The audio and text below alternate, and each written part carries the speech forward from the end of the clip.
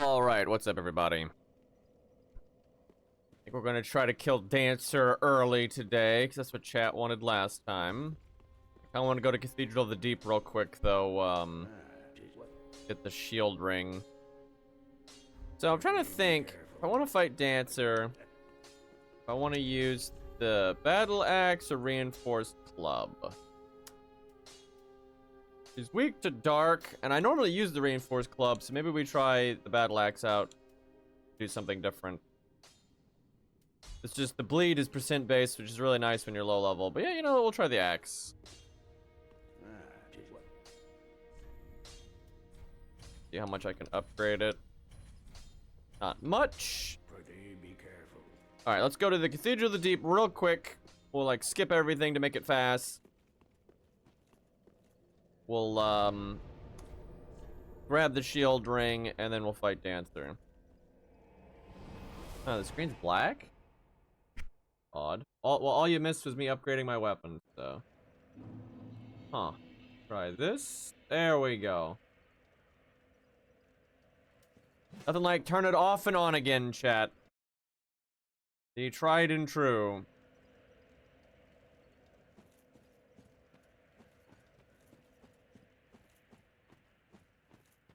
I don't find Demon Souls that janky. I mainly just find it very basic. It is like so obviously the starting point to the series. Everything is very simplistic. Like the enemy design is simplistic and your moveset's simplistic. Never really found it janky. I more find it a little floaty. Did you see the Red Odysseus costume in FGO? I did. Probably a Char reference. This isn't Dark Souls 2. Thank God. I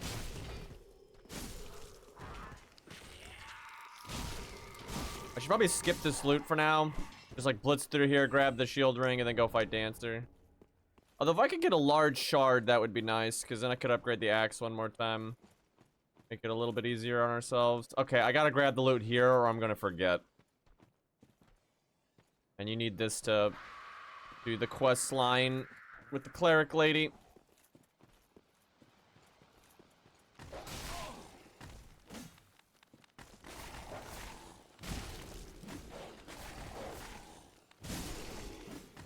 That's the only dog in the game that has like that giant gut. I figure there's a reason for it, but I don't know what. It's either like eating something or it's pregnant or some shit. I don't know. Let the guy sleep. So funnily enough, that's kind of that sleeping guy is like a reverse ambush. Normally, you would want to kill the sleeping person first, otherwise he'd wake up and attack you when you fight the other enemy. That was the opposite. If you attack the other enemy, the sleeping guy does not wake up and attack you. But if you attack the sleeping guy, then it aggroes the other dude. So it's just kind of a weird reverse thing.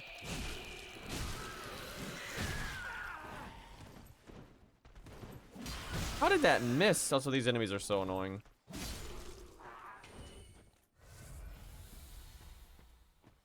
Chat, Cairo had a great idea last night. Night Rain needs to add a node that can spawn on the map where you have to deal with the giant ballista from Dark Souls 3 that shoots at you in the like the Ash Lake area. Anabashi, thank you. 83 months. That is such a long time. Peak Souls 3, very true. I appreciate that.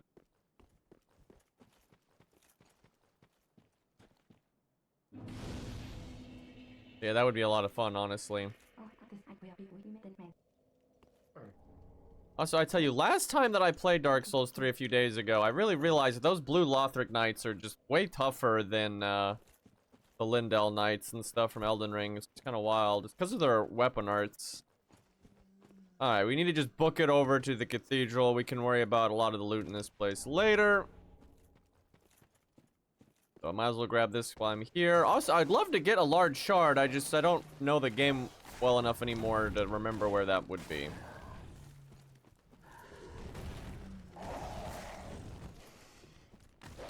Fuck.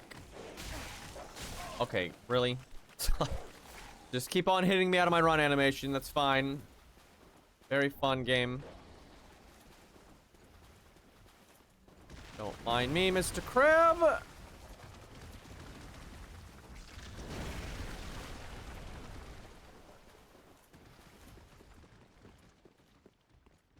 I can't help but loot things because I know when I come back here I might forget some of this crap. Really? And this guy's still alive. Really?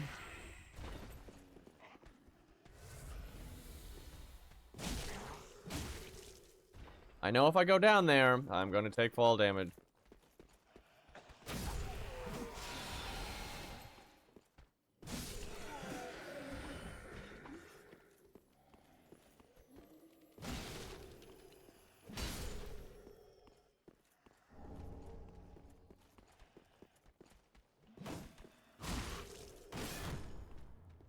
Jesus. Not really sure how a deep battle axe is gonna do against the boss here. Probably fine.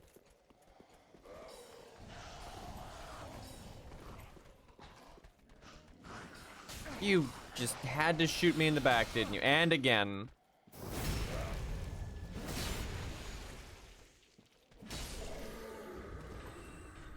Probably gonna regret using this. But wait a minute, I don't even know why I did that. You get an ember for killing it. It's not like this guy's that hard. But if you're already embered, then you don't get it. Okay, plenty of damage. This is a very silly boss.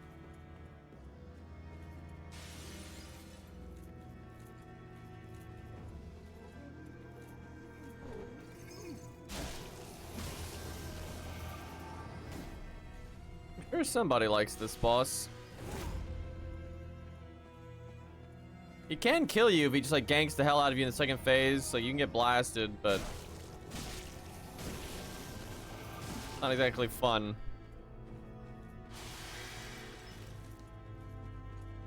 This is probably the worst boss in the game.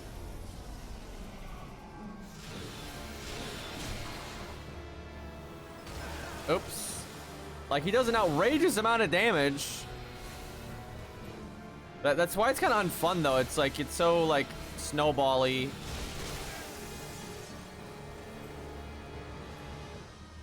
Like, you either just, like, shut him down and kill him with it where he can't do anything, or he, like, two-shots you. Hello!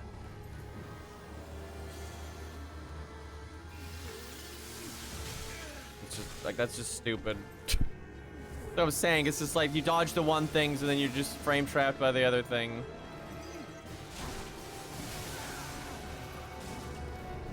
Such a bad boss.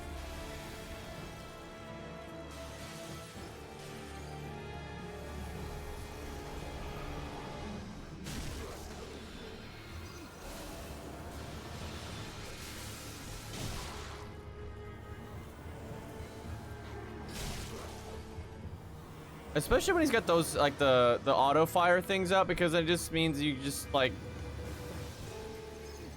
get hit if you want to hit him, and if you don't hit him, then he just teleports away. It's just like, what the fuck? Oh my god, this boss is so bad.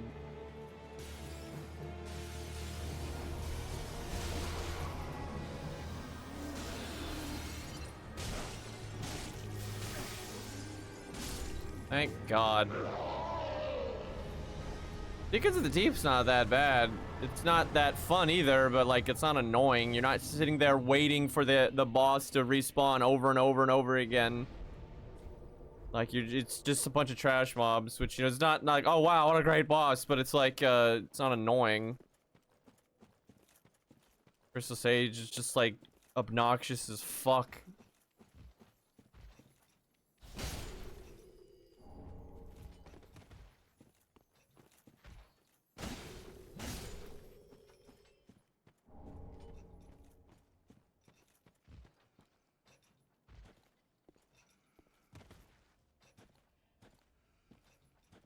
Don't mind me.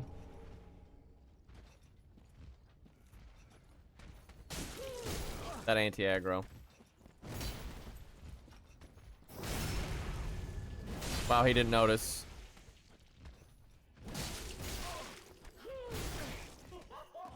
Getting booked on. Kind of taking too long. It's just, I know that if I don't grab some of this loot, I'm not gonna remember to come back and get it later. Like if it's not in the main path or anything. So I'm like, I'll just grab it now, and then I'll grab this, oh, I'll grab that, and then we're here for half an hour.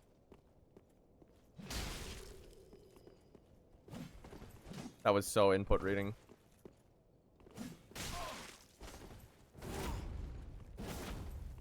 Hello. Hello.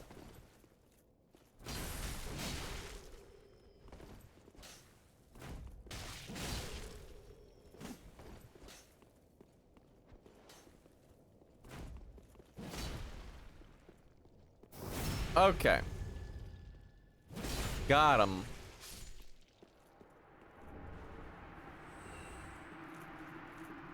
All I gotta do is get the fucking shield ring. Alright, the rest of the loot, well, yeah, pretty much the rest of the loot is stuff that when we actually come back and do Cathedral of the Deep for real, we'll be able to get anyway. Dark Souls 1 guy. I'm pretty sure that loot up there is garbage. And like moths to a flame, we're drawn to garbage. We play FGO after all.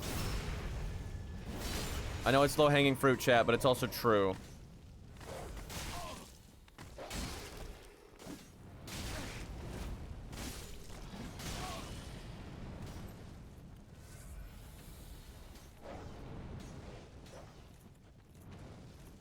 Boy, this room is toxic as fuck. And I like how the only loot in this room is that soul item. And it's not that big of a soul item either. Dogs, I swear to God, I do not want to have to equip a shield.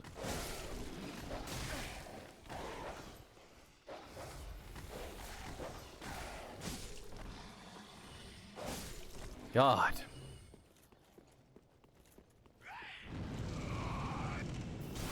I always just say, you know, come back. Fuck you with its bark.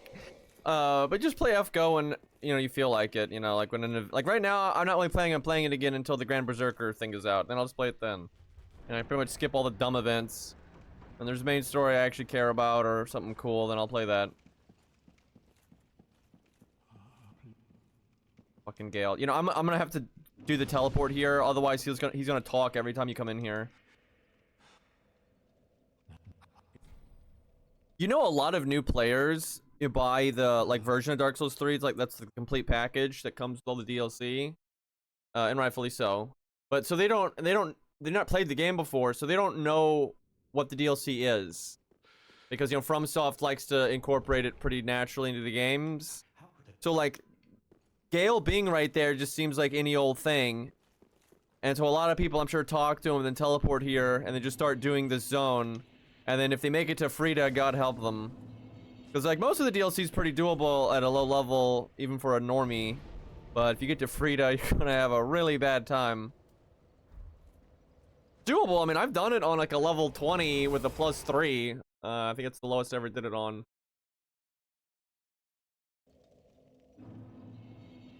PvP reasons.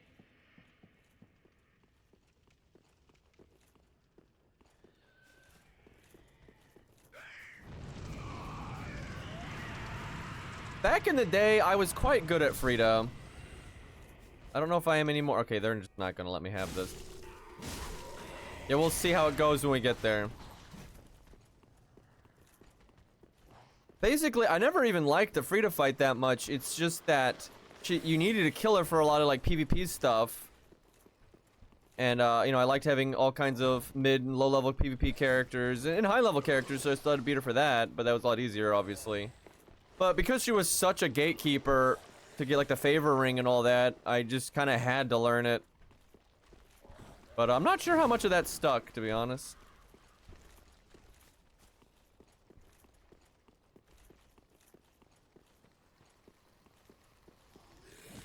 Twin Princes, I like that fight so much that I'm, like, happy to do it at low level. Like, anytime I die to them, if that happens to happen, I'm gonna be like, yay, I get to fight them more. I swear we're going to Dancer. You know, fuck, I should have grabbed the... I'm gonna do it. God damn, I'm wasting so much time. But I want to grab the Bone Shard. Because we're fighting Dancer, it's not bad to have a... Whoa! Gravity alert!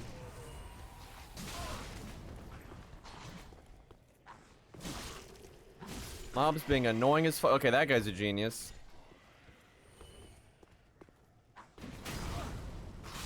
Bro. Why did I take that much damage? Like, what the fuck? Just fuck off, dude. Like, I don't have a shield equipped, so I got a shitty one, but that's not worth using. Just always swing the second I approach. Fucking turn and burn PvP strats. I don't think Twin Princess is annoying at all. I've always felt like Twin Princess is really understated as a boss, so... I actually feel like even at low level, they go down pretty quick.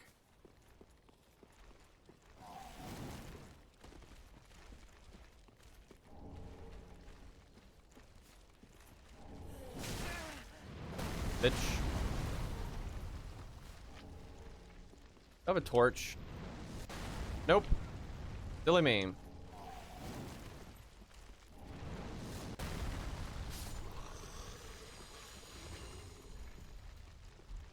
And normally I buy the torch to get rid of the bleed here. Don't matter though. Wait, I'm going the wrong way. Okay, I still need to get the shield ring, which is the whole reason I'm here.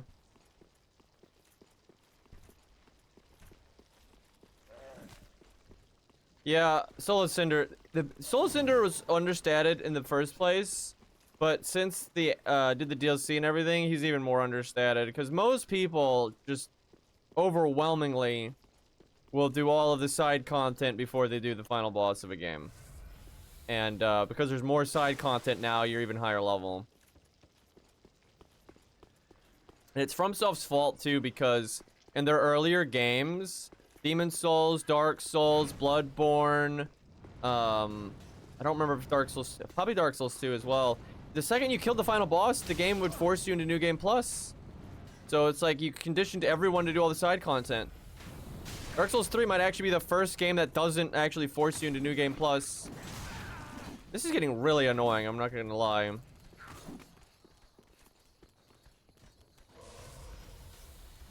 Okay, Dark Souls 2 is the first one. Yeah, I couldn't remember when they started doing it, but Bloodborne does it. That's what that's what people were telling in my chat when I played Bloodborne. So between like Dark Souls 1, Demon's Souls, Bloodborne, that is plenty to condition people to not do it. And never mind the DLC. I mean, most people are going to do like Champion, Gundyr, and stuff like that. Osiris. And it's just, you're way too high of level.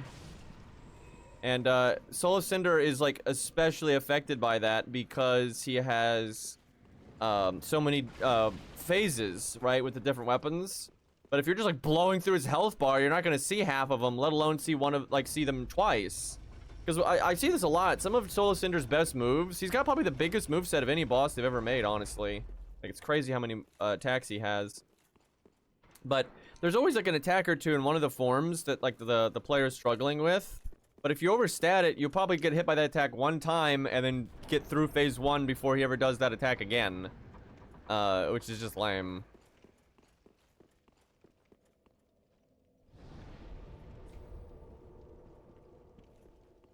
I mean, I'll finish Bloodborne one of these days. It's just, I'm not gonna keep playing that game with the 30 frames per second. It's awful. And like, I feel like it's just tarnishing the game. It's kind of like Vandictus, right? So, you know, I was streaming it and they were having frame rate issues and I was honestly not having a lot of fun. But then I turned the stream off and the game runs fine because I'm not encoding it anymore. And then I had a great time. Like, frame rate really fucking matters.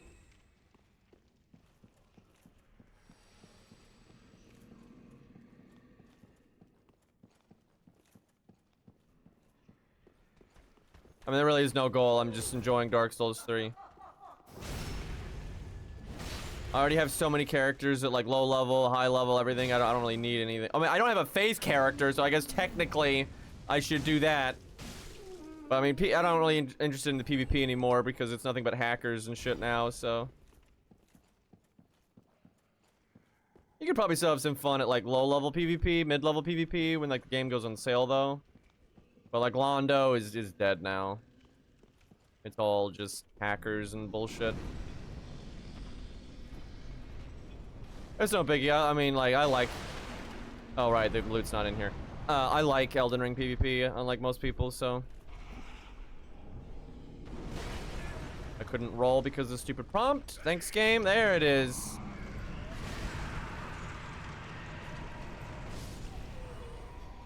Oh my god, that's not my blast. Wow, I died because of that. Thanks, game. I'm actually quite good at dodging this guy, but like that one slap attack right there, he almost never does. He only does it when you're standing over here.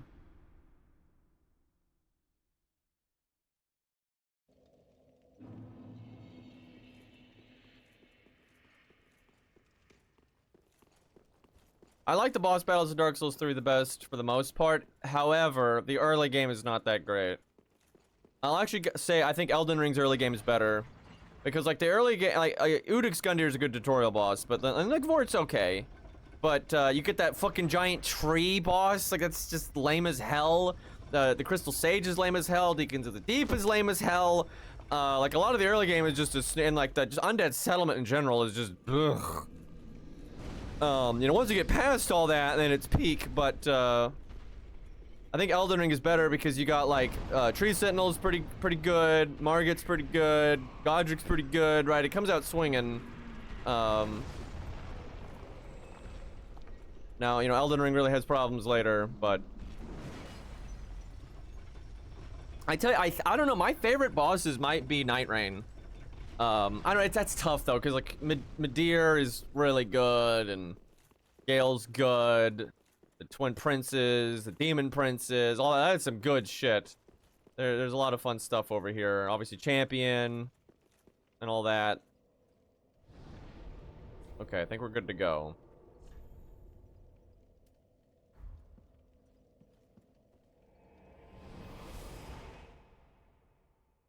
But I like every... The only boss like I'm a little iffy on in Night Rain for the new bosses is the Night Lord at the end. Because he's a little Elden Ringy with some of his attack timings, which I just don't really. But like every other boss, I really enjoyed playing in a team and solo. Like even when they were tough and I had to do them several times and stuff, it was really fun learning them. It was that old school like feeling of like playing Dark Souls 3 where it's fun fighting the boss, and when you beat it, you feel a sense of accomplishment. Where in Elden Ring, it's annoying fighting the boss, and when you beat it, you just feel relief that you don't have to do it anymore. I was so happy because I remember when Elden Ring came out, part of me was like doubtful of myself, of like, am I just getting old? Am I kind of jaded on these games? Do I only enjoy the old ones because I've like memorized stuff? So I wasn't sure, is Elden Ring really that different in game design? And then I played the Vandictus Alpha, right, the first one, and it's like, you know, way more Dark Souls 3E, and I'm like, no, this is awesome. And then Night Rain comes out, and it's way more Dark Souls 3-esque. And I'm like, yep, no, this is awesome too, right? When I was like fighting the Gaping Maw and the Centaur boss and like learning to solo them and stuff. It just was fun. It was just fun. It felt great. And then when you win, it feels good. Where swear to God, Elden Ring is just like every time, like when I beat Radahn, Consort Radahn, I'm not happy. I don't feel a sense of accomplishment. I'm just like, thank God that I don't have to do that anymore. Yeah, I like Centaur boss a lot. Big fan. All right, did I get a large shard during any of that? I'm sure there is a large shard in the cathedral. I think you get one for beating that giant, funnily enough, now that I think about it. Yeah, you know what? Let's do that real quick. Get our weapon just slightly more upgraded. And then we'll, fight Dancer and Cry. Oh, that was the sword ring. Which gives 30 AR. That's not bad. I guess you, buy the... Yeah, so I could have gotten the shield ring way earlier. It's from those ashes we got from the exiled knight guy. Oops.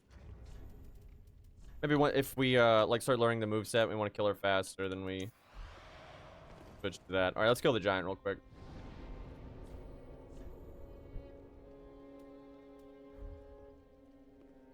I've heard Sekiro bosses are good because you know, they know that you're going to be learning a brand new combat system. Well, I don't know about brand new, but a very different combat system So they didn't need to rely on cheap stuff. That's like the whole problem with Elden Ring, is they're trying to make sure it's hard and they're having to rely on cheap stuff to do it. So that really just destroyed my enjoyment of the game. Bro, I was playing Vandictus off stream because, you know, I can actually play at 60 frames per second off stream, which is nice. But they buffed the hell out of that, like, Kobold final boss guy. He was quite tough. Yeah, holy shit, the bosses in the Vandictus alpha are pretty tough. I'm surprised they buffed some of the bosses because people were like, oh my god, game is too hard. I'm surprised it hit me. Oh, right. It's been a while since I fought this guy.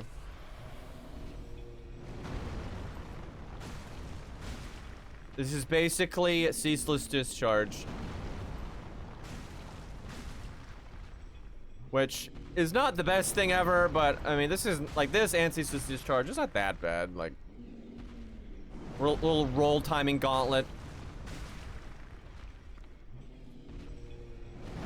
These guys are more fun though in some of the different locations. His AI kind of bugs out here.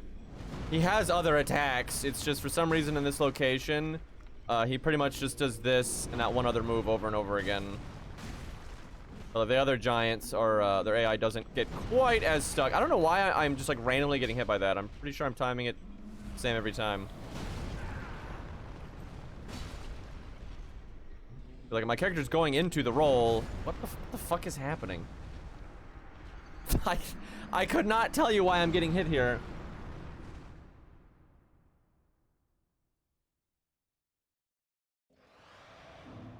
Yeah, I will say, you have two surveys you can do in Vandictus. You have one you can do at any time, and then one when you complete it. And I did both of them, and I put a lot of effort into the survey, and that was basically my complaints, was the control options are terrible, especially for Fiona, but just in general, the control options are bad. And a lot of the changes they made just made no sense. And then the optimization is fucking horrible.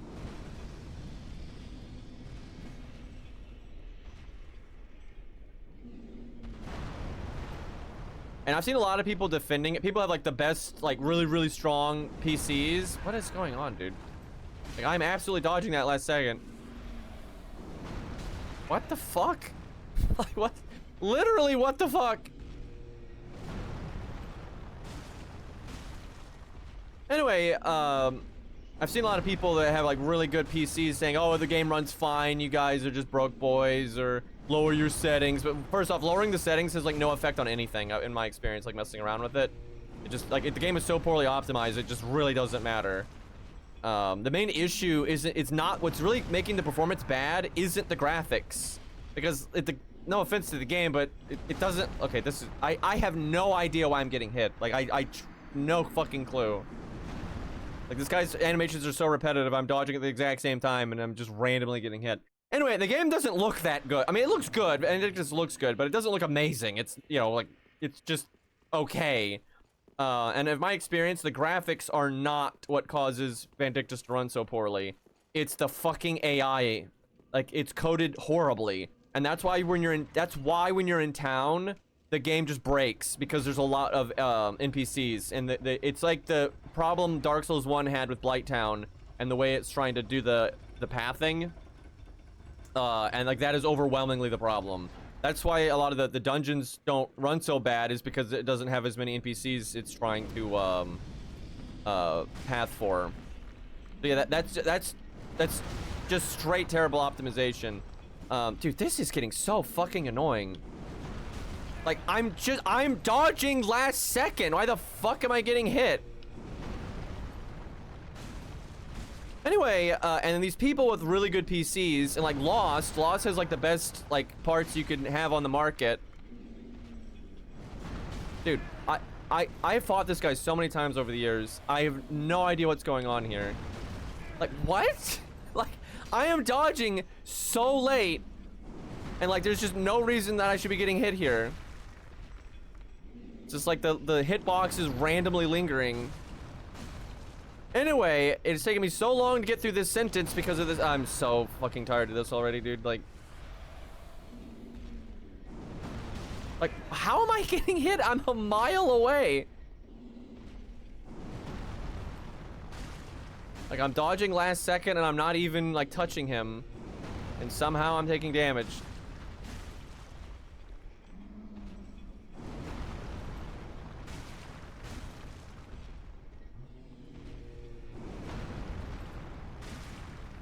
Literally, every time I dodge now, I'm just expecting to get hit for, like, no reason. Like that.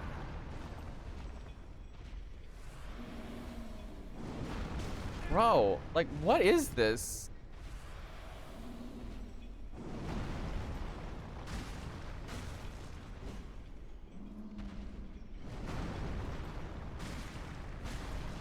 Level your adaptability, I know, right? God, that was ridiculous, dude. Anyway, Lost has, like, the best PC parts you can have on the market. And although, like, for him, the town does run, like, at around 60 frames per second, it's, like, that's as good as it can do. And what Lost was saying is all these people defending it, saying it's clearly fine, you guys just have, you know, bad components, don't really know what they're talking about. Because if you have the best components on the market, it shouldn't be, like, barely getting 60 frames per second. Right, it should be able to get way more than that, and it should be able to get it easily. The fact that it's, like, struggling on the best setups possible to get 60 frames per second, that makes no sense, right? That's clearly bad optimization. And then, again, it seems like what's causing the frame drops is not the graphics, because, like, I can set my graphics to high in Vandictus in the dungeons and boss fights, and it runs fine. But the second I go into a town, it just melts. And I go to low settings, it still melts in the town, right? So it's not the graphics. Yeah, it's like the way the game is trying to path and, like, use the NPCs. Like, the game logic is, like, way too taxing on the CPU.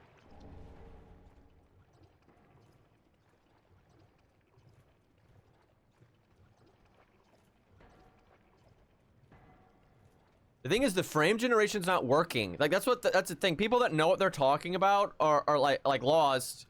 Are like, yeah, no, this game is optimized like crap, and you have all these, like, rich kids with their best PCs acting like the game is fine when their rigs are actually barely being able to run it, and they just don't realize it. But, like, the upscaler doesn't work.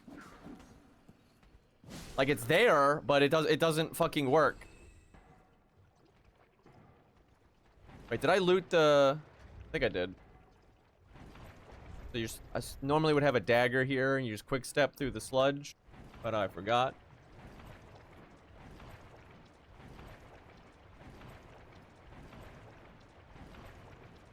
Old man reflexes. Look, you can look at that shit.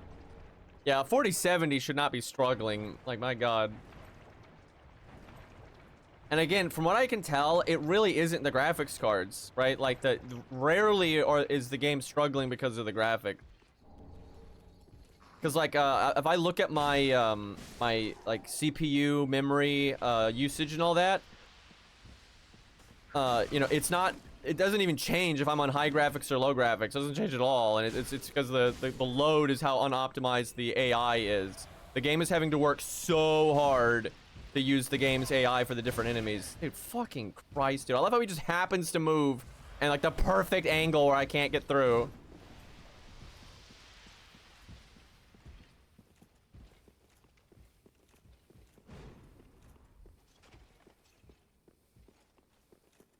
The devs just don't give a fuck anymore, man. Like, they rely on Unreal 5, and they don't even try to optimize. It's a huge mistake, too, because there are so many customers that are not going to have, you know, a top-of-the-line graphics card or a CPU right now with how bad inflation is and everything. It's just not going to happen. And if you just put some...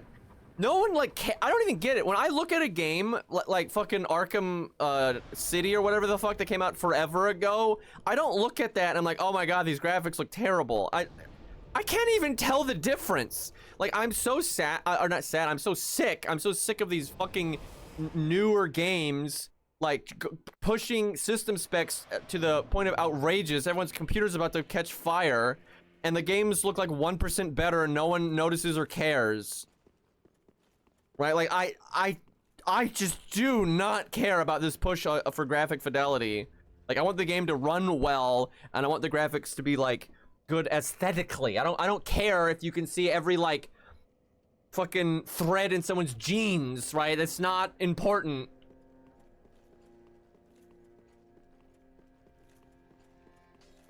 Dark Souls 3 is not a very optimized game. Yeah, I love FromSoft and everything, but they are like many, and they especially do not know how to optimize for PC. They're getting a little bit better. Their Armored Core team is their best one. That's the only game they've ever made that has like widescreen support and can go over 60 frames per second, etc., etc. And Night Rain does not have any of that. Did I not get the Bone Shard? I guess I already did it. Oh, right. I went there for the weapon upgrade. Okay. Boy, that took a lot longer than it should have.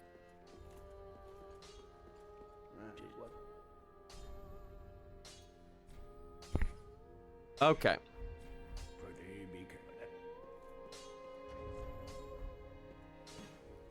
I have not fought Dancer in a hot minute, so I'm not expecting this to go well.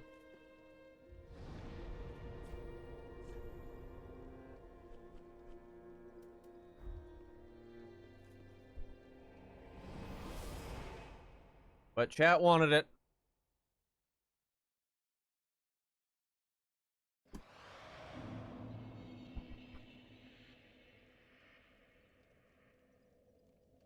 Concert Radon doesn't affect me at all, but that second boss does. Whenever he does like his phase transition, the game just like locks up for a few seconds.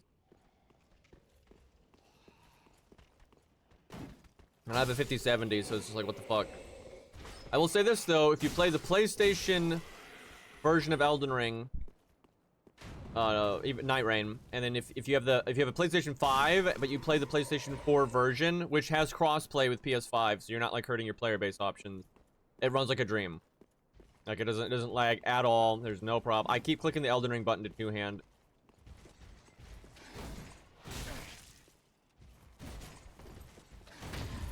Bro, I'm getting decimated out here. Trying to not take a bunch of damage. And I am taking a bunch of damage. I don't know why that went through my block, but okay. Bro. This is easier with a sword because you can just do your stance thing to do the Ardo break.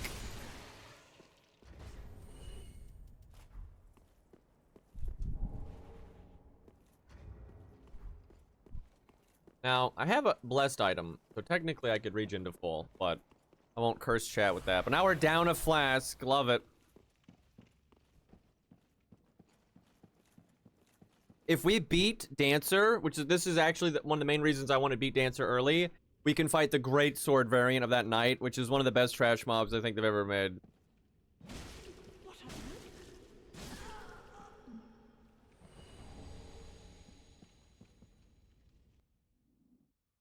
Alright. I do not remember what I'm doing.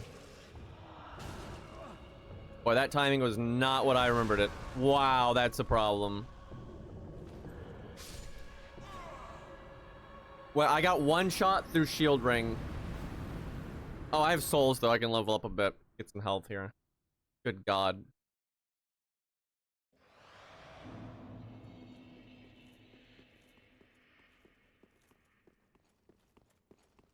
That is crazy, though, that I got one shot through Shield Ring.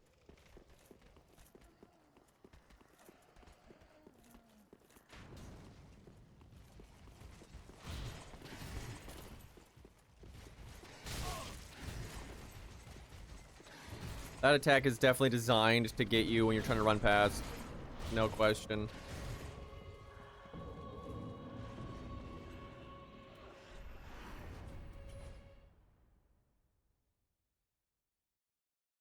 I mean, I'm low level, sure, but like, Shield Ring's pretty strong.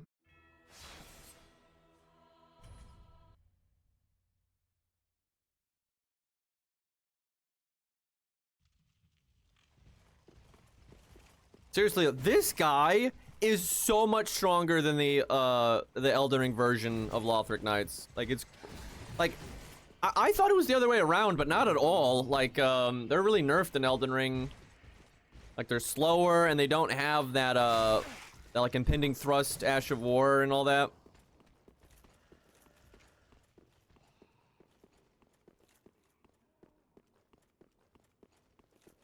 Yeah, he needs to be added to Night Rain ASAP. So I want this so bad in Night Rain. I want them to. Oh no, I forgot you have to level up at the Dark Souls 1 bonfire best level up waifu. Oh my god. Why do they do this? Anyway, I want them to add so like ace mobs, you know, mini boss mobs like Banished Knights and Lindell Knights, stuff like that. I want them to add, oh wow, we can get quite a bit of health there. A chance, like kind of a low chance. You don't want this to be too common, but you want it to where they can spawn with like bonus loot. Maybe their eyes are glowing or something to indicate this. They drop more runes or a loot thing or something, or both, however you want to do it. But more runes is fine. And if they get this bonus thing, they can't be staggered, or they're incredibly hard to stagger, right? And you can't backstab them. So then you have to like respect their moveset. Especially because there's 3 players and all that, you know, you get really mashy and just like stagger lock an enemy and all that. You get really used to that. So just every once in a while having like a Banished Knight that you have to actually play against properly would be nice. Also, that's so annoying because like I just did, got rid of my shield ring.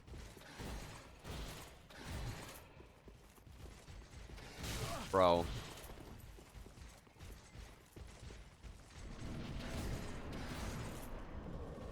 Okay. I don't remember which leg of hers is the one you're supposed to stand by.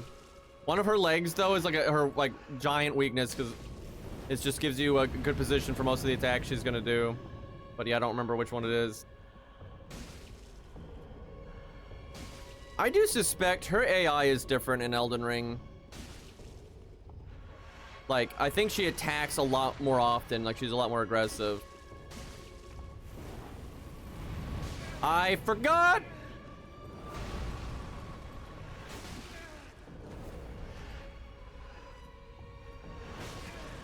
This is going well.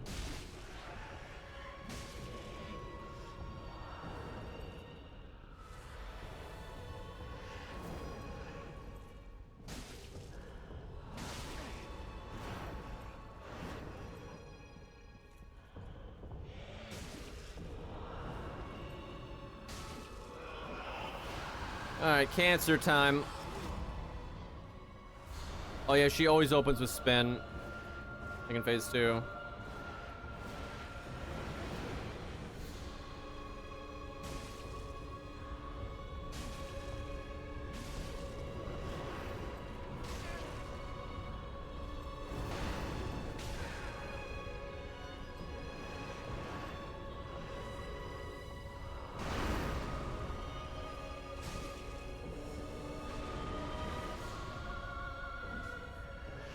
Like how I'm just missing there.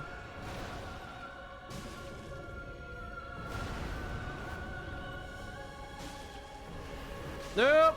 Nope.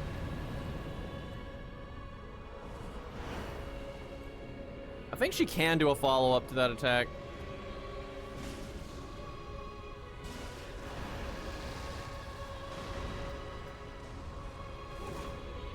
I don't know why it made me do it twice.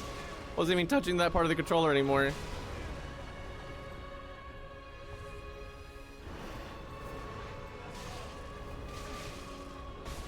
Okay, you really don't want to roll in on that. That's just a fuck you button.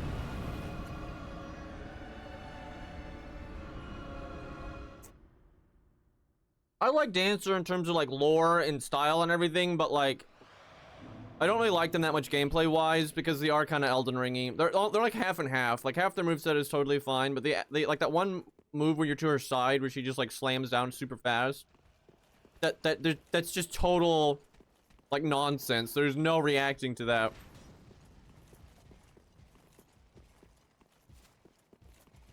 She's one of the most, especially at lower levels, she's one of the most memorization heavy bosses, I would say. And I'm just not really big on that. She's not as bad as Elden Ring though, like oh my god. Like not even close.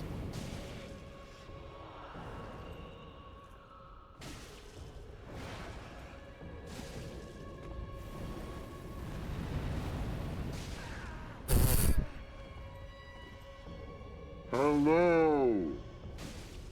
Yeah, trying to distract me.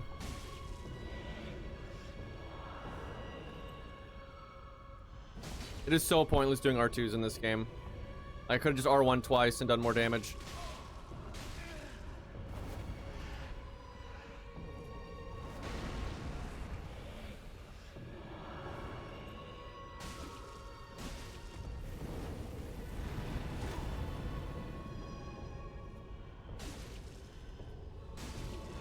Like that's the move I'm talking about. Like, that is just ridiculous how fast that comes out. What? I'm probably alive. No, I'm not. Okay, game. Yeah, it's like my least favorite thing about Dark Souls 3 is R2s are so shit.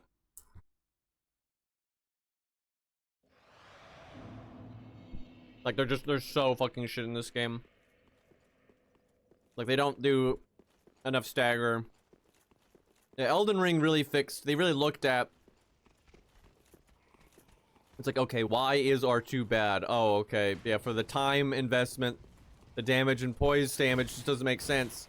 And if you make it too good, right, then no one's gonna ever use an R1. So what they did was, it's still not damage efficient for time, but it is poise damage efficient for time. And that was, I think, a really good change. It was like perfect. Bro. Yeah, it's funny, everyone loves Dancer, but she's like the one boss in Dark Souls 3 I don't like. Dude.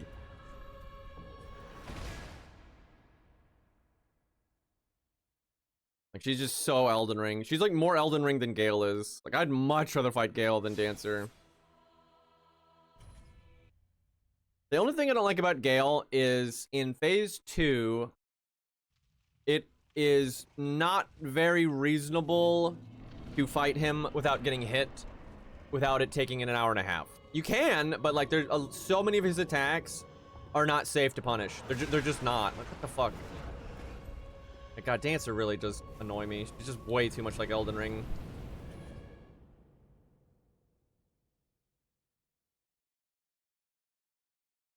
Gale, though, Gale has like 2 or 3 attacks throughout the fight that are very Elden Ringy.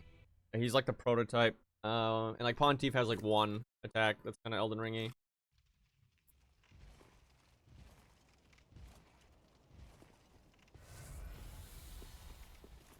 Also, this goes for every FromSoft game that has ever existed. I'm so sick of the bonfires not just being at the boss fog. And everyone's like, oh, at least Malenia is fine. No, it's not. It's not at the boss fog. It's still like this random, like, 15-second run. Like, why?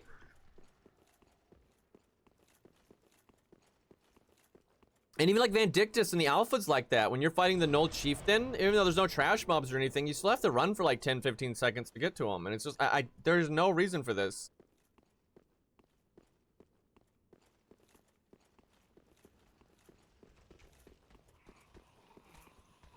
No, it's an Elden Ring thing.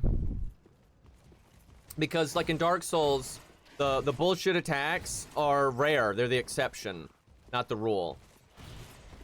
Where in Elden Ring, it's the other way around. And look at Night Rain, because Night Rain is, the lead dev is like one of the main combat designers of Dark Souls 3. And the Night Rain bosses are just better than the Elden Ring bosses when it comes to this kind of cheap bullshit. Right, it's way more like Dark Souls, where there's a few cheap bullshit attacks, but the majority of the movesets are a lot more like intuitive. Or like, you know, logical, can, actually make a fucking degree of sense. Like, Night Rain was really what secured it for me. That was like, yeah, it really is an Elden Ring thing. Because the Night Rain bosses are not, they're not like all the fucking bullshit that, like, here's an example. The Centaur boss, right, that leaps into the air and slams down. The timing on that actually makes sense. Right? And, like, I like how that came out, like, she's in the pose, but then when it went from the ready position into the actual attack, it was, like, 1 frame. Like, that's kind of what I'm talking about. Shit like that is just stupid. Because the only thing you're doing to deal with it is memorizing it. There's nothing. You have nothing to visually go off of, or even audio, to go off of. It's just, oh, you need to see the attack a lot to memorize this, like, arbitrary ass timing. And like that's existed in the Souls games, I would say, since Dark Souls 3. but it just became unbelievably prevalent in Elden Ring. That's why I've always felt this way about Dancer. Dancer is the only boss I don't like in Dark Souls 3 because she has many attacks like that.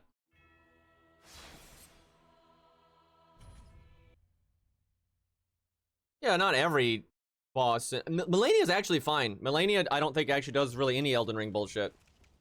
She's just a completely different problem. Like, all of her melee attacks are actually very, like, reasonable to deal with. If they're actually kind of easy. It's just Waterfowl is dumb as fuck, but it's obviously it's very telegraphed.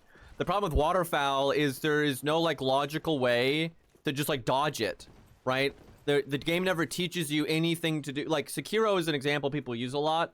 Sekiro really shows you how to use the parry system before you fight, like, that monk boss with, like, the claws that spams like a motherfucker. Right, so the game is, like, teaching you how to deal with that. Nothing teaches you how to deal with Waterfowl at any point. Not only does nothing ever teach you how to deal with Waterfowl, I don't think the devs know how to deal with Waterfowl.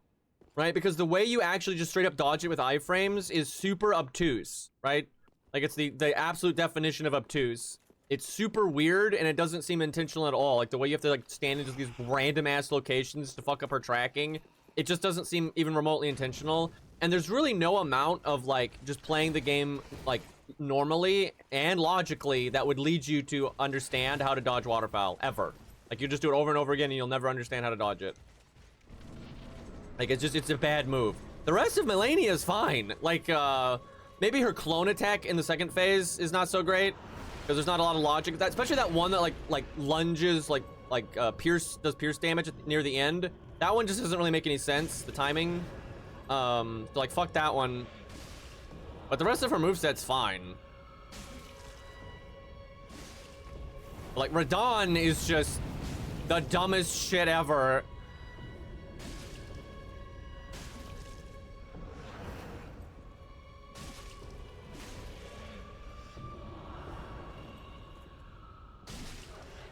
And yeah, it's the reason it's happening, I don't think it's even them, like, being like, hey, we want to make the bosses bullshit. It's them saying, oh, we want to make the bosses hard, and the players are so good at these games, we got to find a way to make it hard. That's the whole reason this shit's happening.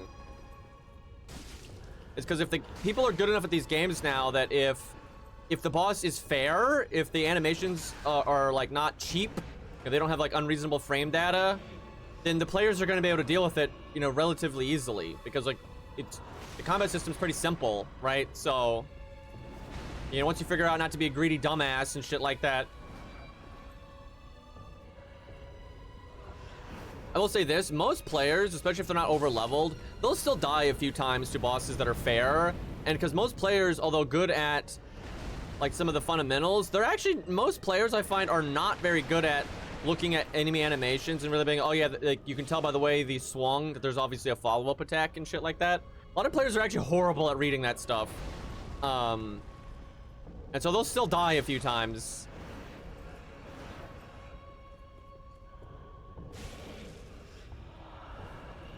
And I think that's why a lot of people don't notice. Most people are actually relying... Oh, what am I doing? Most people are relying on memorization, even if the animations are fair. They're not taking advantage of the animations being fair, and they're still just brute force memorizing it. Right, so when the animations aren't fair and you have to brute force memorize it, they don't notice because it's the same shit. Might have known.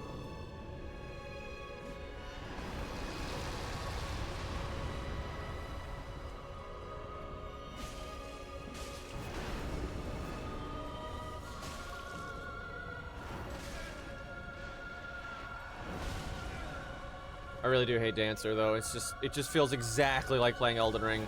Just not quite as stupid.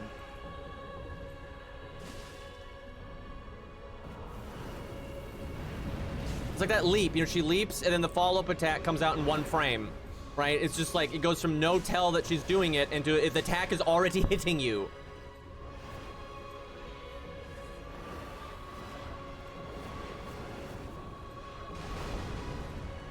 Like, that flurry has both attacks that will hit you if you roll immediately, like a follow-up roll, and it has attacks that will hit you if you don't immediately roll, right? There's no way to deal with that other than memorizing it.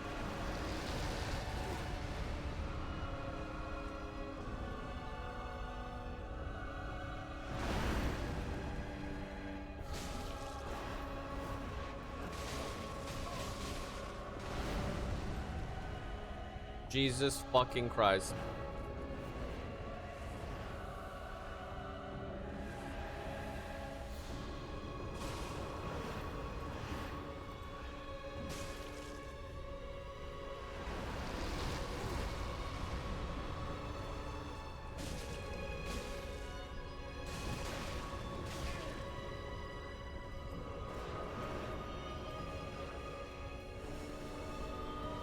There to be used. God, that is such a slow heal.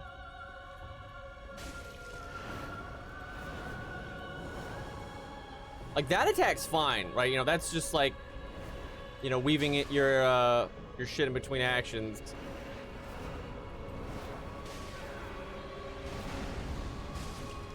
Oh, I'm so glad that's over with. Just what I'm saying, I don't feel accomplished. I just am glad I don't have to do it anymore. Or like when I finally soloed the Centaur or Gaping Maw or any of that shit, I was just like, yeah, that was awesome. And thankfully, basically every other boss in this game, I'm pretty happy to fight. Yeah, like, the Dancer's dumb, and then, like, some of the early bosses are just boring, right? Like Crystal Sage, like, what a boring fucking fight. And Deacons of the Deep and all that. I mean, my guess as to why Night Rain is better designed with the bosses is simply because it's the guy in charge of it was the guy that did Dark Souls 3, and I think Dark Souls 3, with a few exceptions, is pretty good.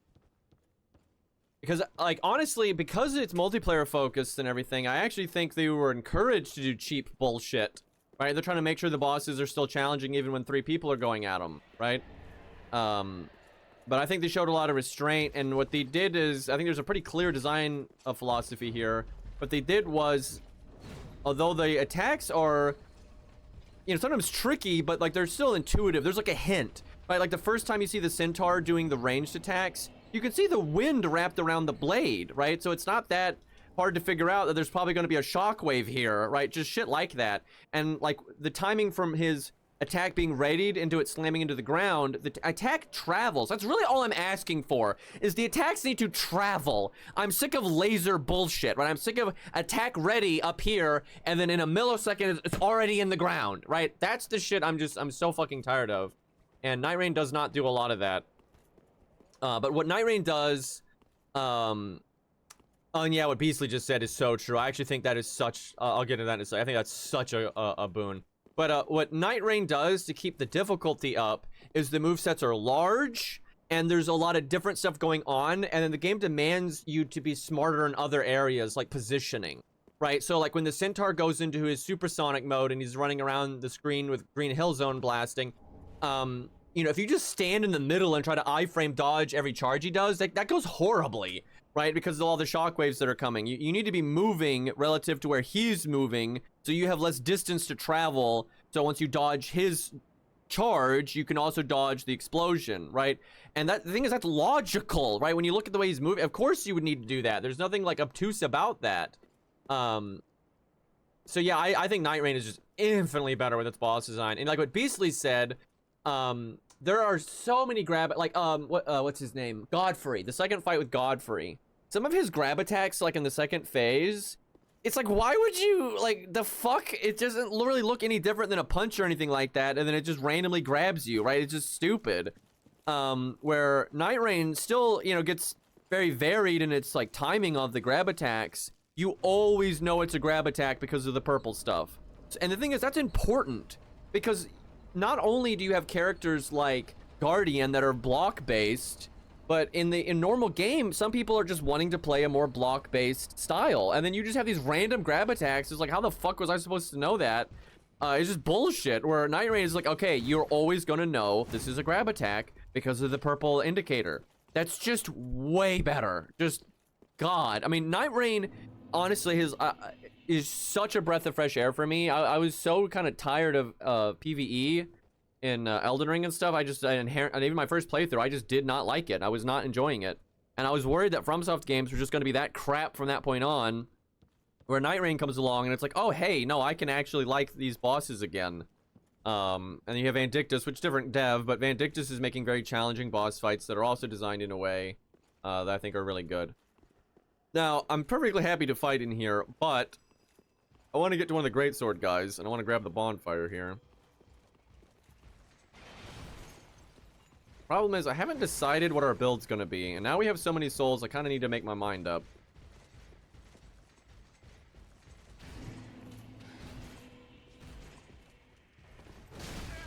Ooh, I like how he started backing off, and then he's just like, nah, just kidding. Alright. We got this shit. I really want the blue Lothric Knights in Night Rain, and then, like I said, I want that system where every once in a while, like a major enemy, like a Banished Knight or whatever, will be unstaggerable and unbackstabbable, but then they give more loot. So you're incentivized to fight them, but then you got to get in there and respect their moveset and kind of fight them like a boss. Instead of just backstab fishing or just stagger locking them. Especially in co-op, it's really easy to stagger lock enemies.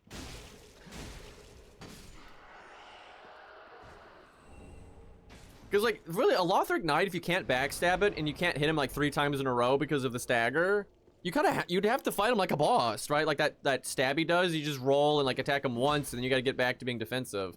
And that's obviously going to be tedious and annoying if it's frequent. But if it's only every once in a while, I actually think that'd be really sick. Yeah, maybe we do go faith-based because we already came here. Like, we're here early, so we get the faith book here. So maybe we do faith. But then, like, what kind of weapon do we want to use? I mean, there's always the Dragon Slayer axe. I fucking love axes. I know I use it, like, every playthrough, but dude, you don't understand how much love I have for axes. you do not know. Dude, you could make a new node that can randomly spawn that's like a castle that has a bunch of Lothric Knights in it and Banished Knights and like the Lindell like, or Flame Mane Knights like all mixed together and Silver Knights. Like you can have like a courtyard where there's Silver Knights up there shooting down on you, and so you could have someone go kill those and stop them. And like Silver Knights are fair because their sound effects are telegraphed, so you know like when to dodge even if you're not looking at them. That'd be awesome. So I love Morningstar in terms of like a weapon, and I don't mind it in Elden Ring, but its moveset is so like boring. It is such a cool weapon though, like in terms of just like a medieval weapon, I'm all for it. But the Mace's movesets have never been like that interesting. And then I want like a warped or shattered earth event that is like a very cathedral like city based, like Illithrill or something, and you fight Pontiff at the end of it. That'd be sick as fuck. Like how you fight Estelle in the Eternal City that can spawn. Like, goddamn, that'd be sick. And then to accommodate for multiplayer, you make it so, one, he's not parryable. And you make it where his clone is out from the beginning. But he can also do his flurry attack. Because a lot of people don't realize this, but in Pontiff's second phase, he can't do his main flurry attack anymore. Because they figured that'd be too much with the clone. But with the multiplayer focus, that's no big deal, I don't think. And then maybe in solo mode, if you're in solo mode, then he doesn't do the flurry attack with the clone up. But yeah, that'd be sick, man.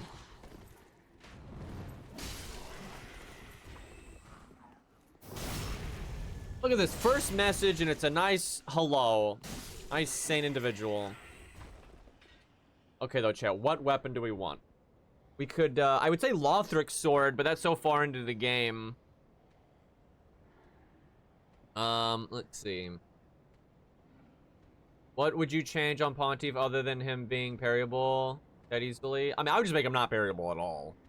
And you probably need to, give him, a better gap closer.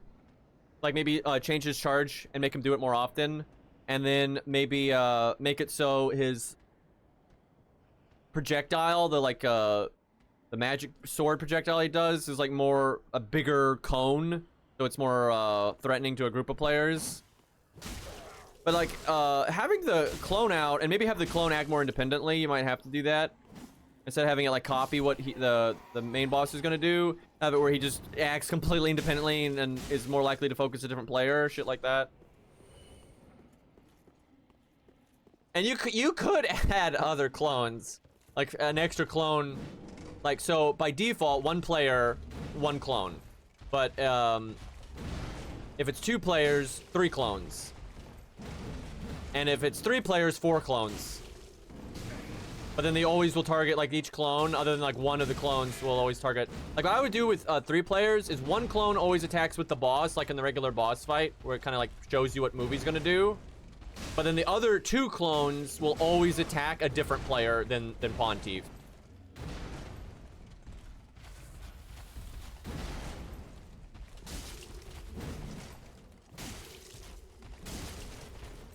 Really need to stop talking so much when I'm fighting enemies that require a degree of focus.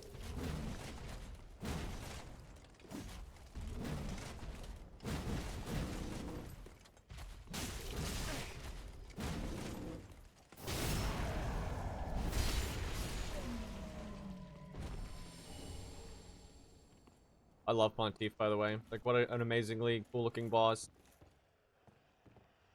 This is just the axe you get from the Mimic Chest. Yeah, I used it because we fought Dancer early, and she's weak to dark, so. Isn't there a... It's been a minute since I've played this game. I'm pretty sure... There we go. Looking cat? Looking emote? Yeah, I'm mainly here because I just want to fight the Great Sword Lothric Knights. I think they would fit in really well in Night Rain. Make it where they don't stagger as easily, and there you go. Fatty ahead.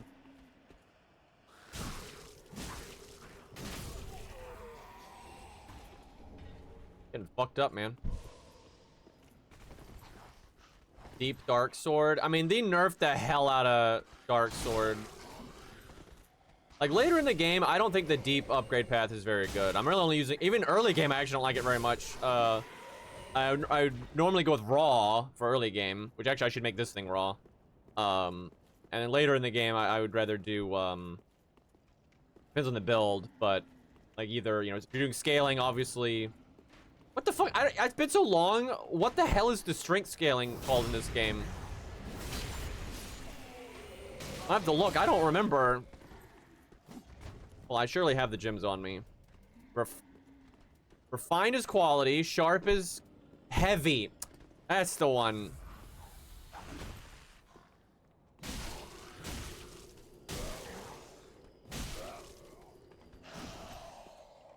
But yeah, I much prefer, you know, either sharp, refined, heavy, or something like, you know, even lightning. Yeah, Raw, I know what all of them do. I just don't remember the names. But Raw is amazing early game because this is like objective. It's a mistake to level strength or dex at the start of the game. It's just a mistake because the amount of AR that you get per strength or dex at the start of the game is incredibly low. It is just, the math is not there, right? There's no reason to do it. Where if you go Raw, you're just straight up getting a lot of damage bonus with 0 investment, and then now you can just level a health. And so you're basically the exact same effectiveness, if not greater, except you have more health now. Like, it's just better. Now, obviously, later in the game, then it's totally fine, but, like, you don't really want to level your offensive stats. And by the way, it's like this in every single Souls game. You know, Elden Ring, all of it. There is just, you should never be leveling strength and dex first. It makes no sense. It doesn't do a damn thing. It's like, I'm level like 25 or something right now, and look how much health I have.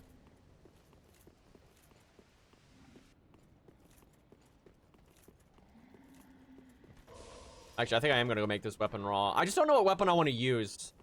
We got an extra Raw gem to drop, though, so we could Raw more than one thing. There's always Claymore. That's a fun weapon.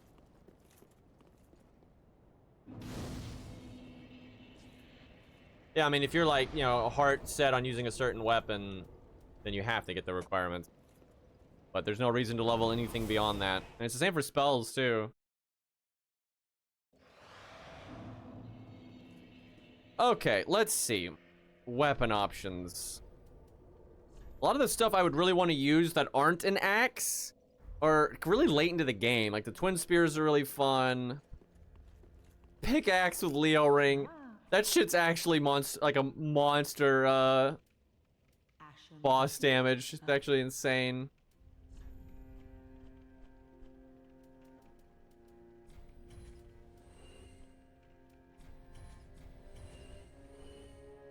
Kind of crazy those are worth 500.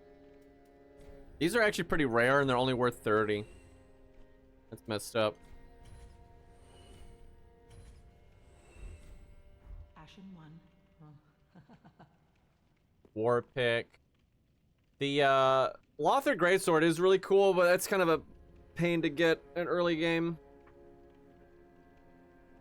It does look cool though. Oh, you know, there's the Astora Greatsword. That's easy to get. That one's kind of fun. Let's see. There is the Dark Flame Greatsword that you can get from the DLC rather easily. But I think we did that before back in the day. I don't like Mirror Greatsword much. I'm not a big fan. Let's see. I mean, there's always Dragon Slayer axe, but I've done that so many times. It's the coolest looking axe in the game. It is so clean. It is practically designed. I love it so much. Like, give me that shit in Elden Ring, for the love of God. I hate that axe is not in Elden Ring. Like, Stormhawk axe is not the same thing. I do like Stormhawk axe too, but I mean, Astora's Greatsword is kind of fun. Yeah, Gravity Wilhelm, yeah, that's how you do it. Lothar Greatsword would be cool just because it's not something we use very often, and we do have the ability to get the, we kind of wanted to do some faith stuff, so it's kind of a fitting one. S-Stock. I don't really use S-Stock much. It's very good. It's disgusting in PvP. You can just buy it.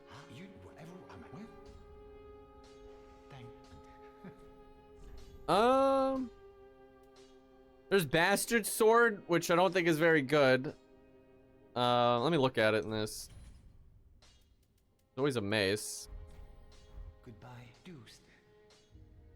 S-Stock is certainly good. Yeah, it's got that R2. There's just so little reason to use this thing opposed to like Claymore or something like that. Although I finally found out in Elden Ring there is real use for the Bastard Sword, and I've been very happy about it. It just, I don't know why, I don't know how the player is supposed to understand any of this. I have never understood the logic with so much of this.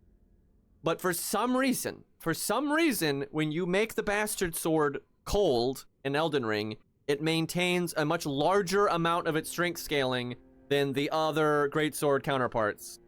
Right? So especially early game, you can make a cold Bastard Sword, and it is a fucking machine, dude. Like, it is strong as hell.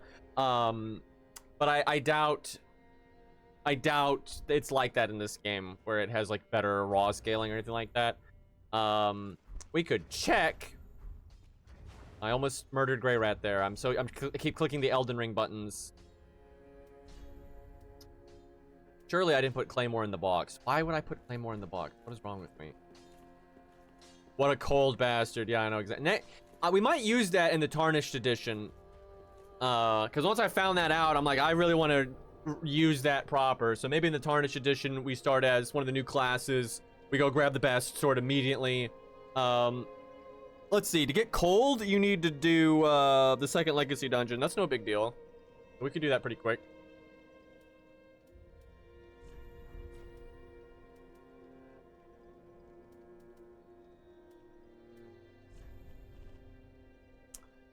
Okay, we got Claymore, right? Yeah, there it is. There's always, I think Flamberge is the best raw off memory. It just has higher base attack and less scaling, so it's super good that way. This is so unfair. This is so unfair. Like, you would think Bastard Sword would at least have higher base AR. Right? Like, you would think.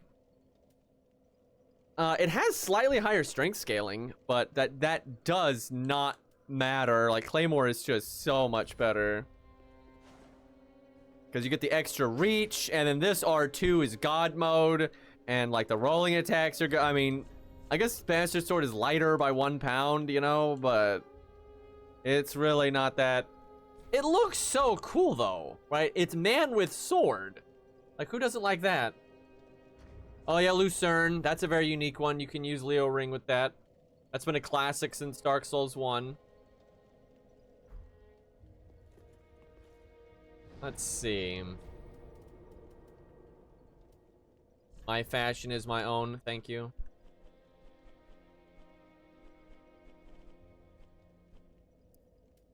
Lucerne is a fun one. That's a maybe. We'll put in our inventory what's in maybe.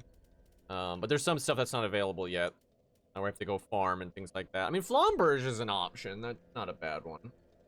That is a bitch to farm, though. There is, this thing's pretty good. It's really good on, int setup, if I remember correctly. It gets really good. I don't know why. It doesn't even have inherent int scaling, but for some reason... I think it gets an S. I think it's an S in int for some fucking reason. And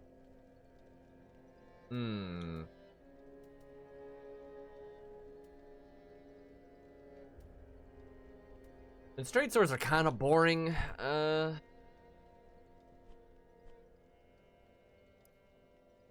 This one's kind of neat, though. It's a different one.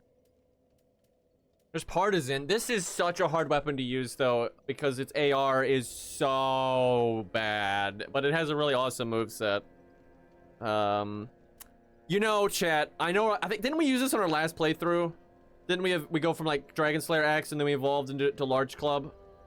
And then we PvP'd and just fucking destroyed people. I'm pretty sure that was our last playthrough. It's so awesome though. The R2 on this thing is like nothing else. I swear it's a bug, but I don't even care. It's like so balanced. Like it's good but balanced in PvP. Great. Yeah, we probably shouldn't do Large Club, but oh my god, Large Club is my baby, dude. I'm so sad it doesn't work that way in Elden Ring. They really nerfed my boy. There is the twin swords. That's a thing.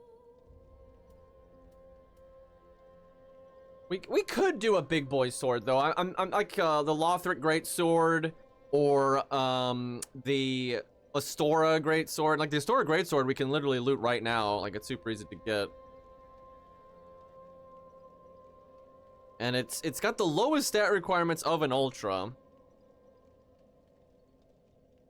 And Lucerne is kind of interesting, I will say. I'm not gonna lie though, Beastly's idea is not bad either though. Like pickaxe or war pick with Leo Ring. That shit's funny. Like because it's super easy to counter hit bosses, and like pretty much every swing gets the Leo Ring, so you're just like chunking the hell out of them. And most of the bosses are weak to pierce damage anyway, so it's just crazy strong.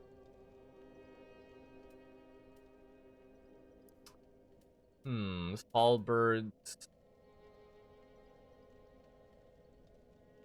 Let me look up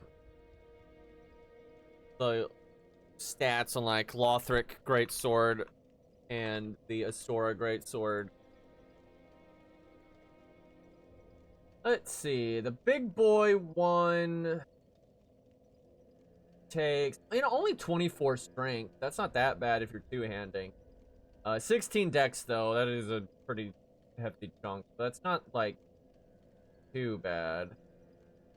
And then the Astora Greatsword.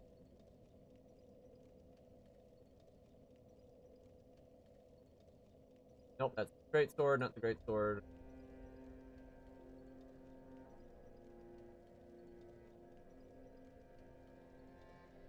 What is wrong with this fucking wiki, dude? There it is. The Greatsword takes 16 strength, but 18 dex. So it actually is more dex. And it does get really good piercing damage, though.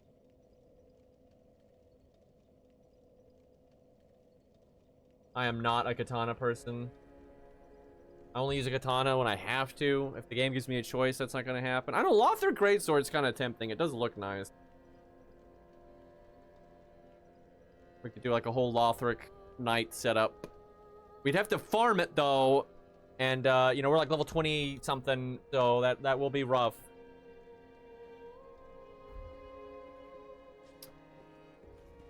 Also, it's really heavy. It would be very difficult to use off the rip.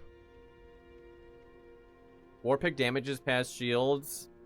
I actually didn't know that. I knew the Man Serpent Hatchet does. That thing's quite good.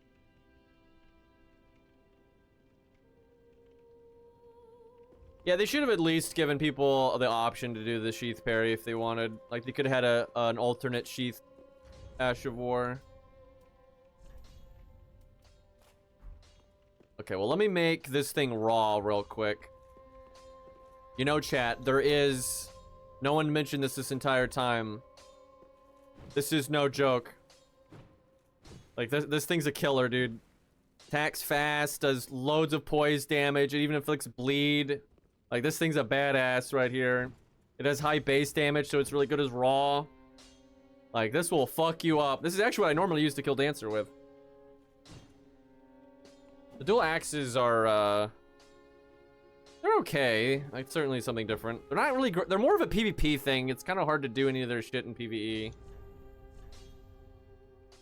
I'm not against that.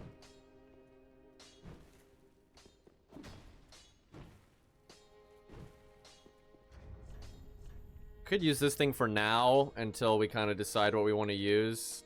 Or the battle axe, man. I do like axes a lot. This will kind of hold me over if I'm not going to use the Dragon Slayer axe.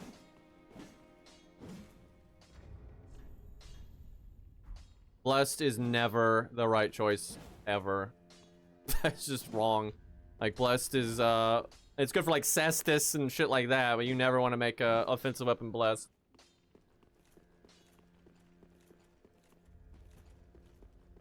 Like, some of them are still, like, you know, okay, but it's the life regen is not worth it. Like, no shot. Especially because you can have the life regen in your offhand from, like, a Cestus or, the shield or something like that. Yeah, that is a SL1 monster. It's a kind of a staple of that. The axe is pretty good for that too, though. I feel like it's so boring if I pick axe, though, because I do that almost every playthrough. It's just the other weapons don't speak to me in the same way. And then most of the other weapons that I really like are later in the game. Like the Twin Spears and shit like that. Although we could, like, aim for the Twin Spears and along the way go with something else. That's not terrible. How would you buff Duchess and Night Rain? I would make it where, like, ideally, I would get rid of her ult and just give her something completely different. Because her ult is just so unfun, it's ridiculous. But they could do something like when you ult, she gives herself, like, Royal Knight Resolve, or equivalent to it. So the next time she hits, she gets a nice little damage buff. And, like, you could have it work with a backstab and shit like that. That would be a big plus. Because the logic, I think, is because her skill is really good, although it's not as... I think people really overestimate how good her skill is. Like, it's good, but it's not... Like, Iron Eye's skill is good. Hers is just okay. And it's like, her skill is, like, get ahead, get more ahead. If the team is already disgusting, then her skill is good. But then if your team is already disgusting, you don't need it. But it's kind of obvious that their logic is because her skill is good, her ult should be weak. But that's stupid. Everyone else has a fun ult, and then hers is just randomly garbage. And also, Duchess's skill, it just isn't fun. Regardless of how good it is so unfun. It doesn't do anything, right? Like, it doesn't stagger them. It's not visceral. You don't, like, do a cool animation. You know, literally nothing happens, and then just a ghost gets beat up. That's, like, it's really frustrating because, like, I like Duchess's dagger, like, alternate moveset is awesome. That's such a fun moveset. But yeah, her skill and ult are so unfun to use. It really does suck. So I would honestly wish they would just revamp her and completely change the skill and the ult. They're not fun. But the ult, if you want to just be pragmatic about it, you could just have it where the next time she attacks, she gets like a damage and poise damage bonus. Because everyone else gets to be like, you know, Wilder gets to stand on his buddy's corpse. The boss comes over, you ult, you do a bunch of stagger damage and damage to the boss, and you do a bunch of res to your teammate, right? And then Duchess is just like, yeah, I ulted, so I either get a free R2 on the boss or a weapon art on the boss, and that's it. And that's very weak compared to an ult. And then, or I get to, like, maybe do a bar for free on a teammate. You know, it's just, it's garbage. Yeah, her skill was busted as fuck in the beta, and at that point, she didn't even need an ult. It still wasn't fun, though. Like, it still wasn't fun to use. Yeah, she just doesn't do enough damage on her own. She needs her teammates to do damage, and that's stupid. She does not do enough damage. But she is fun, like because her dodges are so swift, you can sneak in like dodge attacks in that you normally couldn't, and that's really fun.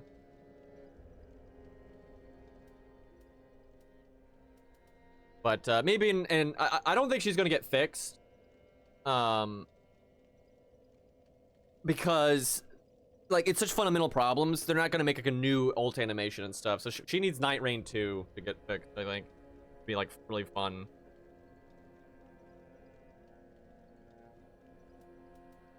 Yeah, I think a lot of people just overlooked her flaws because her skill was so good. I mean, there is always Claymore or Flamberge. And those stats are kind of what we would want if we wanted to use the dual spears later, or even a big boy sword or something.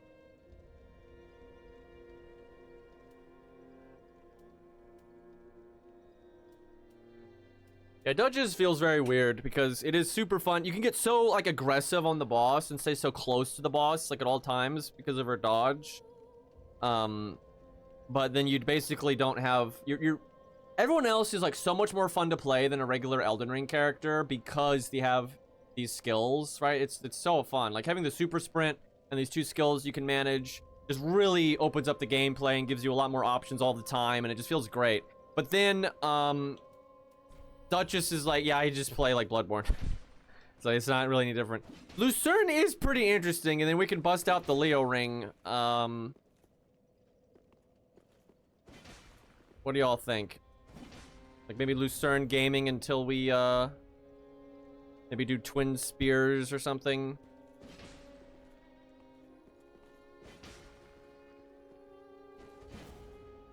I love Lucy. Okay, yeah, I think Lucerne's a pretty good pick. It's pretty unique. Yeah, I'm okay with that. Do we make it raw though? Because we have to go up to 15-13. Well, we'll look. Let's see.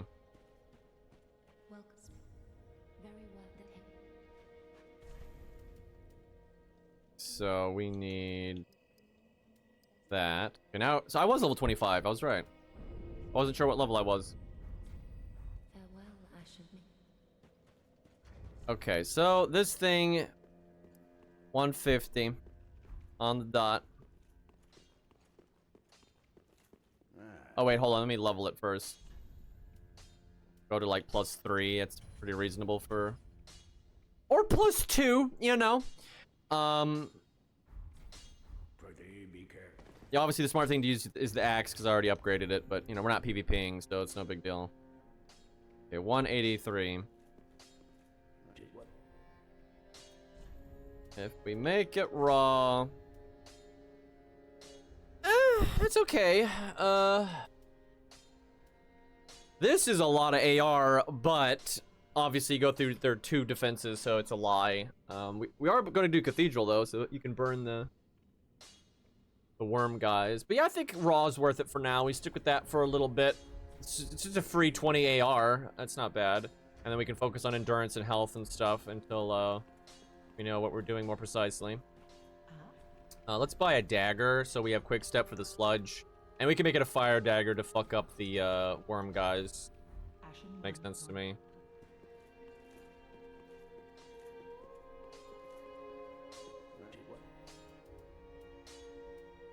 It has been such a long time though since I really played Dark Souls 3. Nice though.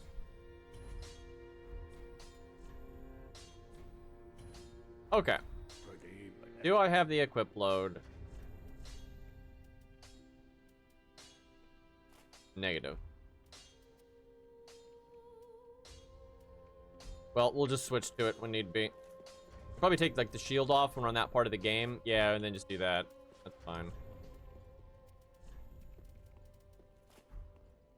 Oh yeah, the blood shield heals you for more when you upgrade it. I need to do that.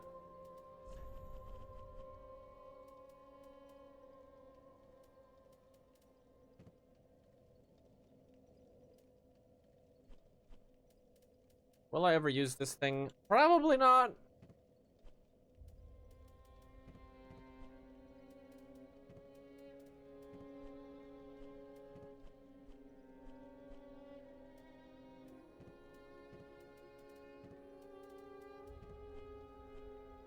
Oh, I should buy the torch.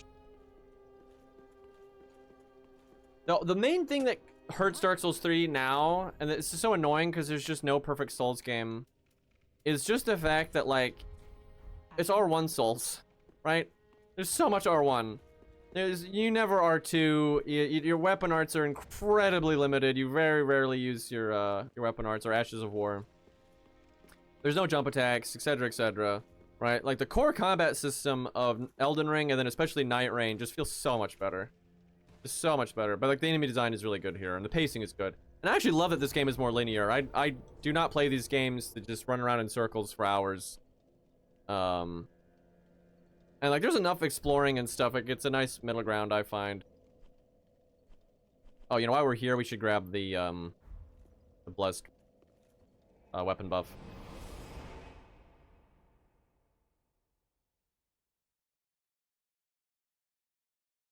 I want Elden Ring 2 or Dragon Souls or whatever we're getting.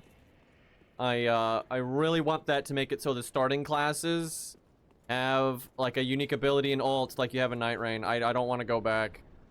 Like I've always wanted the starting classes to matter more. Some people don't, some people do. It's like a real split thing, but I really want the starting classes to matter more. I want to be like, okay, this, you know, these are the play styles I want to play as, right? I like that. I just tried to jump.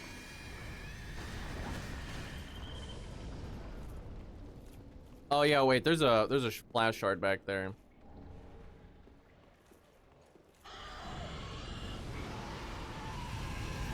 Damn it. This is so annoying. Like how you get hit over and over again like that.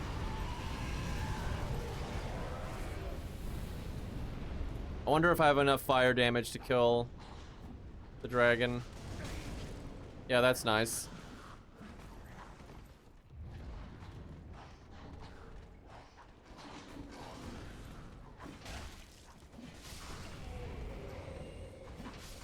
Lothric Castle is very welcoming.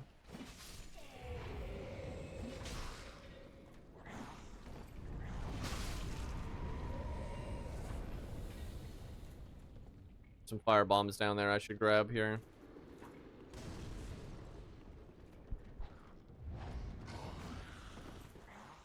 I don't expect them to give us personalities just because that's so much work. I know like Baldur's Gate 3 did that, but like I just don't see them doing that. Oh, hey, Raw Gem. I'm not gonna be mad if they do, right? That's not gonna piss me off, but I don't expect it at all. That would be cool though if you could just make like a character like in Baldur's Gate 3 where you can be a total like your own character, you know, silent protagonist type thing, or you can pick like, you know, Duchess, Guardian, Wilder, all that. That'd be cool. It'd be neat to see like who does what and why. The problem is then people are gonna bitch because they're like, well, for like my PvP meta, I really want to be this thing, but then blah blah blah blah. I think it's already like that. Like your meta starting class in PvP is probably Vagabond. Let's not kid ourselves. And then, but you might want to be a samurai or something.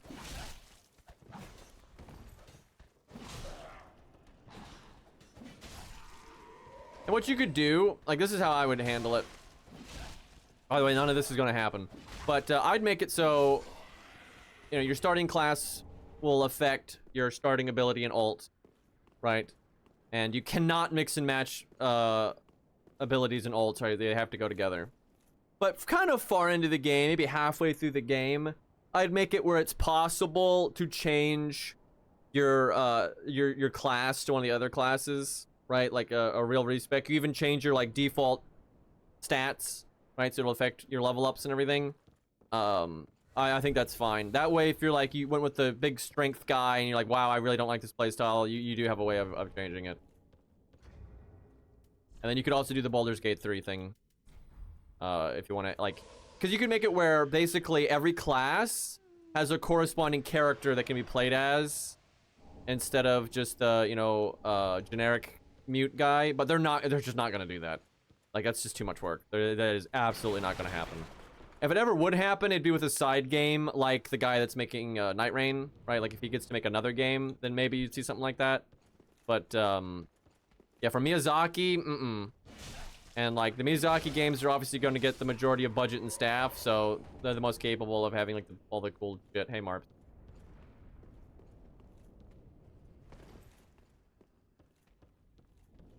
Yeah, in Baldur's Gate 3, I did not use one of the preset characters. I made my own.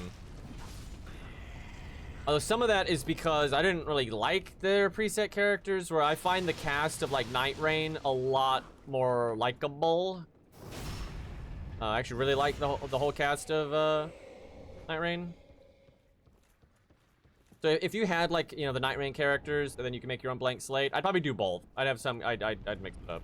But you know what you do is like the thief class or something, you know, whatever, you know, name you want, you know, has a corresponding preset character that has their own personality and that, I think that would actually be good for normies though, because then they don't have to tinker with character creation to make a character that's appealing to them. You know, you have your big boy raider guy, you know, it's big strength guy, you know, and bigger character model, big muscles and all that. You get your, you know, hot waifus and all that, and they don't, and that's gonna be appealing to the people that want to just jump in, or people that like the character. But then you can still do your own shit, and like the corresponding, you know, blank class will have the same ult and same class skill and all that. I think that's awesome. I think that'd be great, but never gonna happen. Oh yeah, I think you can start off by just hitting him. Can you just blow up the barrels? That did not do a whole lot of damage.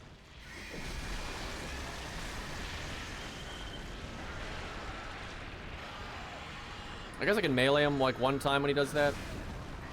Boy, did I pay for that, but it's because I did it late.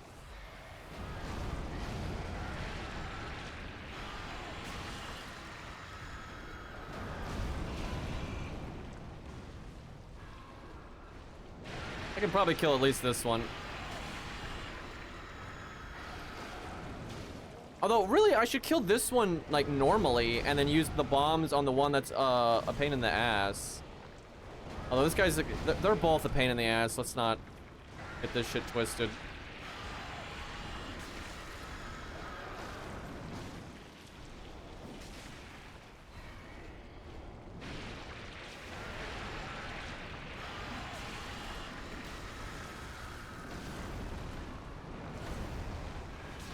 I wish I had Leo Ring right now.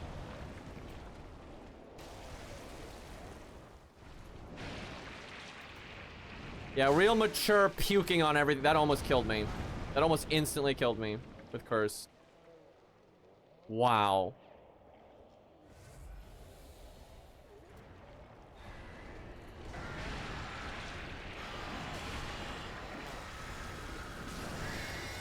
We did it. It's such a terrible, like, mini boss fight.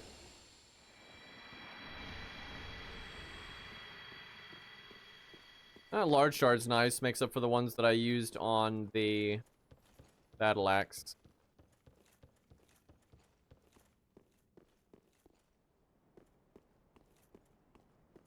I think my least favorite character in Night Rain, I don't dislike him. I don't dislike any of them, but is, well, Revenant, but I don't even count them. But Iron Eye. Like, I don't hate him. He's fine, but I do find him to kind of, what the fuck? How did we not get a stag? Hello?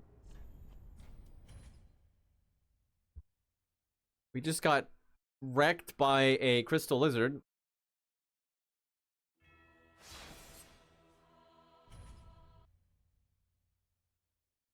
Where did they learn this disappearing magic, by the way? Leap attack? There we go. Don't remember needing to do that, but there we go. Wow, those are much harder to get than the Elden Ring equivalent. Oh yeah, that one stops being a bitch once you fuck up the other one. I don't even know why. That's good. I'll want to fight the Lothric Knight out here, probably.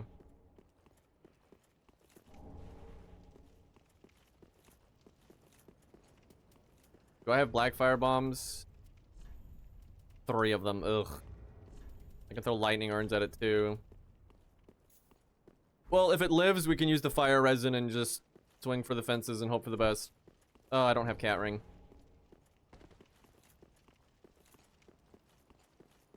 I'm not slandering Iron Eye.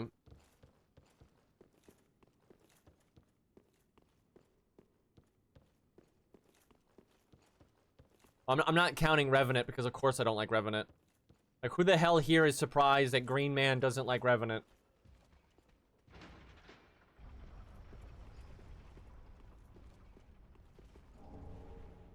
Okay. Day is... Isn't there a bonfire up there? I feel like I should grab that first, because we might die. Why isn't that guy an equivalent of that guy in Elden Ring? I don't get it. Because they copied the Lothric Knights, but then they didn't use them.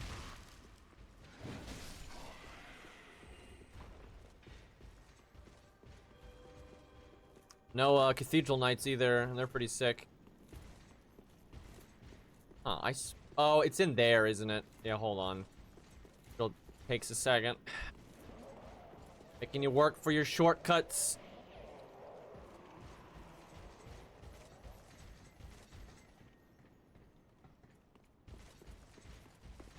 Is there loot up here? That man, if that had knocked me off, that'd have been something. I've just wasted a firebomb, which we very much need for the Pus of Man over there. That delay.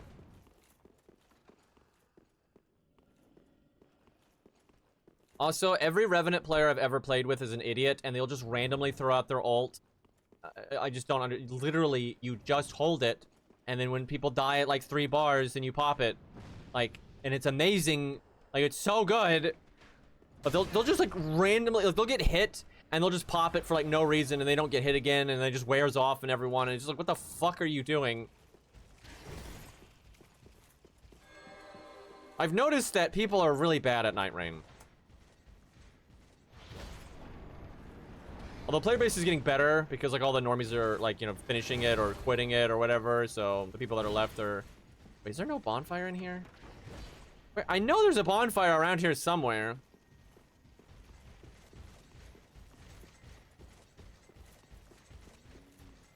I actually played Night Rain last night with a friend who is, no offense to them, they're kind of, they're not bad at video games, but they're, you know, they're mid, I would say. And then they had one of their friends there, right? So I was playing with 2 people, and that friend was not very good at video games either. And wow, that was fucked. It was a great contrast though. So I was playing with them, and they had not played a lot of Night Rain. So, like, they'd never seen Nameless King before, right? They never even fought him in Dark Souls 3. So they weren't ready for phase 2, which was hilarious. But anyway, every run was a catastrophe. We were always crazy underleveled. I was trying my best to carry, but my god, it is hard to carry in 3-player mode if both of your teammates are not great. Like, you need at least one of them to be helping. That's generally what you need. But anyway, so it was really rough. Lots of failure. But then right afterwards, I played with Cairo. And then we just had a random pug, right? And my god, we just destroyed everything. We got like level 15, 14 every time, right? Like no problem, right? We're just like decimating the map. Right, we won every game, right? No problem. The contrast was so fucking noticeable, dude. Okay, where the hell is a bonfire? I swear, if you die to Armor Boy, I don't remember it being a really long run back. It was definitely worse than the run with you. Like, because we won. Like, you were not bad. you weren't like, you know, super hard carry or anything, but like you were fine. Where they were both dying constantly. Like, oh man.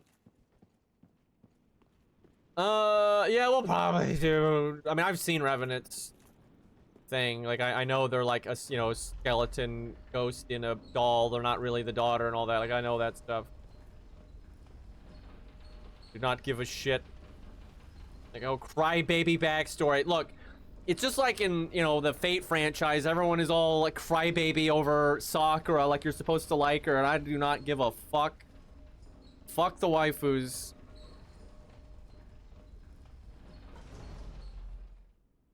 I don't, like, you know, you can have a sad backstory, that's fine, but sometimes these games are just trying too hard. Revenant's not exactly that, though. Okay, this is not a good shortcut. That's not even Why does that even exist?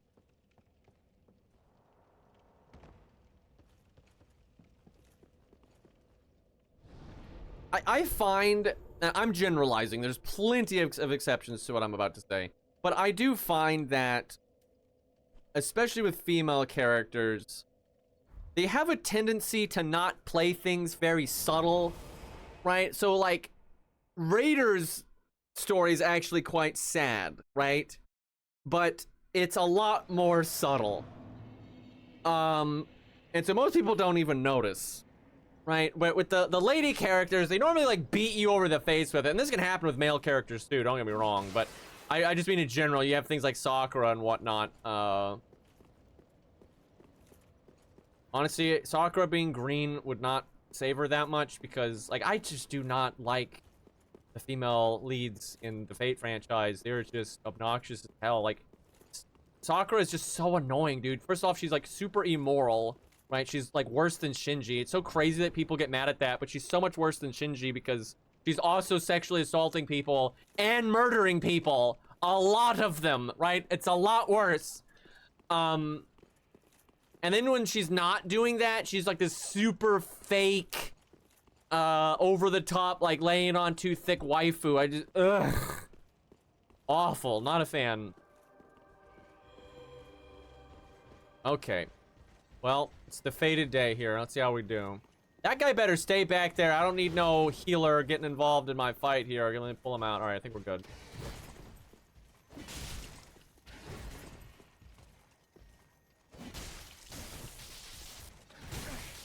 Shouldn't have rolled there. I actually rolled trying to roll the hilt smack, and then it like. That's something I've never liked about Souls games. Is it like you'll try to roll something last second and you'll get hit, and then the roll will come out right after. It's just the dumbest shit.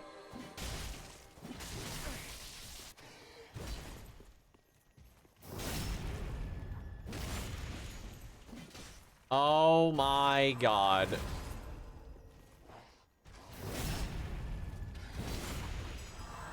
You have got to be kidding me. What is this, invasions? Fucking 3v1 host getting babied?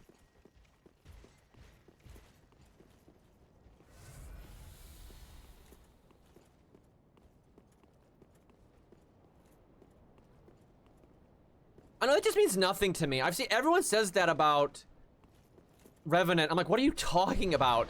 That means nothing. That means nothing. Like, first off, it's like you're not brave by just something being gory or more on the horror spectrum. That's like so common. Like, the fuck? That is such a meaningless like barometer to me. And it's not like it's new. I mean, there's been plenty of, you know, I mean, Bloodborne exists for God's sakes. Oh yeah, I'll for Fate, I'll give it to them that the story. This is one reason I don't mind Fate, is the story's actually, like, really okay with you not liking the characters that, like, the mainstream likes, right? Oh, you're talking about Sakura. Yeah, I mean, it's the same thing, though. But, like, I guess I don't really read visual novels because they're always romance, and, you know, I think you can tell I'm not really into that. But, yeah, so I don't know how, like, common it is to have, like, horror elements and gore and shit. I don't even know for that. But the point still stands. It just doesn't mean anything to me. It's not like a positive or a negative. But yeah, at least in Fate, they have plenty of characters be like, yeah, Sakura's full of shit. Okay, we gotta pull this guy way the fuck out, apparently. He leashes. Okay, we'll pull him the other way.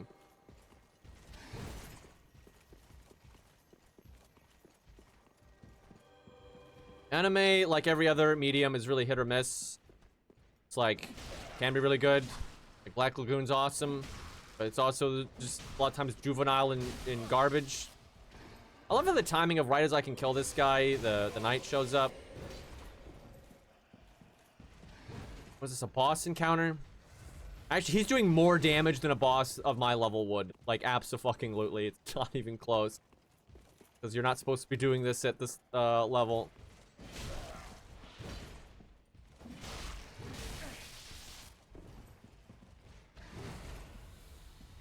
No, no, stop it. You're also supposed to have enough damage output that you can kill the priest. I did it. Okay.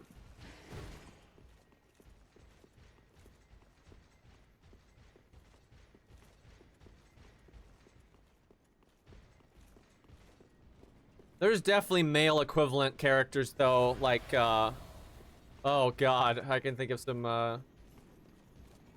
okay, hold on. Let's ooh, I am shocked that didn't hit me.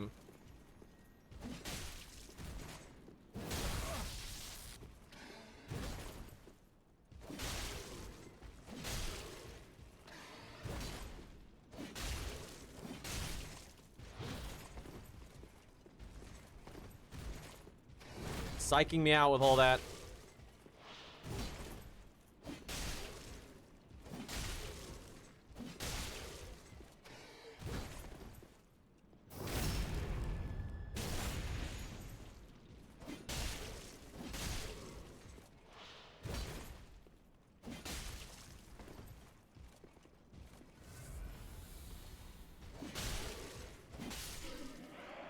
Yay, we did it! Can you imagine if he dropped the sword?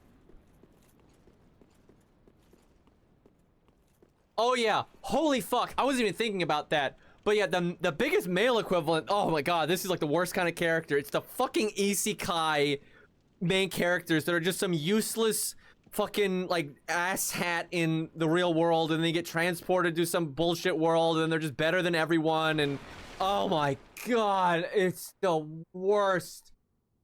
I haven't watched anime in so long because of that shit. It's so bad, dude. It's so juvenile. It's like, oh, look at me. I'm such a badass. Now the whole world has to be shocked at how awesome I am and surprise Pikachu face all the time when I... Oh my god, it's the fucking worst. Oh, it's so bad. Because here's the thing. It's fine to like, you know, a waifu characters or a Chad male character, but you have to write it good. Right, like, good lord, right? Like, it's totally fine to have a character that's a badass, but you gotta, you know, like, earn that shit, and you gotta, you know, make it, believable. Like, so, for example, if you want to have a badass character that, maybe is a side character, or even if it is a main character, but you want them to be a badass and you don't want them to, like, earn it, then you need to have them be, like, someone of a station that makes sense. Like, if it's a Navy SEAL and they're a badass, okay, this is acceptable. But when it's teenage, you know, bitch boy, right? It's just nonsense.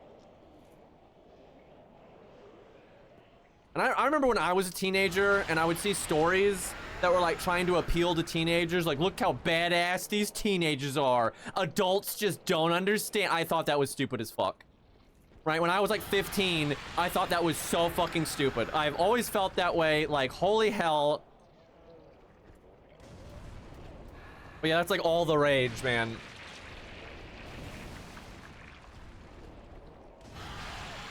That's kind of why, like in Vandictus, right? They had like a lolly character. I just think it's dumb as hell. Like, I don't want to fight a giant dragon as a kid, thanks. Oh yeah, Gundam shows have that energy all of the time. You know, some of them don't, but a lot of them do. That's like my least favorite thing about Iron-Blooded Orphans. You know, I like the second season a lot. Like, the way things play out is really cool and shit and unique, and that's great, but, you know, all the, like, kids are a badass nonsense, I'm just roll my eyes. Never played any Persona games, but I would not be surprised if they're in that vein.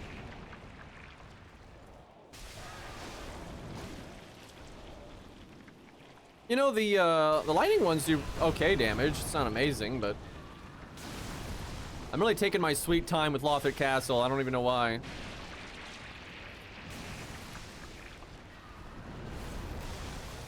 Okay. Oh, we still have a crossbow. This is being a real bitch, but nobody likes these things. And then one guy is just like, I like them.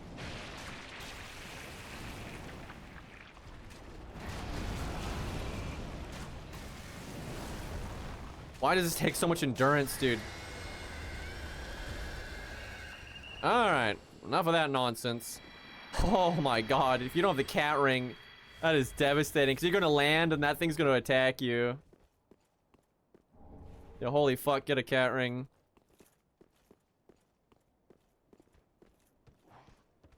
I wouldn't even say it was reverse plot armor. It was more like the MCUs just don't have plot armor anymore. Actually, I would say they still have some plot armor. Like, people get so mad about Julieta, right, being able to, like, hold her own and stuff. And, like, are you stupid? She's in the military, getting military training every day of her life. Oh, man, I wonder who'd be a better pilot. It's a fucking Mimic. Am I gonna live? Just bear. I love how they don't wake up. Like, they just go back, like now you don't know. It's like, yeah, I'm just a treasure chest, man. There's gotta be a player out there that has, like, not really understood what mimics are, got mimicked, and then lived, and then opened it again. That has to have happened. That has to have happened. Yeah, actually, I thought Julieta is one of the most hated characters in Gundam, but she's one of my favorites. I think she was awesome because she is a contrast to, she's a foil. She's a foil to Mizuki. Because they're both, like, young and forced into these situations, and they're both blindly loyal to somebody. The difference is she is in a military setting, so being skilled actually makes sense. And then there's a lot of people miss this, but there's actually an episode where she realizes she's blindly loyal to Russell, and that's bad. And she stops doing that, and then she just ends up following him because she, like, ends up agreeing with him, not because she's just doing it because that's what she's always done. Right, so she's literally Mizuki, but more mature and smarter, and in a context where it makes sense for her to have combat abilities. So she's just, like, a way better character. And then Galio is such a great character because he starts off as a racist asshat, and then has a really long character arc that's, like, believable of him not doing that anymore, and then becoming the hero we needed, right? But he's, like, an antagonist, and he goes through that. It's great, right? He saves the day, dude. And then, like, Russell that everyone hates is awesome because he's basically the foil to McGillis, but is, like, you can't just do it in the fairy tale. You're not gonna change the world in, like, the fairy tale way. That's fucking stupid. You can't just read a bunch of books and then come along a one-man army and save the day, right? Real change requires trade-offs and sacrifice. You're not gonna be able to just be nice and make it all work out, right? You have to do some bad things sometimes to make grand changes, and you have to put in the work, you have to have experience, you have to be competent, you have to, it takes a lot of time, and that's what he does, right? He's willing to do what it actually takes for real change, right? Because people like their fucking fairy tales, and then he's got loads of experience, and he's been working at it his entire fucking life, right? And I love that about the second season, right? Because the antagonists are logical foils to the protagonists. And massive spoilers, mute the shit out of this if you're gonna watch it. But the bad guys win, right? There are these huge, like, foils to the main characters. They're the logical version of the main characters, and they win like they should, right? I can't tell you how annoying it is watching anime and shit all the time, or movies, books, games, where you have the main character being, like, an overly idealistic moron that the writer doesn't even realize is a moron, and they just win because love or some stupid shit, right? It's so obnoxious, dude. The magic robots are no basis for a system of government, absolutely. Yeah, they're not really, in my opinion, not really bad guys, but that's definitely how the community sees them, right? And they are antagonists, right? Because an antagonist can be very moral, right? An antagonist can be very good. And so the antagonist, though, is the side against, like, the perspective characters, right? I don't know why I'm trying to do this jump right now. I've already done it. And I have the ladder, so... But I just kind of want to do it now, because... And, like, technically good guy, bad guy, and villain, hero, regardless of, what they are subjective. Now, there's, like, a very, like, 90%, agreed upon thing that, these personality traits and morals are hero and these are villain. And it's kind of like, I don't really care about splitting hairs. It's like, it's obvious what someone means, so it's like, who gives a fuck? But yeah, antagonist is generally the best one to go with because it's objective. Like, a protagonist and antagonist are... Oh, yeah, I thought that was a drop one, but I guess not. I know an Ember is one. Homeward Bone is one.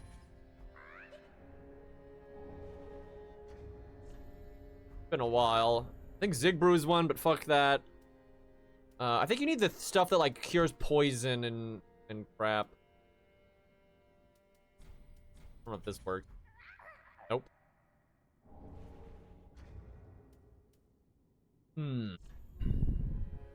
Yeah, because the thing is, most people didn't like Iron Blood second season because they were that target demographic that likes isekai anime. They thought Mizuki was so badass and everyone doesn't understand him, and they were all like just so in that camp that having these antagonists come along and win, they just hated it, dude. But they're like, it sucks because they're missing the point of the show. The show is a Greek tragedy. And people say that all the time and they don't really know what it means.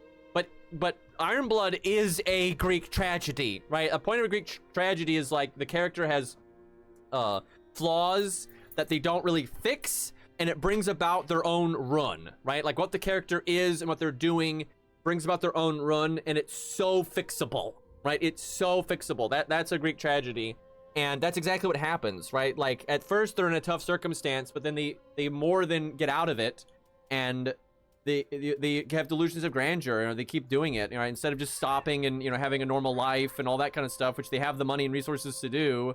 They keep going for more, and this whole time the reason they got those resources and they got their freedom is by doing bad things, and is by joining a crime syndicate, for God's sakes. And the crime syndicate even gives them the option to leave said crime syndicate, and they don't. And they even make note of this, that they're like, yeah, we could stop, and they never do. So yeah, I mean, it's just a classic Greek tragedy. So like if they had won, that would be so stupid. You're supposed to learn from their hubris, right? That's like the point, is the decisions they make are bad and you don't want to make them.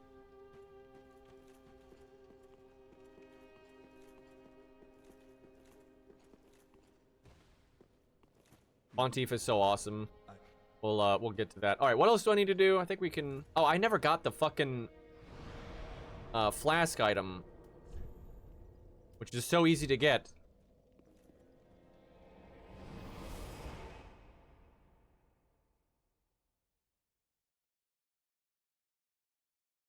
Yeah, McGillis, a lot of people root for McGillis too.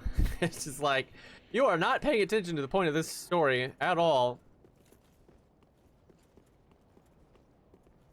I'd say a character that I do think is pretty hard to judge right now. A lot of people do judge, though, is Marika. There's so many people act like we really know exactly what that character's about and what she's doing, but we really don't. Like, it's actually weird, like, how many unknowns there are. Like, what is her greater goal? Why did she do all of that? Why is she, like, seemingly go against the greater will? And she had it planned, right? That she wanted the Tarnished to come back and, like, save her and all that. But it's like, why is she doing that? And, like, some of her character we know. Like, obviously, her people were, systematically, used as mortar, right? For, like, all these things and stuff. Like, the shaman's bodies were, like, good for grafting for a million reasons, right? And she was not happy about that, which fair enough, but like what's really going on there is still, like, we don't know. It's kind of weird. Everyone focuses like on the origin, and obviously her not liking the horn scent, and then they're just like, okay, she bad, but it's like, well, what is she even doing though? Like, what's even happening here? Also, I don't normally say this, but in my opinion, from what we see of the horn scent, it's really not like a typical racism story. It's like, oh, you're judging all by the actions of a few. That does not seem to be the case with the horn scent. They seem to be, like, entirely awful. Their whole system is terrible. The whole world is, like, built on the torture and mutilation of other people. Not a single horn scent at any point in the story ever, like, even seems to suggest that that's a bad thing. It's kind of like, and maybe there are, and if there are, then fair enough, but like the game never shows any sign of the horn scent even having any remorse at all. And not only that, they seem to want to go right back to what they were doing, and it's kind of like you can't reason with a polar bear, right? It's one thing to argue that the polar bear has the right to exist, but like if someone kills a polar bear, like a polar bear eats their family, and then you kill the polar bear, that's not really a problem as far as I see it. And the horn scent were doing such a large-scale systematic evil, right? That doing this like giant knee-jerk thing to just destroy them is kind of like, I wouldn't say it is reasonable. It might be reasonable because we don't have a lot of the information, right? We don't really know, are all the Hornsent bad? You know what? Like, there's just so many unknown variables and stuff. I know, because the one Hornsent you meet in the DLC is an asshole, right? Like, is a super fucking asshole and doesn't even remotely remorseful about anything. So yeah, it's kind of like it might just be a polar bear situation. It's hard to say. So I would say it's not right to say America's good and it's not right to say America's bad. We just don't really know, and we literally don't know what her grand goal is, and we don't know what the Greater Will's grand goal is really. Now, I would definitely say with the information given, I do think she has a lot of parallels with Gwen, and they kind of want it to be implied that yeah, maybe she's going a little too far here. But like they never even tell you what her goal even is, so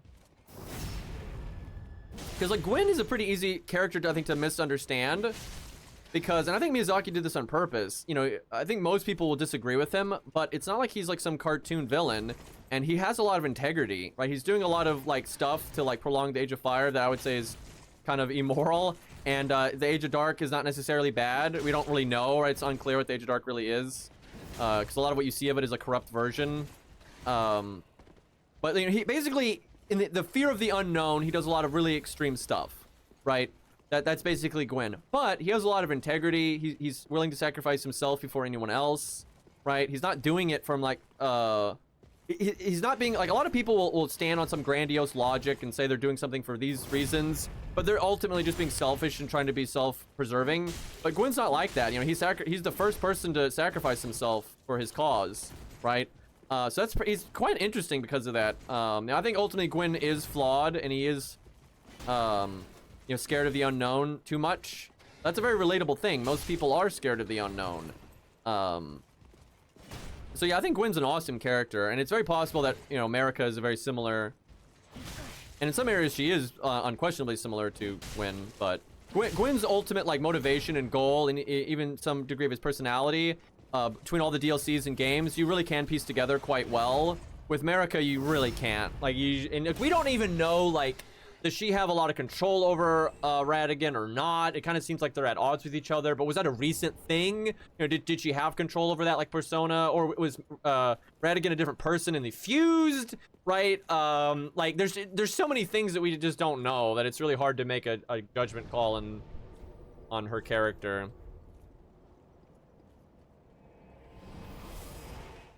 So I've seen a new wave of Miquella fans that are trying to argue that Mohg still wasn't innocent, and they're trying to say that like Miquella's charm just brings out what was already there, but I don't really see any evidence for that. I actually see a lot of evidence counter to that, because for example, Ansbach ultimately is against Miquella, but his charm is making him side with Miquella. Right, so I just think that's bullshit. Now, I think it might exaggerate certain personality traits and things like that. I think there's some evidence for that.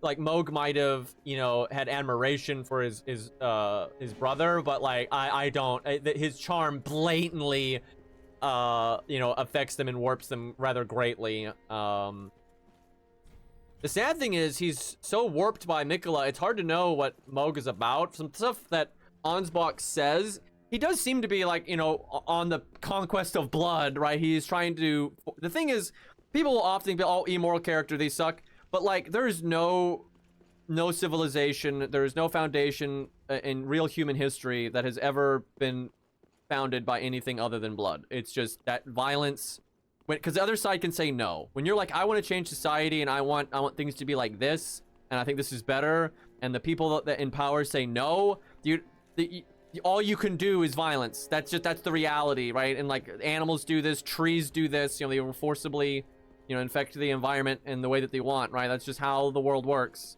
So yeah, if you have some grand design, you're gonna have to use violence. It is what it is. And the one that we have, you know, be it in real life or in fantasy, is the same way. So Mohg is kind of a giant unknown. Most likely he's not a, you know, pedophile or any of that nonsense. and he, probably wasn't as evil. Because like if Ansbach is if to earn the respect of Ansbach, I think you have to have some degree of like integrity and whatnot. So Mohg probably was not that bad, but I do suspect he was a conqueror, right? He does seem like he was out to further his goals and his dynasty, if you will. But yeah, it's kind of sad. We'll probably never know. All we really get of Mohg is through Ansbach.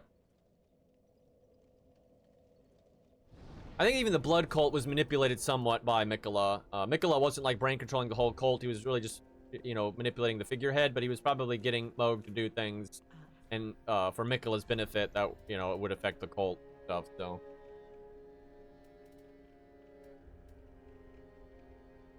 Yeah, no, Mohg does, that part is pretty clear about his character, that he obviously is not accepted by his family or society because he's a omen, right? That's clearly a motivation for most characters. He wants to be accepted and be part of something. And the thing is, he's willing to put in the work for it, though, right? Again, if Ansbach is anything to go off of, Ansbach was quite the shift in my perception of Mohg, which that was clearly intentional. I don't think they pulled it out of their ass. I think they had always intended that. I think they'd always intended us. It's kind of like with in Dark Souls 1, if you play through the game very generically, it's easy to take the Framped stuff at face value. If you find Gwendolyn, the Gwendolyn stuff at face value. Oh yeah, the Dark Moons are going out there and stopping those damn invaders and stopping the sinners. It's all, yeah, we got an Age of Fire. But when you pull back the curtain, it's all bullshit. The Dark Moon blades are actually Velka's, and it seems to have been taken from her. And all of the real Dark Moon stuff is trapped in the Painted World.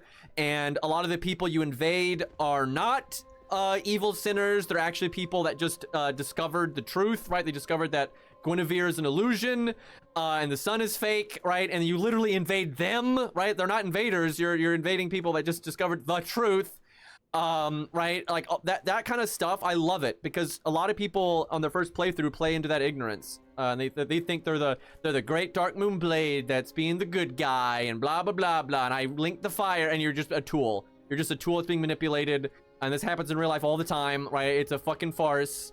You did a bunch of evil and you didn't even know it. And you literally don't know it. The players themselves don't know it, right? I love that. And I think Mohg was the same thing. They wanted us. Oh, another example is the merchants. The merchants, they wanted us to think, and I'm victim of this. I fell for this on my first playthrough of Elden Ring. When you discover the merchants after Mohg, funnily enough, when you discover that, I assumed that the merchants were just team Chaos, and that all that stuff was like them beckoning Chaos in that area, and that's why I'd sealed away, is because like they brought Chaos into the world, and that's why. And even though they're nice merchants and all that, deep down they're going for Chaos, which they are, but that's not what happened at all. The actual story is they were not Team Chaos in the slightest. They just wanted to be left alone. They just wanted to be nomadic traders, and there is no sign that they were violent anywhere. None of the item descriptions, nothing suggests that they were violent, like the Horn Scent or anything like that. And because they were just different, just because people didn't understand them, and because this Chaos stuff was going around, they were blamed for it. They had nothing to do with it, right? They had literally nothing to do with the madness and stuff that was happening, but they got blamed for it. And because of that, they were just like, well, and they got, so persecuted and trapped and, forced to go mad and everything. They were just like, fuck it. If you're going to say we're the bad guys, then we're going to be the bad guys. And now we are going to be Team Chaos, which I think that's such an awesome storyline. And it's done in such a good way because, unlike what I was talking about earlier with on the nose stuff, it's not on the nose. It's very easy. On my first playthrough, I thought the merchants deep down were bad and were Team Chaos the whole time. I fell for it. But then if you look into it deeper and all that, you learn, oh God, it's not that at all. And that knee-jerk reaction is like the very thing that condemned them. It's awesome. And that kind of storytelling, and like with the Gwendolyn stuff and the fake Londo and the Dark Moon blades and Velka and all that, that's awesome because it's that's how it's nuanced, and it's easy to fall for a lie. And that's how life is, right? And this happens all the time. You have causes and movements and all that stuff based on absolute bullshit, and everyone getting all emotional and wrapped up in it, and they have no idea what the fuck is actually happening, and they end up doing something really bad. But they're convinced that they're the hero, right? And that I really like how FromSoft does that. And a lot of times with the motivations for some of these factions, though, FromSoft has the humility to not tell you what's right. I always like when the stories do this. It's very rare. Like like Blade Runner or something, right? It's obvious that the creators think that like the AI in those movies are probably not going beyond their programming and are probably not alive. That seems to be the creators' opinion, but they wrote it in a way where that's not fact, and because you can tell like the writer doesn't know if like the AI that we have now is not alive, right? That's like the whole point, is they have their opinion, but they're not shoving it down your throat. You're allowed to look at it and be like, you know, I actually think this does constitute that this thing is alive. Same for like Star Trek, right? With like those data episodes and stuff, right? Because in my opinion, the way it is now, humans don't even know that we're alive, right? We think we are. We think we're something special, but in a lot of ways, we're just cause and effect like everything else. So for all we know, we're not really alive to begin with, and we're already not any different than AI. And I think the good way to be a storyteller is to have the humility to not assume whatever your opinion is correct. Don't do that. You have the humility to be like, I don't know, the viewer might not know, just present stuff and let people, you know, come to their own conclusion, right? Obviously, you can, you know, have your own bias, and I think a lot of the creators of these shows and movies and stuff do, but the good ones know that they're biased, and they don't write it in a way to be like, yep, I am right, you know. I think, and that's, FromSoft is pretty good at that, in my opinion. Like, they never really tell you which endings to do. The player base is always trying to act like one ending is favored over another. They're not. I love their logic, like in Armored Core 6, that ending 3 is the true ending because it's the last one. And you can tell this is coming from fans that haven't played Armored Core much, because all of the Armored Core games generally have an ending that you get last, and it is almost always an off-the-wall bullshit ending that you kill everybody. There is no canonical ending in these Armored Core games or the Souls games. That is like such a reoccurring thing where it's like, do the one that you like and that you think is best, right? That's the point. None of the Souls games or Armored Core games have ever done anything to imply any of the endings are any more like, you know, true ending than the others. They just do not do that. There is no way out of this corner as far as I can tell.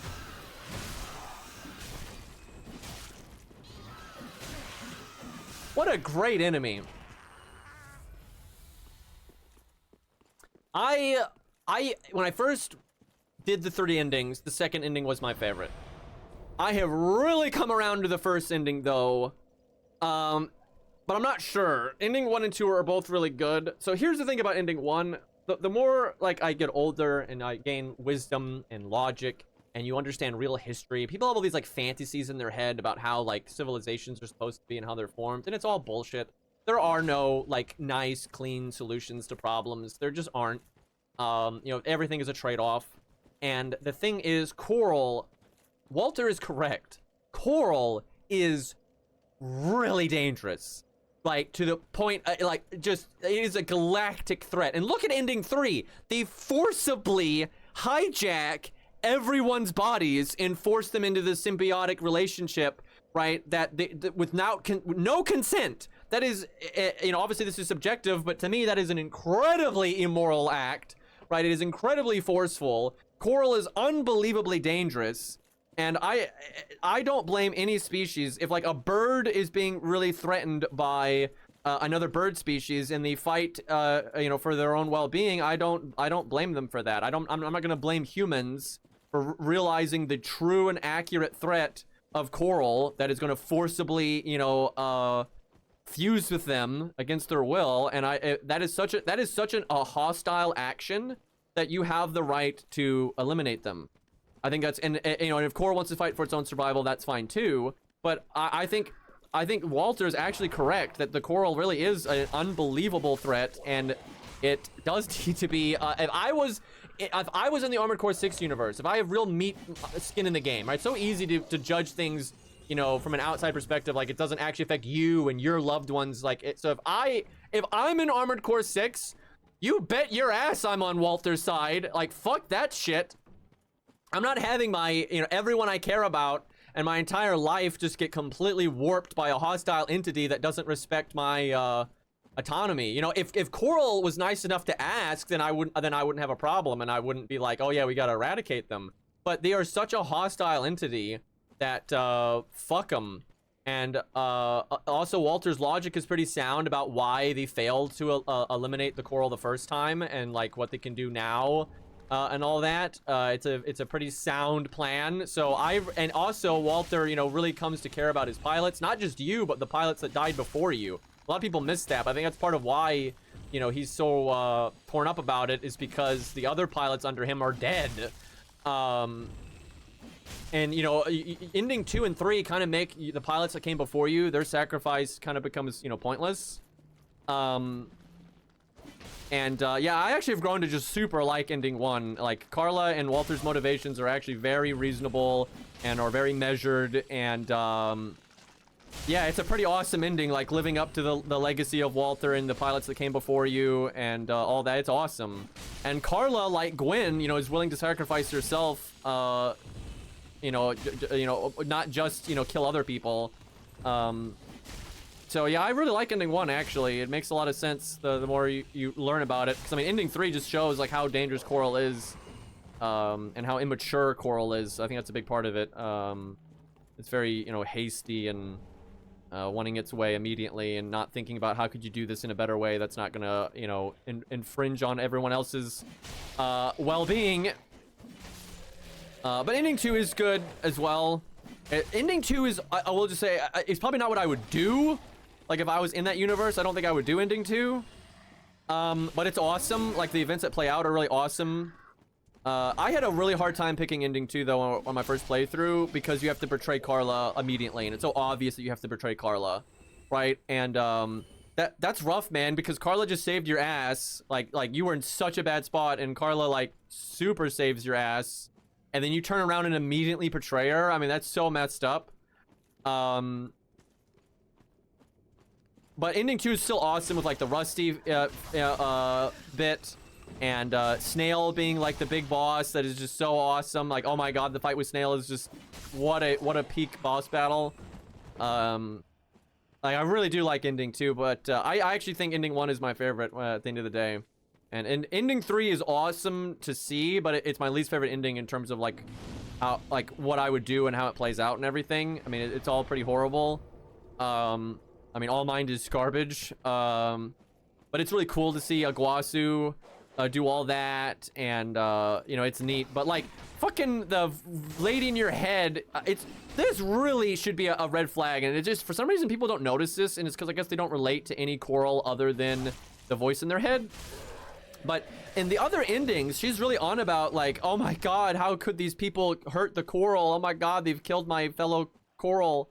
And then in ending 3, she's killing a bunch of Coral for her own goals, right? And her goals are even can be accomplished without doing that. It's just it would take longer, and she's literally killing her fellow Coral to expedite what she wants. And it's like, oh my god, you have absolutely no integrity. And it is that moment made me realize how bad she was, and just made me instantly super dislike her, because it's not even about the fact of doing something extreme. It's the fact that she has absolutely no integrity. She has no integrity in what she's saying, and she has no integrity in her actions. So I just instantly disliked her because of that. And then so both your actions and her actions in ending 3 are just childish. They're just childish, and they're trying to do the core release faster than is reasonable, and a bunch of people have to pay the consequences for it that aren't them, right? Other people have to pay for their impatience. They're not willing to pay for their impatience, but other people have to, right? It is kind of the worst. Now, it's still cool because you get to see Iguazu overpower Aya, or the fuck her name is, and All Mind, right, with pure saltiness. That's so badass. And there's a lot of, like, memorable moments. But yeah, ending 3 sucks. I'm telling you, this is a good example of how, like, warped people get because of waifu factor, or, like, people rooting for Mizuki, and shit like that, in Iron-Blooded Orphans. The only reason people try to argue that ending 3 is the best ending and it's the true ending and all this stupid bullshit is because they're just so team waifu. It is such a bad ending, and it's like, are you not paying attention to every element of this story? Like, you have O'Keefe. Everything O'Keefe says is correct. Like, unquestionably, everything O'Keefe says is correct. You know, you have like the Red Guns guy that doesn't trust you, and rightly so, because you're killing everyone. Like, it's just like, hello? Like, how the game is giving you a lot of hints here. And it'd be one thing if someone, this is my thing, if someone truly, like, morally thinks that was the right ending and argued from that angle, that's at least a subjective viewpoint. But they don't. They have, like, really lame arguments that are, like, half-baked, and they're just trying to justify the fact that they like waifu a lot, right? They don't really have good arguments for anything about ending 3. Iguazu, fuck you both. Yeah, the voices. Yeah, no, that's, like, my favorite part of ending 3. That really... Like, Iguazu went full circle and is so lame. He's awesome. That is incredible. Sounds exactly like Ronnie fans. Yeah, it is. Yeah, it really is the same thing. Yeah, a lot of people also, I don't think I've noticed that FromSoft very often does endings like that. That are pretty impatient, are very surface level satisfying, but are like rather shit. Normally the only ending that I would say is kind of obviously shit, where the other endings might be shit depending on your like perspective. But like ending 3 of Armored Core for Answer, like, are you kidding me? Right, you know, the Ronnie ending, and ending 3 of Armored Core 6, like they pretty typically do that, where they do an ending that's just like, yep, you're the asshole, have fun.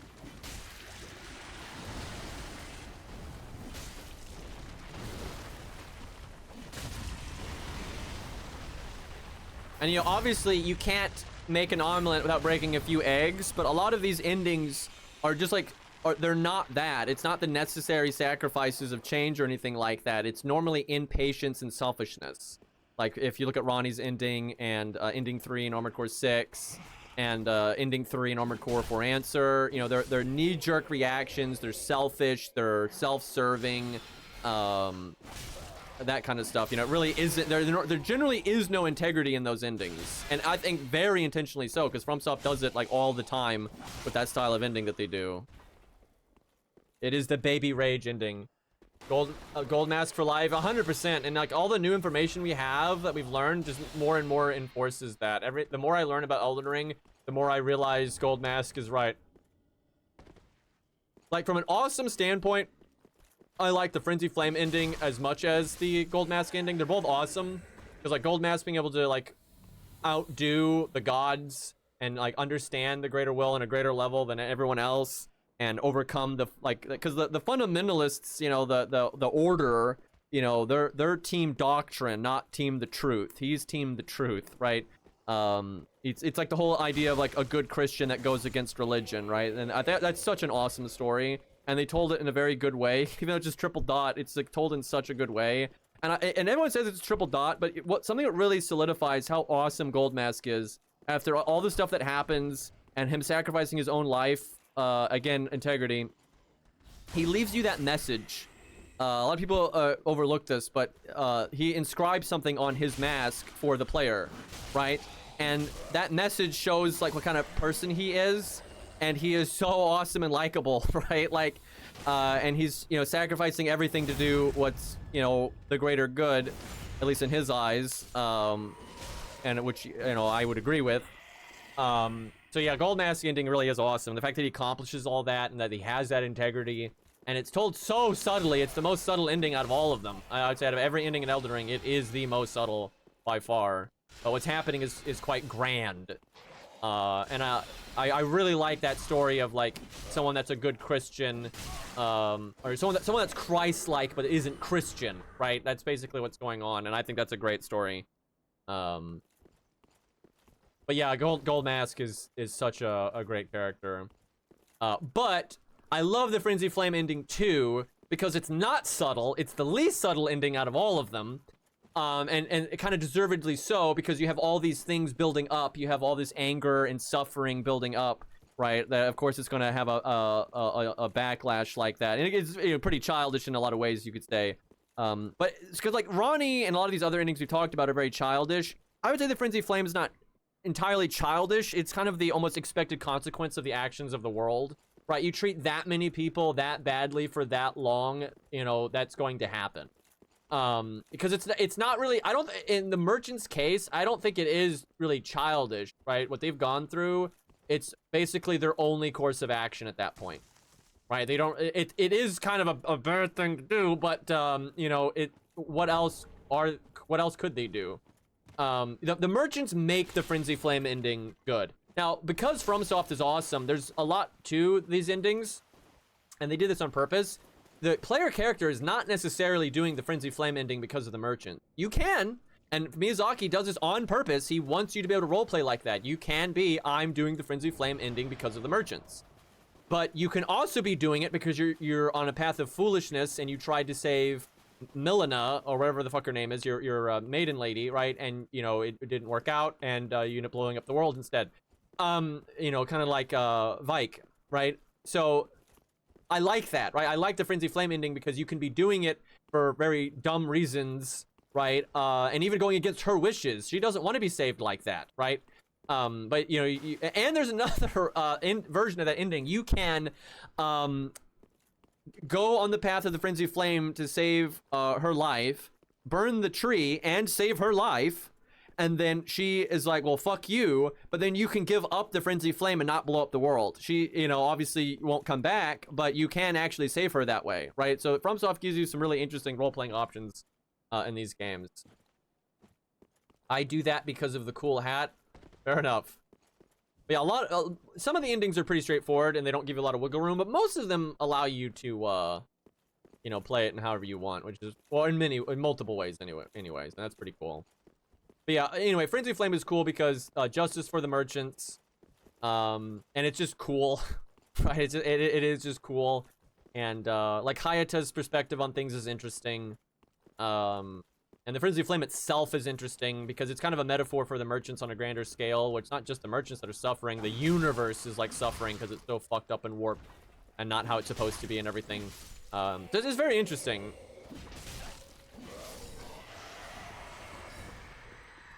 I actually love that there's no acknowledgement for saving her. I think that's the whole fucking point. I think that is the entire fucking point. I actually am so happy with that. Like, no happy waifu ending for you.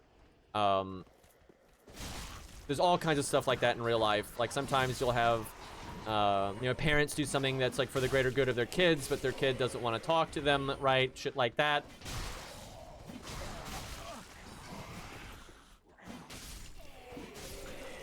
The only thing maybe you could have done, but FromSoft just doesn't normally do this kind of thing. They're not heavy-handed.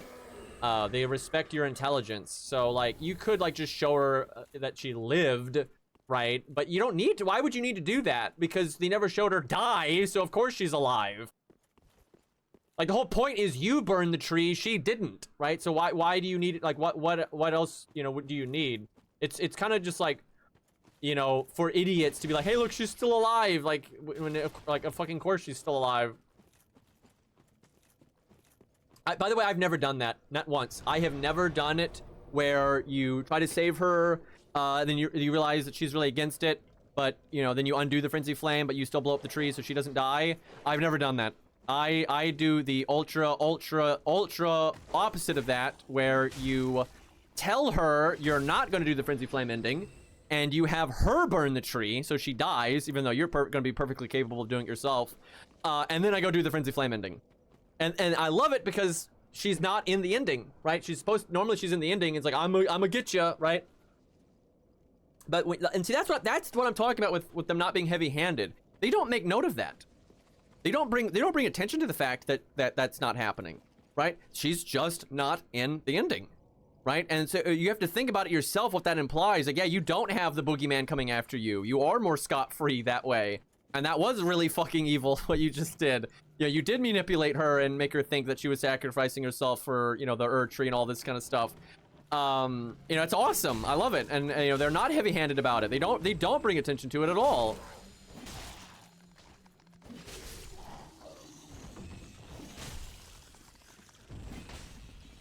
But I will say, because I've realized more about Marika, and we've talked about earlier about how it's not like clear what the situation with Marika is, that actually adds a lot of awesomeness to the just straight fucking vanilla ending that no one ever does.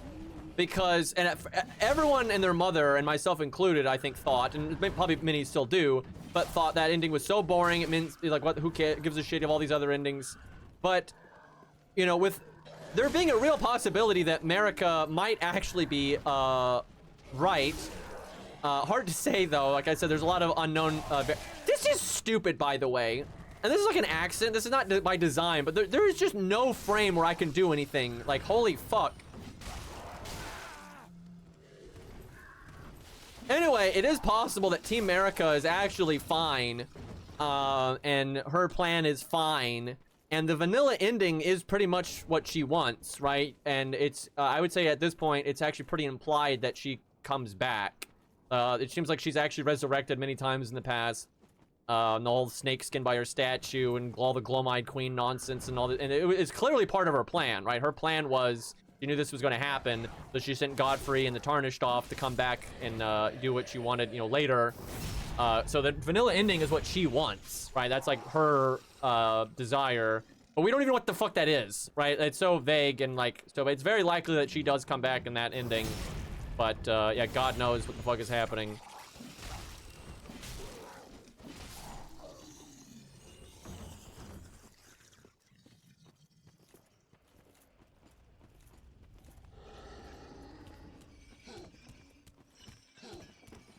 I still don't understand the default ending. I mean, most people don't, and it's because there's not a lot there. You know, you went back, you followed the grace like it said, and you got rid of the Elden Beast for America. So, you know, whatever is gonna happen, and you become her consort, you know that, but what the fuck, you know, what the fuck happens, I don't know. Like, does she make more adjustments to the Elden Ring? Like, is she still a rock? You know, like, I don't know. But yeah, I mean, they've always obscured a lot of, like, her end goal. I think, so I guess they just don't want you to know. And maybe there's going to be a sequel, so, you know, maybe that'll be a thing. Yeah, it is very implied that America wins, because there's an interview that clearly didn't touch me, by the way. Like, clearly. Anyway, there's an interview by Miyazaki where he says, like, the grace that you see is not, it's not just like some generic Elden Ring thing. That is Marika's will, right? Like, that is directly Marika guiding you. Anytime you see like the grace pointing in a direction, that is Marika telling you that. And Miyazaki says that your ability to resurrect, like in whole and all that, is directly because of Marika. She is directly doing that. And also, that's heavily reinforced. It's crazy how many people miss this. All that stuff is heavily reinforced in the DLC, right? With Lida, where she realizes you're not here for Miquella, you're here for Marika. You're not following Miquella's charm, you're not following his plan, you've been following Grace this whole fucking time. And that guidance of Grace is like Marika's direct will. But yeah, like the end goal and all, who fucking knows. So let's get Hazel to fight our boy Audric here. I tell you, the thing I dislike the most about Marika, like a lot of her stuff is maybe justifiable and is kind of interesting at least. But the one thing that oh my god, for some reason Hodrick is tied to the Crystal Sage. And I don't know why that is. Man, it is so much fun having Hodrick fight everything. And normally he whoops their ass, but every once in a while, Yellowfinger can beat him. And I've seen the Black Knight beat him occasionally too. But, yeah, for some reason, he's tied to a different boss than she is. I'll never understand that.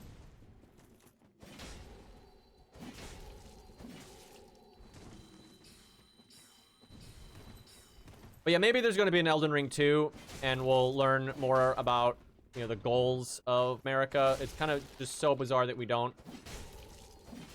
Yeah, I think a lot of people just assume a lot of stuff about her based on, like, you know, her willingness to fuck over the Hornsent and all that kind of stuff, which is so weird though, because like the Hornsent are so fucking evil, and it's so like, even if you think Marika went too far, it's just so like normal, that kind of reaction she had.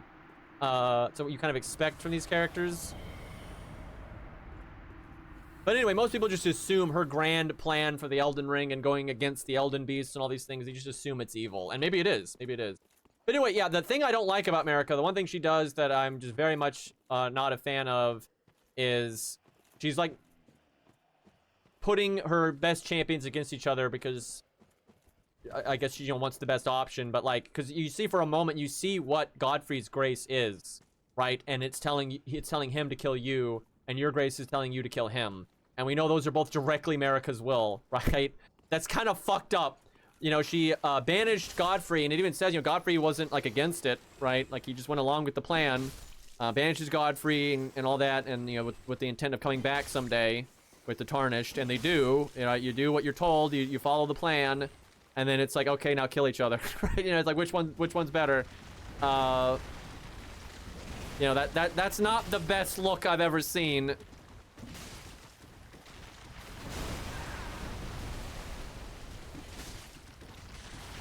Oh my god, so Elden Ring, dude. It's arbitrary delay, then I hate any attack in any game ever that does the fire like a laser thing. I just can't stand it because it's just there's nothing. That is just pure memorization. And I've said this all the time. Memorization is always going to help you in every game ever, and that's fine. I'm not like angry that memorizing something will like prime your brain and like, okay, I know it's a 3-hit combo, so be ready to dodge 3 times. That's fine. You know, but it shouldn't be required, right? And I cannot stand attacks where it's just like that dancer charge move earlier where she's dragging the sword on the ground, and then when it goes from being dragged on the ground into your face, there's no travel time. It just instantly hits your face like a magic bullet. I just don't like that kind of design.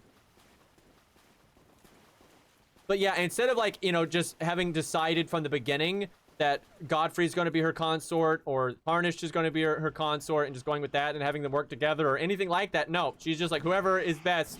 And because she doesn't like know, right? And because the Tarnished isn't anyone special. You're a random foot soldier that was following Godfrey this whole time, right? You just happen to be one that was really capable. That's the only reason, right?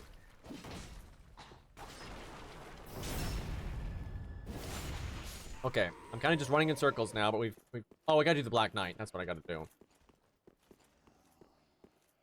Radagon is another one that's really hard to understand.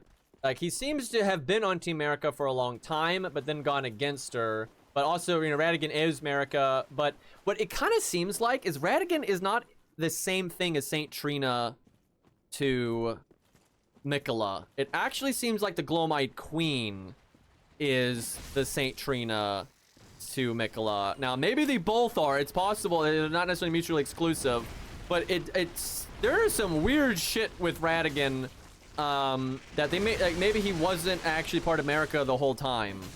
Not really clear, but maybe he was, and maybe he's like a replacement for the Glowmite Queen. A lot of weird stuff.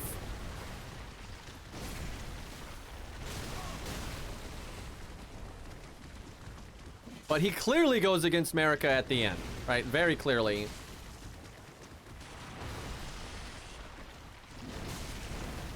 Although it is possible that it's like a necessary sacrifice thing and he's willing to go along with it and all this bullshit. That doesn't seem like the case because it seemed like he tried to repair the Elden Ring. She tried to shatter it.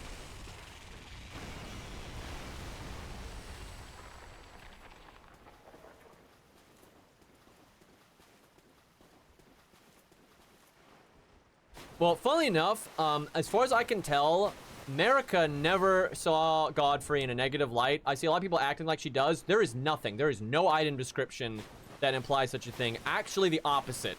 Everything implies that Marika actually hypes the fuck out of Godfrey, and the whole banishing him thing is just, it's because of the plan.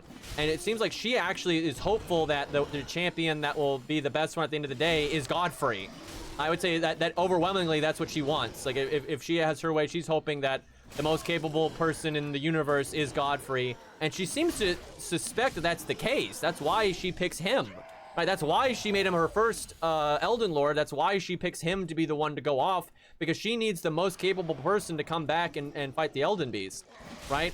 So she actually seems to be like super team Godfrey. It's just, oh man, this Tarnished is really capable. So yeah, she was almost right.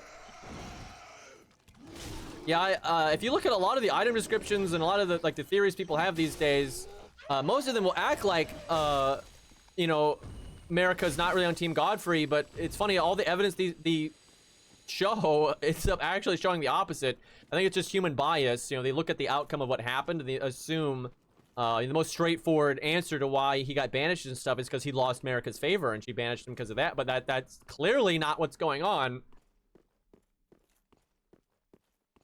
Like, there's even that item description that says, like, what Marika said to Godfrey, and she's, like, hyping the fuck out of him. And she's like, yep, you're gonna come back and save the day, right? It's just, like, it's really bizarre that people have, like, just kind of assumed that, you know, Godfrey's getting thrown under the bus and all that. The only thing that Marika seems to do to ever throw Godfrey under the bus is the tarnish thing at the end of the game, where she's like, okay, now fight. Yeah, that's the first thing, and that's what I was saying. That's like the main thing that she does. That I'm like, wow, I'm really not a fan of this.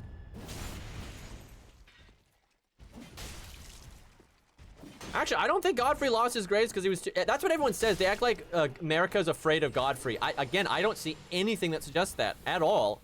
And not only that, everything shows that Godfrey is incredibly loyal to her. And then again, everything she says to him, she seems to return the sentiment. I think he was not too good at his job. I think because he was good at his job, that's why he was chosen. I don't think she banished him out of fear at all. That's like every YouTube video will ever say, and they back it up with nothing. Right? Like the item description, nothing in the item descriptions show any degree of fear for Godfrey. Quite the opposite. She is counting on him. Right? She's like, okay, this Elden Beast thing is gonna really suck. I hope you can come back and save my ass. Right? You don't do that to somebody that you don't trust or you think is like a threat to you, right? It's like complete opposite. She's like, holy fuck, this guy's awesome, and he's the one thing that might be able to beat the Elden Beast here. Now, another thing that's unclear is the Elden Beast. You know, like, is it truly still the will of the Greater Will? Because, you know, a lot of shit has gone wrong in that department, because you got Mater out there that clearly is, been warped and everything, so it's really hard to tell. The Elden Beast, not the Elden Beast, the Greater Will, much like the concept of God, be he real or not, is very unclear, right? And it's the actual will of the Greater Will is very, very unclear. And like, you know, is it omnipotent? Is it not omnipotent? Does it not give a fuck anymore? Does it give a fuck but it can't? Like, what, you know, what did the hell? It's not there. People have all these theories and stuff, and it's based on nothing. I think, and it's on purpose. The true thing about the Elden Beast is the information is not in the game. If it's benevolent, if it's got limited power, or if it's omnipotent, none of the answers are there. None of it. And you know, you have to either guess, withhold judgment, or have faith. Right? That is really the only options you have. I know there's supposed to be two of these guys. When I was grabbing the shards earlier, I killed one of them on actually, I didn't kill one of them. I just ran past him to grab the Estus shard, and he jumped down the ladder and killed himself, so it's not my fault. Because like the thing like the Fell God and the Formless Mother, we don't understand them well. Right? It's very Cthulhu mythos stuff where it's like you don't understand them like super well, but you get some stuff on them. You have some idea of what they want and what their power range is. They're normally like exerting as much power as they can to get as much influence as they can. The Greater Will is just not clear about that stuff.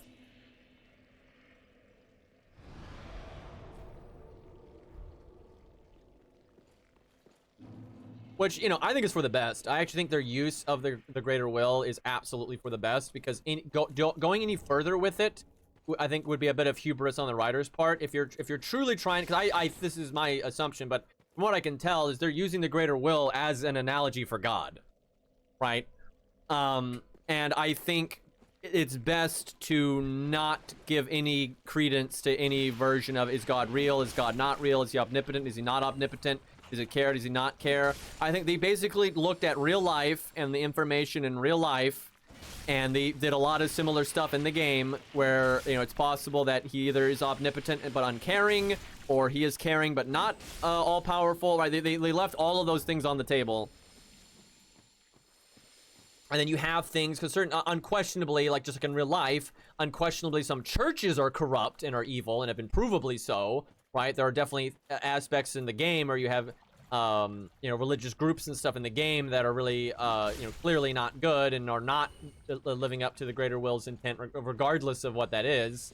But then there are other factions that maybe aren't so bad, and you have things like Gold Mask and everything, right? So I think they covered their bases really well, and it's a good, it's just a good, you know, you can think of it what you will, right? You have people that look at all this information and come out thinking, you know, the greater will is good, the greater will is bad, and all this stuff, and that's good. I think that's the right approach.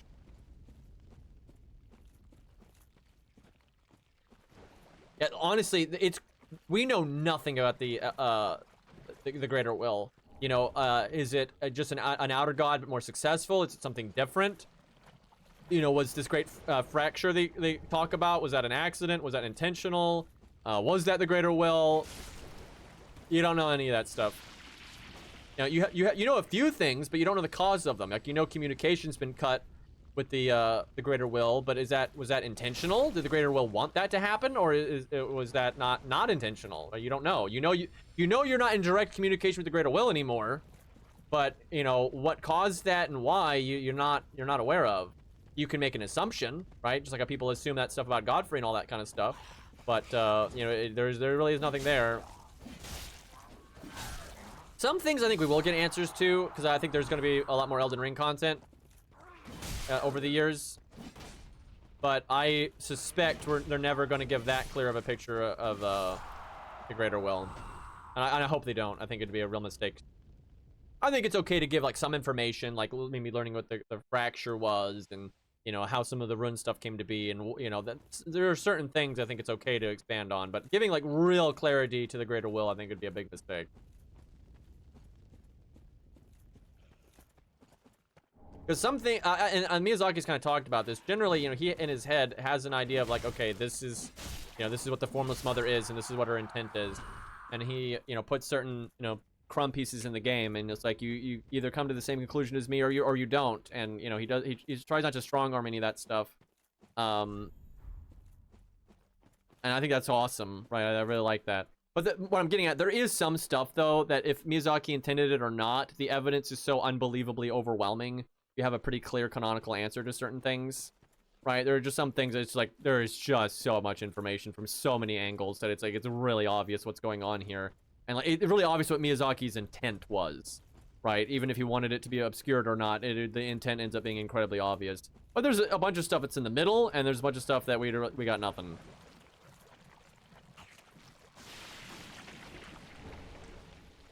As far as I can tell, Miyazaki has used these games to basically share his... To explore his ideas about life and mortality and religion and all these things. But he's doing it in a way to not have so much hubris, to be like, yeah, my opinion on these things is the correct one. That's pretty much what's happening here. Like, Dark Souls is absolutely a analogy for just life and death. That is just... that's all it is. Like, almost everything about it is that. And Elden Ring still is that, but it's also got some pretty heavy elements about religion. Like, very... Like, it's crazy some people don't see that. Elden Ring is very much about religion. And not necessarily religion necessarily, not just structured religion, all that's in it. You know, you have the fundamentalists and all that. But kind of just these concepts of mortality. Is there a soul? Is there not a soul? You know, those questions is very much what Elden Ring is about. And again, just life.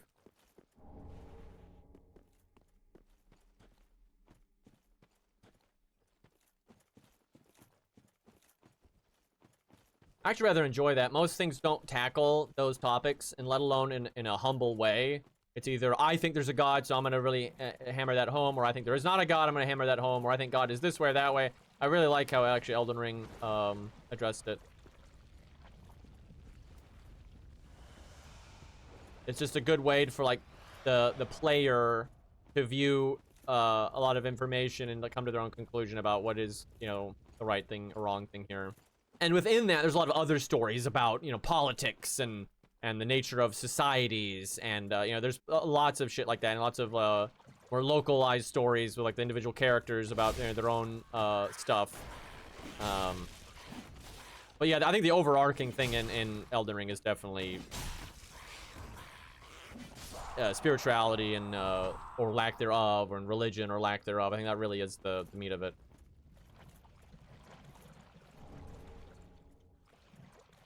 Get the gut sword. I'm pretty sure it's over here off memory. I really should be using my quick step. It makes this a lot easier.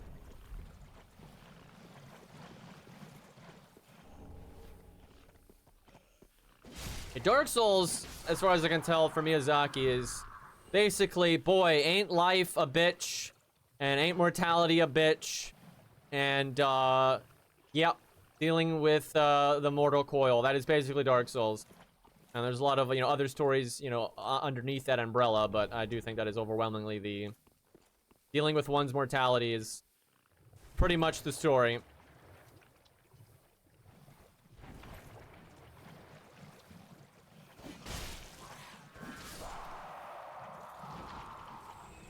Not a big fan of this swamp, but there's a lot of incredibly useful loot in it.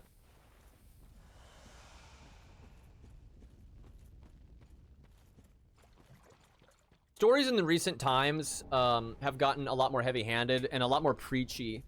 Look, Blade Runner I'll use for an example. I don't mind that the creator of Blade Runner has his own opinion about AI and like what's alive and not and stuff. It's completely fine for him to have that opinion.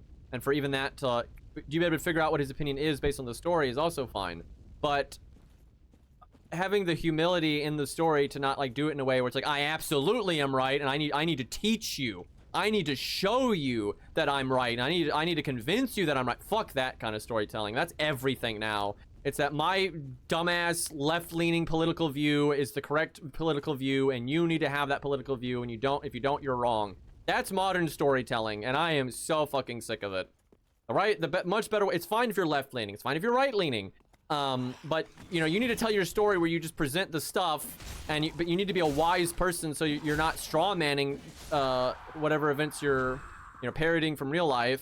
You actually portray them honestly. And even if the characters have a conclusion, and even if you have your own bias, you present the facts in a fair way, right? So the audience doesn't have to come to the same conclusion you did. What I see writers do now is they're so lost in the sauce, and they're so convinced that they're right, they're so self-righteous, and then they end up just like they will present whatever quandaries, be it mortality, politics, whatever it is, in such a ludicrously cartoonish way. Like they'll portray the side they disagree with in such a cartoonish way that they're not courageously approaching the topic, right? And they're doing it in a way where if you take their story at face value, you have to agree with them, right? And that it's garbage, absolute garbage.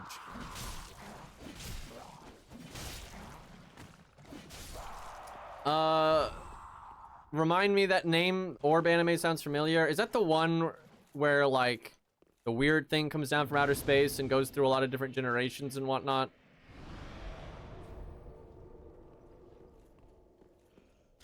Or am I conflating here?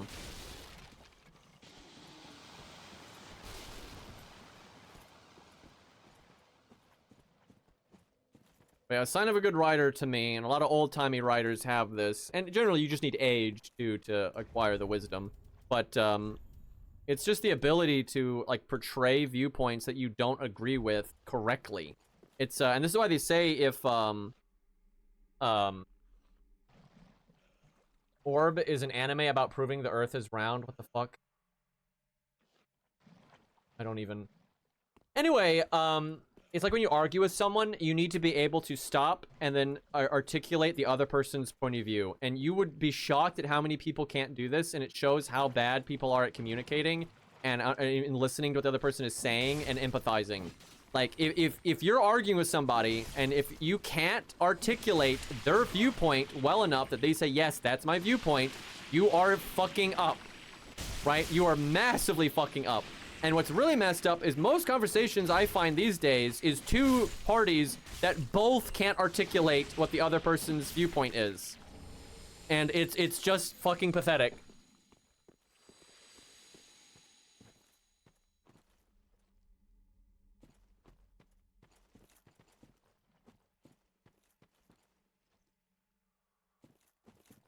But, yeah, no, I have not seen that orb thing. And I haven't seen that eternity thing either. I saw a bit of it, and I know of it, but I've not actually, like, sat down and gone through it. I heard it got kind of, like, boring, after a while. Some can't even do that with their own. That's very true, especially when people are very emotional. They have an emotional connection to something. They have a feeling on something, like maybe something bad happened to them, connected to, well, this is an extreme example, but it's very, it happens a lot, but this is something that can get people mad. But for example, if somebody maybe was abused by a man when they were young, and now they're very emotional about that topic, and so they'll have very like emotional based opinions about men, right? And then when presented with facts or viewpoints that are different than theirs, they really can't be anything but that emotional reaction, right? And that's not a good stance to have. And by the way, men do that too. I'm just using that as an example because it's common, but like men can have the opposite of that all the time. And it can happen because of religion, it can happen because of politics, it can happen because of human behavior, right? So you have a certain view on how people are supposed to act or not act and all that kind of stuff. And whenever in my opinion, whenever you find that you are emotional about something like that, that's when you need to be extra fair to your opposition. Anytime you're like, yes, I can identify, I'm emotional about lung cancer because my father died of lung cancer, and there's very little research done for lung cancer, and people generally think lung cancer is from smoking, and my dad did not get lung cancer from smoking. And so I have an emotional investment in that. So if I'm very pro, we need more lung cancer research, because it's not just because generally lung cancer doesn't get a lot of research because people think they deserve it because they're smokers. So they're like, we don't need to put money into better detection of lung cancer and stuff like that. And so I'm obviously against that because my father died because of poor detection of lung cancer, and he didn't get it because of smoking. But because I'm emotional about that, anytime I see arguments in this field, I always take a breath, I always take a step back, I'm always extra fair to the opposition. I try to be extra fair. I give them the absolute benefit of the doubt. I will try to extra hard to interpret their argument in the most favorable way possible because I'm so aware that I'm biased, right? And to me, that's an obvious thing to do, right? Whenever you know it's pretty obvious I have a bias here, you need to be extra fair to your opposition. You don't have to agree with the opposition, but you need to be extra fair to it. Wait, Orb? Wait, Orb is the one I should try?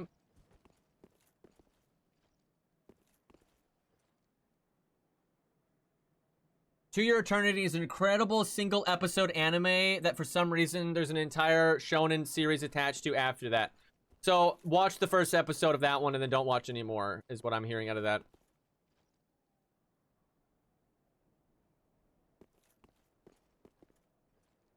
It feels very common nowadays to see two people arguing with completely missing each other's points.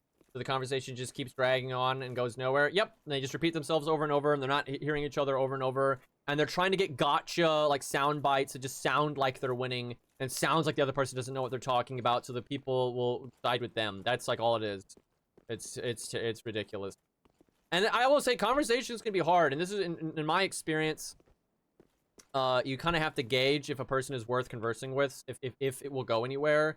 Because it's not just people being like we just talked about. You've got issues of, like, priority, right? People that are more scientifically minded versus engineering minded and things like that. And sometimes you're just not going to have a productive conversation. Like, some people are just not going to, they're just not going to converse in a way that is going to be productive no matter what you do, right? No matter what level of, like, effort you put into it. That was really fast.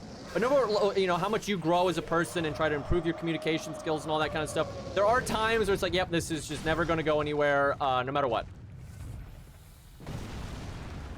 By the way, this guy really needs to be a Night Rain. You might say, well, you have the tree avatar, but this guy really is different. Like, between, you know, the grab kind of shows that. And, you know, the rock vomit. The tail smack. Like, tree avatar doesn't do any of this. Because the thing is, tree avatar is not based on this guy.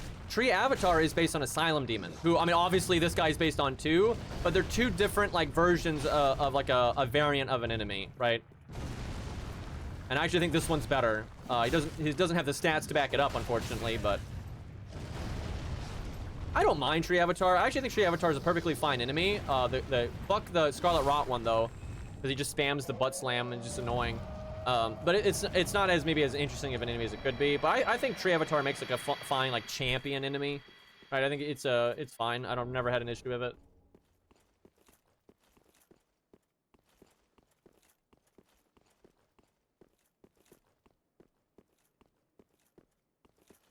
I mean, I've had both seen and been a part of conversations, debates, etc. Through a chat or a comment. That was very productive, like very, very productive. It's just the same thing as real life. There are real life conversations that are very unproductive and won't go anywhere and are a waste of everyone's time and are really immature and stupid. And there are conversations in real life that are the opposite of that and are very productive and can be very enlightening. And even if you don't agree, like you can learn perspective and all that kind of stuff. And you know, it's just can be good, it can be bad, right? These things aren't inherently good or bad. I will say a lot of people I think struggle with text because it's harder to pick up on like intent and like facial cues and all that kind of stuff. Although some people do better in text, right? Because it's easier for them to take a second and take a breath and not, you know, be as emotional and things like that. So that's it's a pretty subjective thing, I would say. Always think this dragon is gonna wake up, but then I remember that he does not. I will say both Avatar versions, when they slam the ground and make the magic bolts come out, that is just, it's such a garbage attack. It's not hard to dodge. It's not even slightly hard to dodge. It just makes you wait for like 30 seconds. And that's not fun. And if you get slightly impatient with it, or you try to like sneak in some damage, it's very easy to just get one shot and die. It's a terrible mechanic.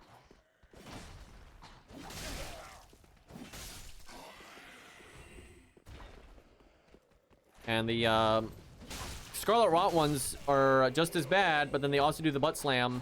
And the whole problem with the butt slam is, like, if he goes to do the butt slam, you can roll towards him a little diagonally, and you'll never get hit by the Scarlet Rot, and it's totally fine.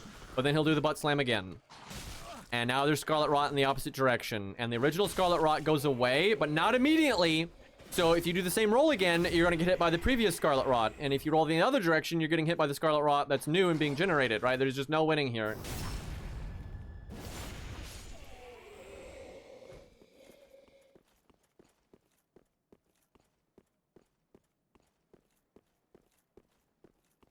I will say, you know, obviously some people are bad at communicating. I always recommend, if you are someone that is bad at communicating, be it through words, or whatnot, it is a skill. It's not, a lot of people act like it's something you're born with. You can be born with it to where it's easier, but it's a skill. You have to learn it. You have to practice. It's just like exercise. You got to work your muscle over time. You're not gonna be strong instantly, right? That's not gonna happen. Good communication skills are very much something you have to work at, and it's very much worth doing. As the world goes to shit and more people are immature and less people have good role models and all that kind of stuff, that's all the more reason for you to get your shit together and for you to be mature and that kind of thing. And like when everyone else is a terrible communicator, the better communicator you are, the better off you're going to be.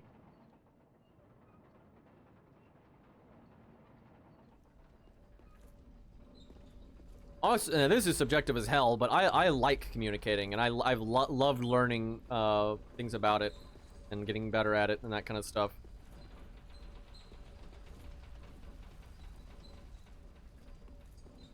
We are progressing so slowly.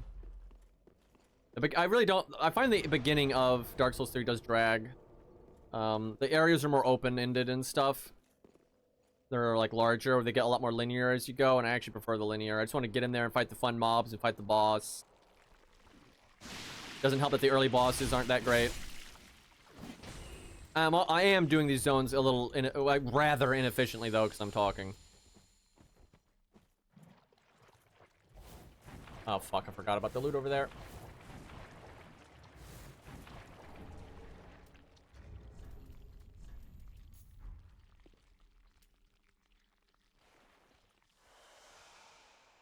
A very common issue I see is people assuming the other person believes what they do for evil reasons.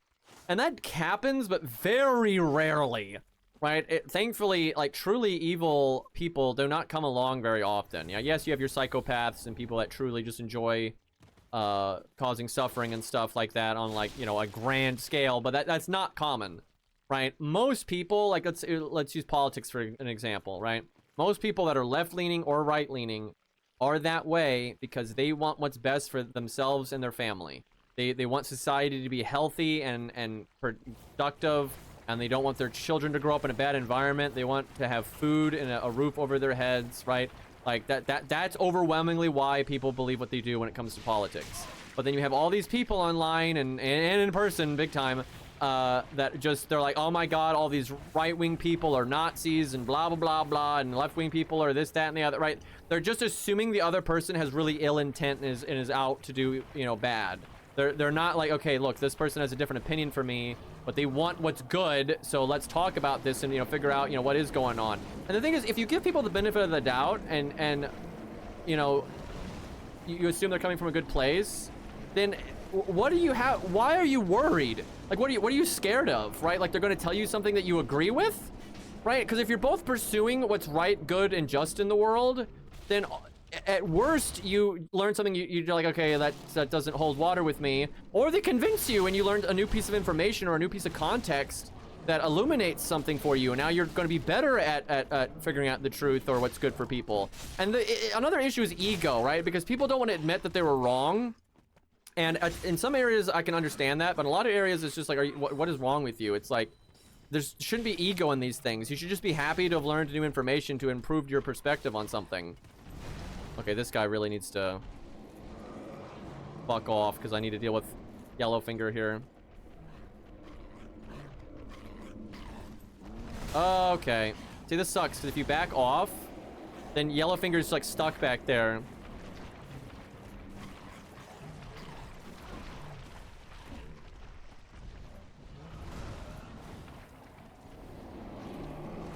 Yeah, I've done some co-op, and boy, I've seen hosts die to some really silly stuff.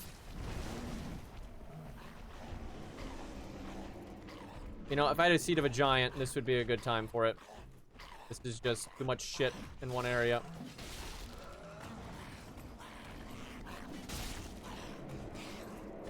I see people die to that thing a lot. This thing should totally be an Elden Ring Night Rain.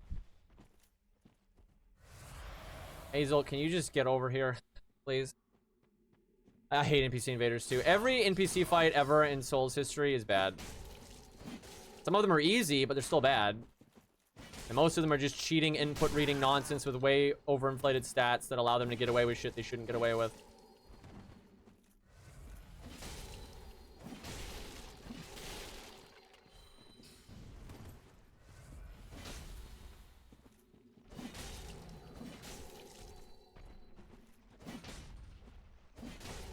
Oh yeah, another thing humans do that is a huge problem with communicating is, let's say maybe you were a teenager and you knew someone else was a teenager and they were really dumb and they had like really baseline dumbass opinions of something, right? And then the next time you meet them 10 years later, you just assume they're the same person.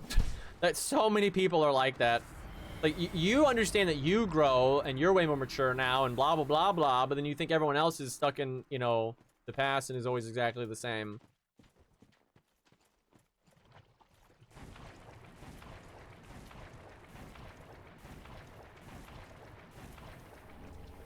Oh, it's really when the like bad design really shows in these games is when you have to fight an enemy understated, because then you have to respect every move that they do, and anything that theirs that is like likely to hit you or is unfair and can hit you, you really notice, right? So like a lot of NPC fights, you'll just mash, you might get hit some and hit trade or whatever, but who gives a fuck?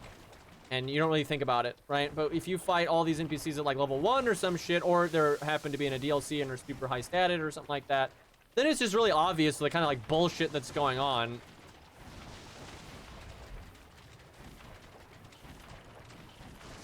Is that one guy? Did I fight that guy? Is that the Bloodborne guy? Like at the end of the Crow Lady's quest? I didn't have a very hard time with him, but I cheesed the fuck out of him too, so.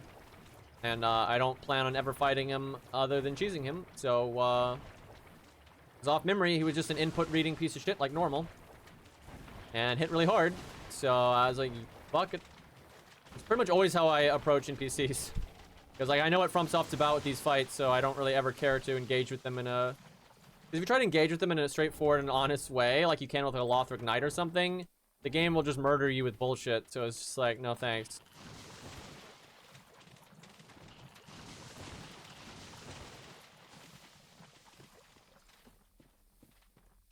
Oh yeah, I do remember him having infinite bullets.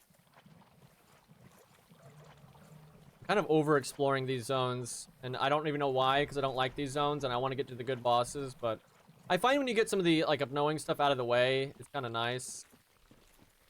Okay, I've kind of lost track That's right, I never did the third thing.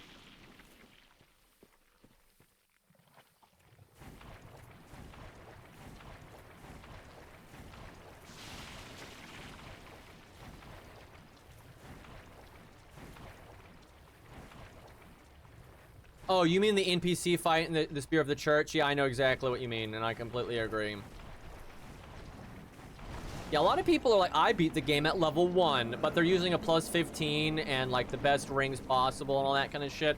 And it's like, it's not the same thing, because there's no reason to say low level if you're doing that.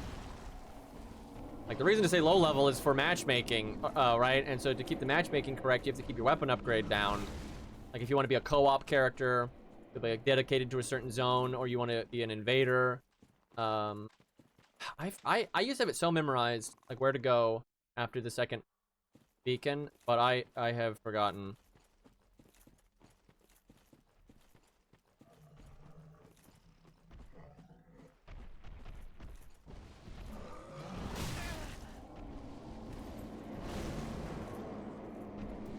Wow, it's crazy. I used to do this place so fast, and I just don't remember. God, this is such an annoying enemy.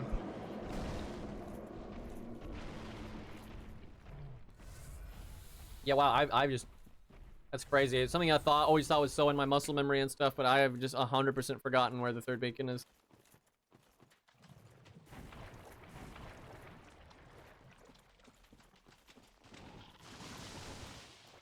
I want to say it's not this way. I remember being something really dumb, like the optimal route was something like really stupid.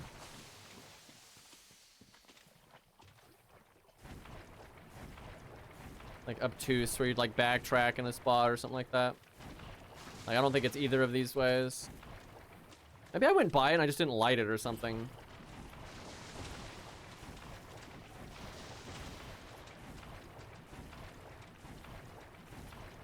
This zone sucks.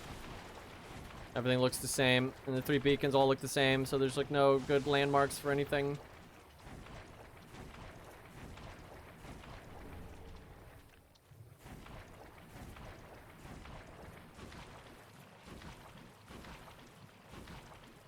Alright, let me just take it from the top, and maybe it'll come back to me.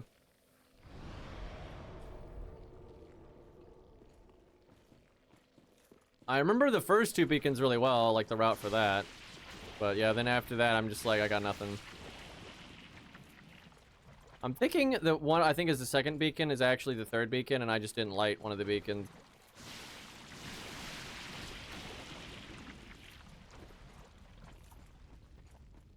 I never remember Abyss Watchers that well, so I don't really know what my opinion on them is.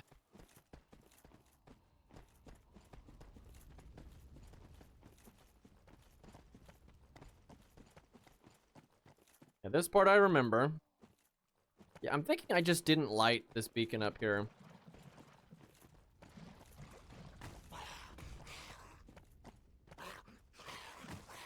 I'm trying to drink my water, which is why I'm not running.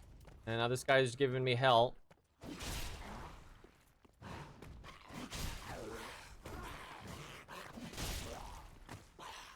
I love how on, like, this enemy is pretty fair because that jump is very telegraphed. And you have all the time in the world to react to it. It just punishes you for mashing like an idiot, and it super punishes you for that. So it is so funny when people get aggravated with that enemy because it's literally just because you're mashing. Like, it's not because the attack's unreactable. It's not because it's a 1-frame startup. It's none of that. It doesn't even have a big hitbox. It's just the fact that, you know, the enemy does this big jump that is going to make you miss. And getting hit by it once is pretty reasonable, but if you just keep on mashing and he keeps on jumping over you and hitting you, you're just being stupid.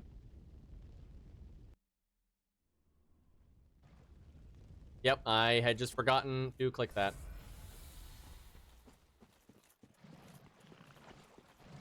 Okay, we're done. There's still like the pair. Oh no, there's the mushroom guys. God, that's always forget where that's at.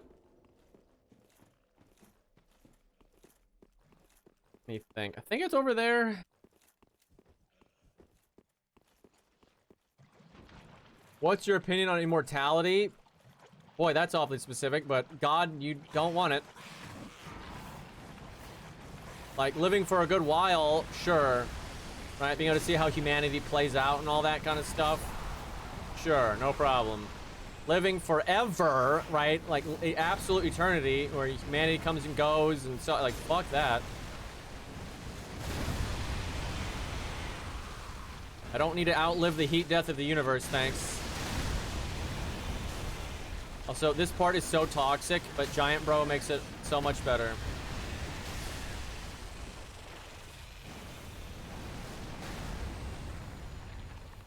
But yeah, I would never want to live forever. I would be happy to live for a good while, right? See what happens with AI. See what happens with all these countries, and see if we make it into space. Do we find aliens? Yada yada, right? What kind of cybernetics do we get? We figured out how to reverse aging, all that kind of stuff. Like, those things are interesting to see, but I would never want to be actually immortal where you cannot die and you'll just go on forever. That is just the worst. The only way I would be okay with being immortal, and even then probably not, because you're going to have, like, you know, again, the heat death of the universe, but being near immortal anyway would be okay if you could, like, reset your memory or reset certain aspects of your memory and, like, experience something for the first time again, shit like that. Right? So when you get truly bored. Okay, now we're done.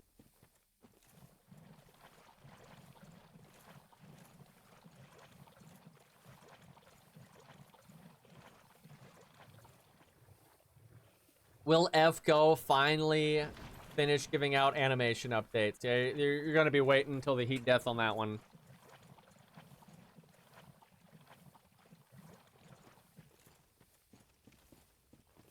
I really do hate how slowly they do animation. I mean, they went for like 2.5 years with no animation updates.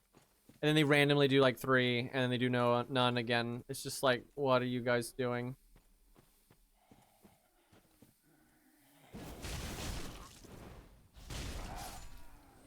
Well, fuck that guy.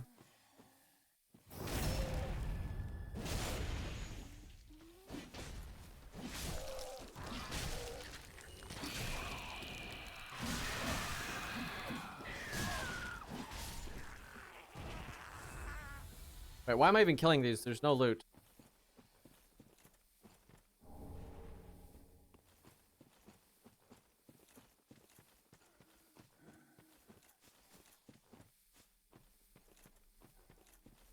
Good old Dark Wraiths. I do love how they, like, intentionally want to set you up for realizing that people don't know what they're talking about, right? Like, in this story, because that one guy is like, yeah, it's the last Dark Wraith. And then you run into a bunch of other Dark Wraiths, and it's like, okay.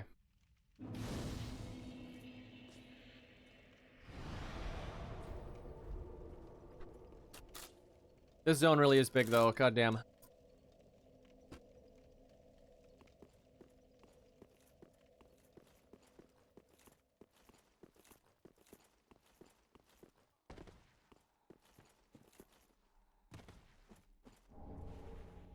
I've made a hollow build before. They're very unique. And they're very strong. If you do it correctly, it's easy to fuck up. But if you do a hollow build correctly, they really are powerful.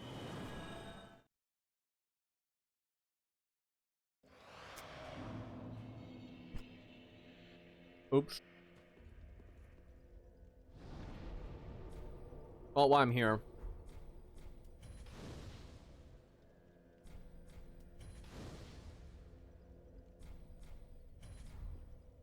Boy, Dancer would have been a lot easier if I did it right now.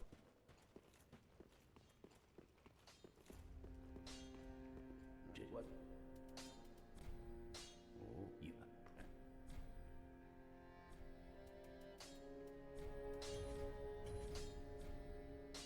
Okay. Pretty big. Right, I haven't killed a boss for Grey Rat.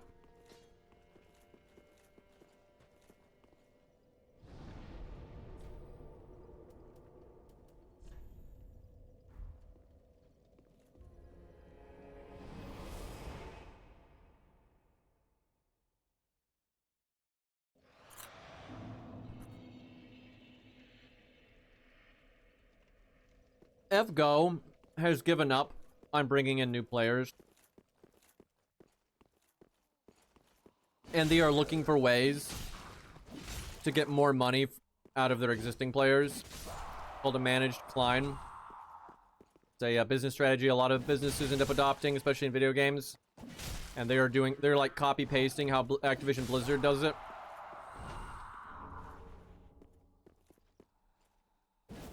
And it's a terrible business model, and it's stupid, especially when you have a game that you know could attract new players with. You do have fundamentals that could be good. What's this thing's weapon art? It's actually a good weapon art off memory. There's been times in this playthrough already that I could have used that. Where's my Leo ring at?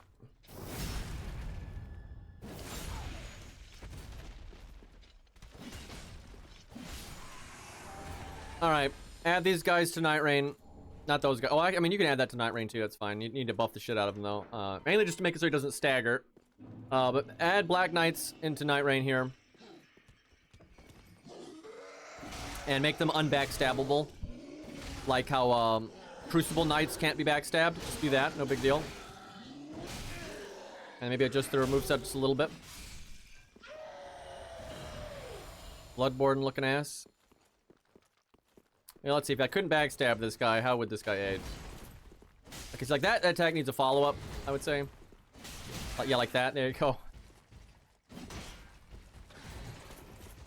Yeah, I will. You can see it. Look how easy these attacks are to backstab, though. So that's like all you really got to do, and make it so he doesn't stagger like that. Yeah, honestly, if you can't backstab this guy, this feels pretty good as an enemy. Give him a bit more health for Night Rain. I think that could be a fun enemy.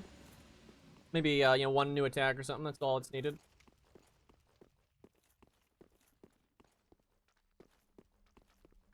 I think it's Type Moon and Sony mostly. The thing is, Lizangle is an extension of those companies. You know, they're not like what do you call it, DW, right? They are directly owned by them now, so they're just an extension of them. And when you look at Type Moon, sorry for eating on stream, but I'm starving. When you look at Type Moon's history with other video games and other developers, they're stupid. They're always stupid. They always have horrible business practice. They always don't understand video games very well. And I'll say this about Lizangle. I do think they're pretty incompetent, but their team was put together with a bunch of incompetent people by Sony and Type Moon.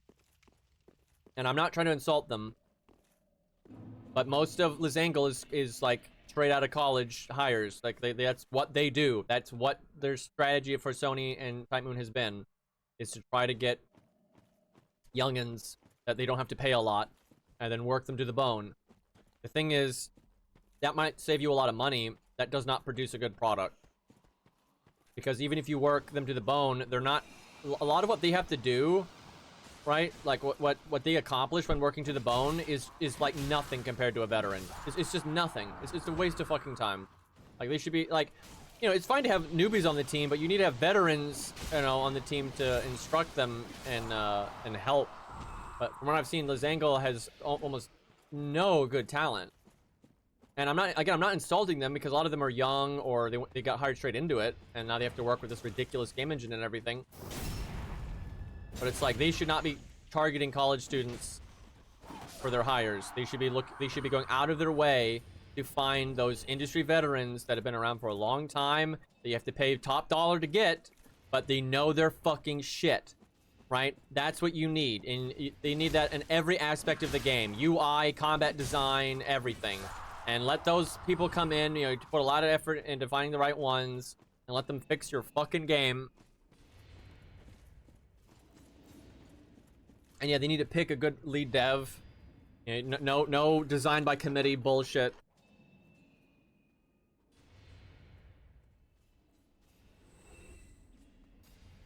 Oh yeah, I'm sure there are plenty of people in Lizangle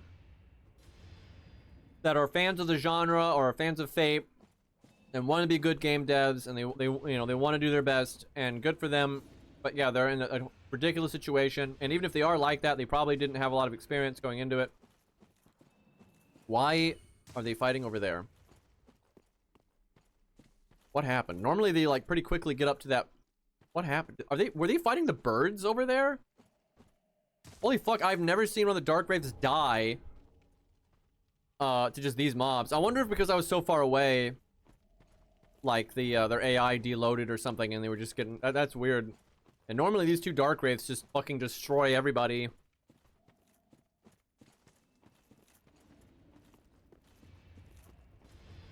Strange.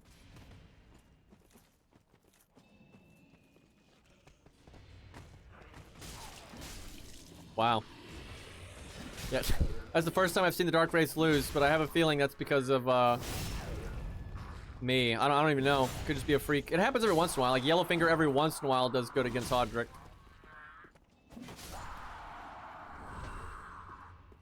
Oh yeah, you gotta summon this guy. You get a gesture.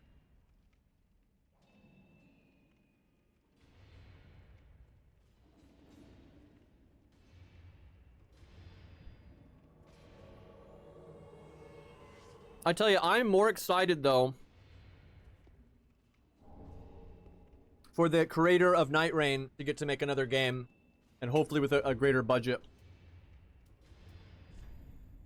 because he was working on pretty harsh restrictions, where I've seen both time and money and everything else, and he still made something that, although it has plenty of problems, I still like love so much.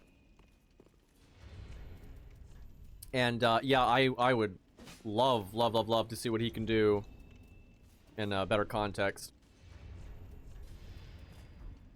And like so far, his boss design and just philosophy, I'm really on board with. So I'm looking forward to that guy's next game more than Miyazaki's. Not that I am looking forward to Miyazaki's. Don't get me wrong, but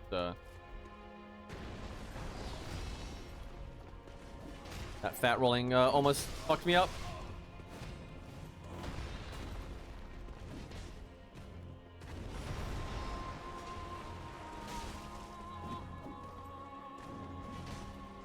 This music is amazing.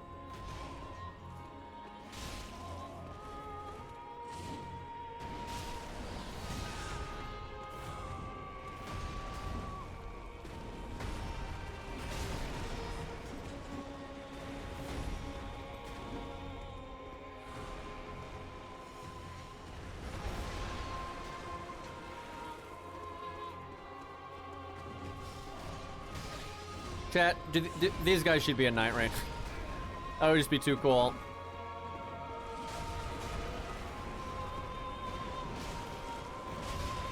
When there are patches coming out in DLC, I'm gonna make sure I don't watch any pre-release stuff at all. Because like I didn't know Dancer was in, I didn't know Smelter Demon was in, and it was so cool the first time they spawned. So yeah, I'm gonna try to stay in the dark about that stuff, and just hope to God the Ad Pontiff.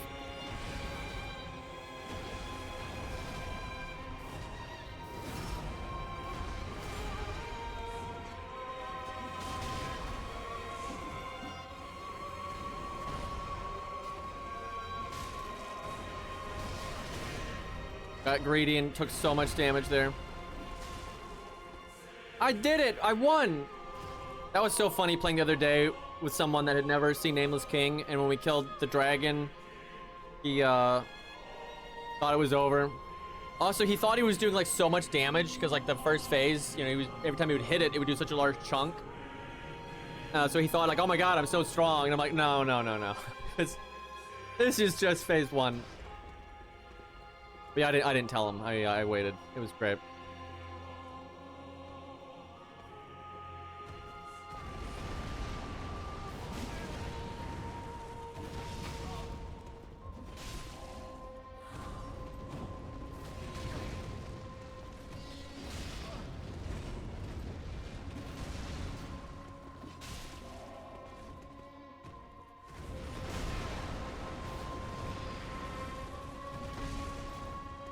That move right there is so bad. Like that you can get so much free damage on him because of that move. they put him in Night Rain, I'd hope you just can't backstab him, and then that'd fix it. Honestly, because of the multiplayer aspect of the game, I would make it where you can't stagger or backstab him. If there's multiple people. You just gotta make it where, like, if it's solo, then, like, that's not like that anymore. I do not understand why that hit me. Every time he does any of that flippy bullshit, it's just easy backstab. You don't even have to try.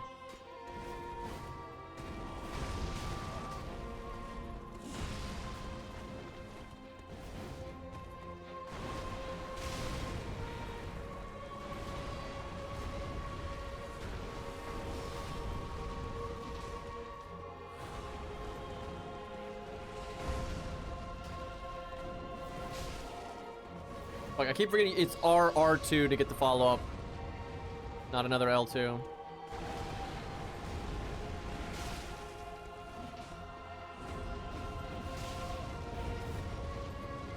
It's like that. He doesn't...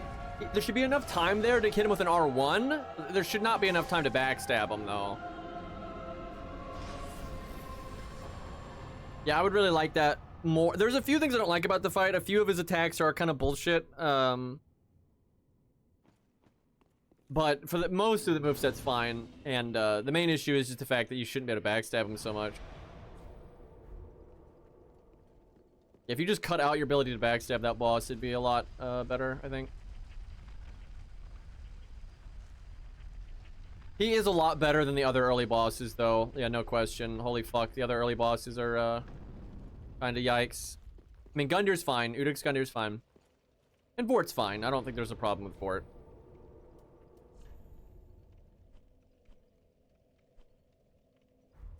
Man, every time I go to a cathedral, I just want a PvP. Like, god damn, I loved invading Cathedral of the Deep. Such a great zone. Definitely my favorite invasion area of all time. Although I like Stormveil Castle too, but low-level PvP is kind of whack in Elden Ring. And what's nice about Cathedral is it's a bit farther in the game. It can be, so it's like you're generally getting higher level. So it's almost mid-level in Cathedral, where Stormveil's pretty early.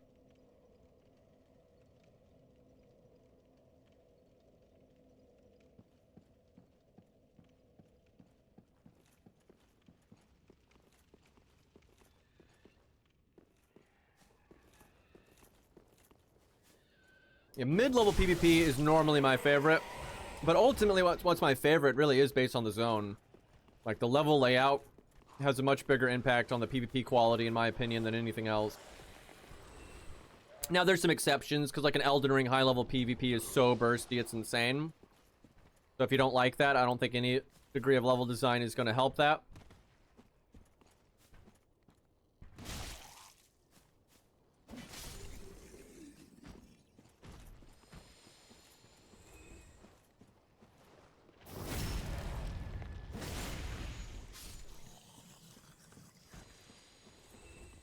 That was a real disappointment for Elden Ring, though. It's just how messed up the PvP is, how bad the matchmaking is, how spread out the player base is because of the way weapon matchmaking is done, and people can be at Lindell, for example, with God knows what weapon upgrade. So the player base is so unfocused that it's just very hard to get matches in specific areas. It sucks too because Lords of the Fallen went with like a scaling system where like the invader weapon level just always matches the host. And that way you can connect with anybody. That's a pretty decent way of doing it. Lords of the Fallen messed up in a lot of other areas though because they don't really have a good system like blues and stuff. And like the invasions in Lords of the Fallen kind of suck because when you get invaded it closes off the area and you only have a tiny area to fight in. And so it's like, if the players are bad, if the host is bad, the invader can still win. And obviously the invader is going to have good equipment and all that. So you can, like, roll them. But then if the host is just kind of good, because you're just trapped in there in a head-on fight, there's not a whole lot you can do. And if, like, the players are equal, the invader has absolutely no shot. Like, no chance at all. And in my opinion, if everyone is close in skill, right? Close in skill. The invader's probably gonna have better equipment though, right? Depends, but if people aren't cheating and stuff, normally the invader will have better equipment. But people who are close in skill, the invader should have a tiny, tiny chance of winning if they fight head on. But it shouldn't go great, right? You should obviously have the advantage head on if it's 2v1 or 3v1. I mean, obviously. The invader having good equipment should not outpace that. So you need to be careful about that. But if the invader uses the environment and, you know, fights with the mobs and things like that, I think you should be aiming for a pretty 50-50 win rate if the players are, you know, fairly equal. I would say if the players are equal, you might want it to favor the hosts a little bit, maybe 60-40, because that way the win rate of players that are, you know, noticeably worse than the invader still have a chance. Because, like, you kind of have to make the game unfair to the invader, because there's going to be a lot of people that you invade that are significantly worse at the game than the invader. I mean, significantly worse, right? And it's not like the invader should be punished for being good at the game or anything. It's just, you know, if they have any integrity anyway, they're going to be wanting to be, you know, having to try. And the invader should have to want to, like, you know, play and work. And so the host kind of has to have an advantage. The hard part, though, is there's unquestionably there's going to be people on the host side that aren't garbage, right? And they have this huge advantage, then it's kind of, you know, an issue. And that is where you want systems, in my opinion, in the game to detect, and this is very doable, detect if the host is not a typical noob progressing through the game. It's like someone ganking and looking to be invaded and shit like that. So, for example, the easy way to do it. There should be no way, zero ways of increasing your odds of being invaded if you have another player with you, or without allowing multiple invaders. Because Elden Ring is just bullshit, because you can turn the Taunter's Tongue on, right? You can have all your buddies, and there's not even enough slots left, right? You have you and your two friends. There's only one slot left. There can't be two invaders. Right, there's not enough room in the game. And then even if that wasn't the case, the Taunter's Tongue allows you to turn it on, get invaded, and then it's easy to tell when you're being invaded because of, like, the recent player list and the connection thing in the corner and all that. And then just turn Taunter's Tongue off. And then even if there's room, there won't be a second invader no matter what. That's just stupid. So in my opinion, if you do anything in the game that increases your odds of being invaded, and you have another player with you, it should always allow two invaders in. Always. And it should even prioritize it. And then if you turn on an item that lets you be invaded, you should not be able to turn it off until you die. There's no way around it. You cannot turn it off until you die. Or you kill a boss or whatever. That fixes almost all the problems. And because what will happen is, if you have people that are good at the game, or decent at the game, and they want to be invaded and take advantage of all the host advantages and stuff, you know, they're not just some guy working through the game that needs the advantages. You're balancing that out with a second invader. And that just, there you go, fixes, like, all the problems. God, these are so annoying if you don't have a shield.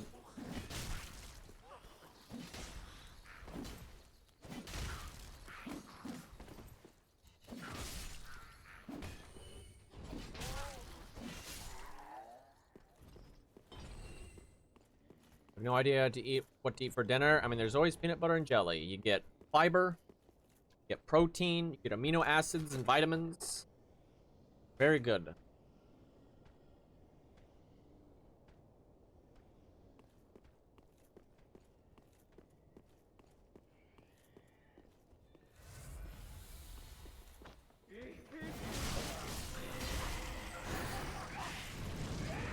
I almost killed all of them, but I only killed one of them. Yeah, this is kind of bullshit with the camera game.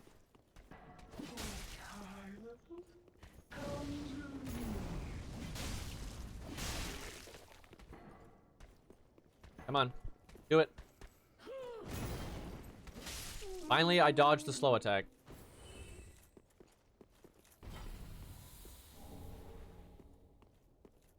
I do not like peanut butter. Blasphemy. When she says cleanse the bastard's curse, she's talking about Marps not liking peanut butter, excuse me.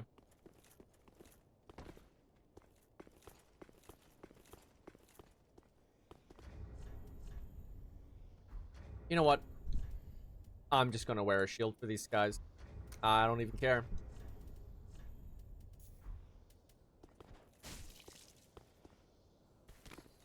They can't do shit when these shield bounce.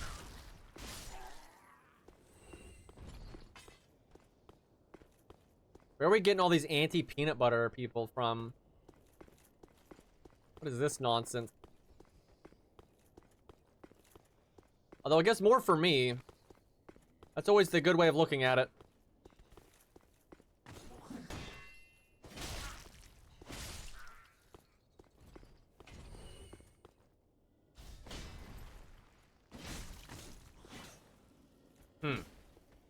Annoying.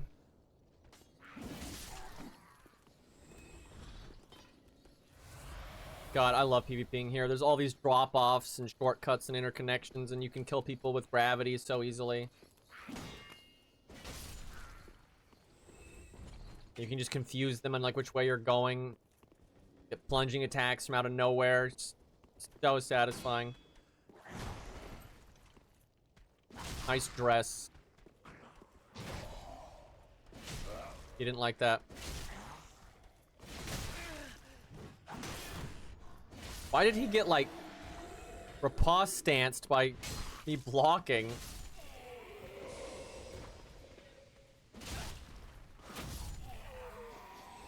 Peanut butter and mayo do not have as much in common as one might think. Yeah, I don't think that's as good of a point as you think it is. One of these things is healthy for you, one of these things is not healthy for you.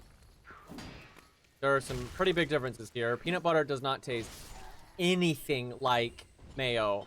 And yes, they're both like a spread, but that's a pretty like surface level connection because there's loads of spread. And you have like butter and all these other things. It doesn't mean that, you know, you have to like all of them. That's like, hey, I like a sandwich, so therefore I like every sandwich ever made. Like, no. Give me your flamberge. Actually, I am going to take a second to kill this guy so I can use the coin. Do I not have a coin? What? Oh, there we go.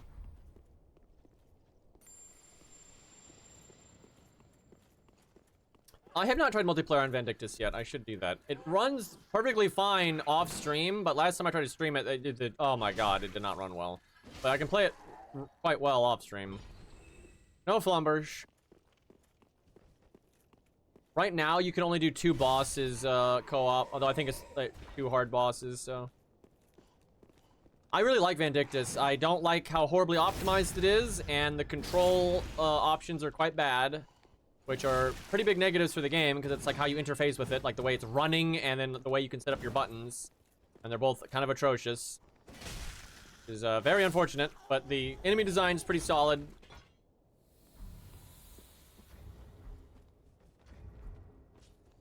Is a shield good for these guys? I never really paid attention. Okay, not that. Let me see if they shield bounce. No, they don't. So probably not worth.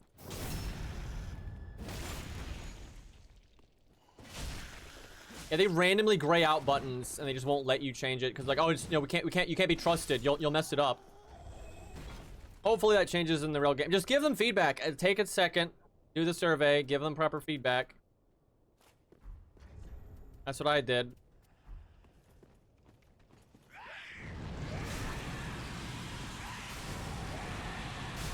Bro, that's so annoying. Like, the way it pushes you back, like, just so you're, like, lined up to get hit again. Ugh.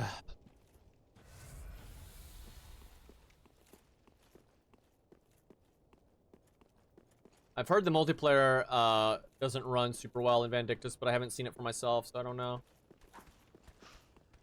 Oh yeah, I've technically been through here already. Because we got the large shard.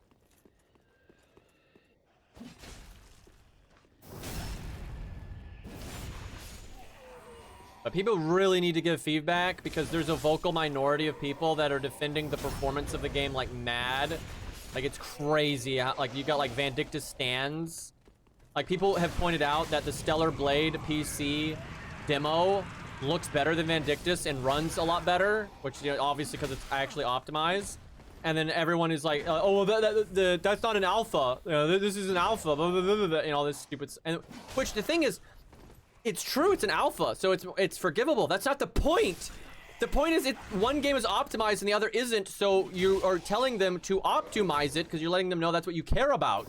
You have all these people acting like it's fine, and you got all these people saying, oh, you're just a broke boy if it doesn't run well and shit like that. Like, just, it is crazy how many people are running defense for Vandictus right now for how, like, horrible the game runs. So, like, don't, like, for the love of God, if you give any fuck about the game, it's, I think, really important to give feedback about it. Because they need to hear that, like, their audience actually cares about the game being optimized. Otherwise, I guarantee you, the game will not be optimized. Like, it's very common these days that devs are like, fuck it. Where's my dagger? Oh my god, my inventory needs help. Even a +1 dagger does that much damage to these guys.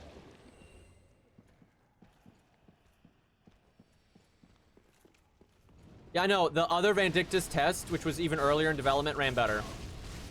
Like, noticeably so. So yeah, they fucked up. Also, here's the thing. This is, like, just nonsense, because this is not hard to do. Like, I know enough about coding that I know this is not hard to do. There is so in the options menu for the game, there's no way to, like, adjust the graphics in any meaningful way. You cannot turn motion blur off, and along with all kinds of, and bloom, all kinds of effects you can't turn off.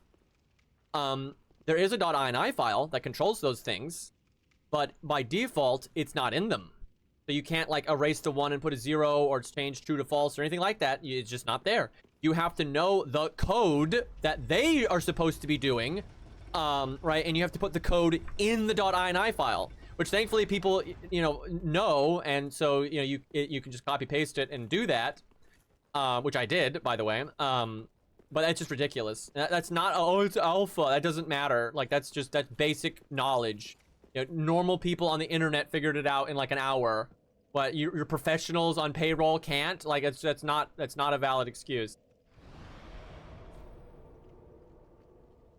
There was a game, I think it was a Tales of game, that came out on PC.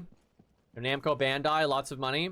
It came out as just an unbelievable, unoptimized piece of garbage, and some of the stuff in, like, the game's code was just so laughably stupid. There was no reason for it, right? It was just total dumbassery. This guy, I think it was in minutes. This random guy on the internet fixed it in minutes. And it's just like, how are you that bad at your jobs, right? Like, who are you hiring if your optimization is that bad that just a guy on the internet can fix it in minutes? So I hate that my inventory is so messed up because I can't, like, switch quickly because I'm just, like, overrun by a million items here. Gotta fix that shit. Yeah, Bamco is not good at that stuff.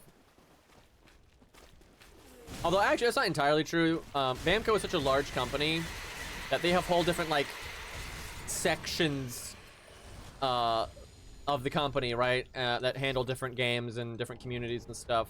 And some of them actually do a pretty good job. There are Bamco projects that have great optimization and stuff like that.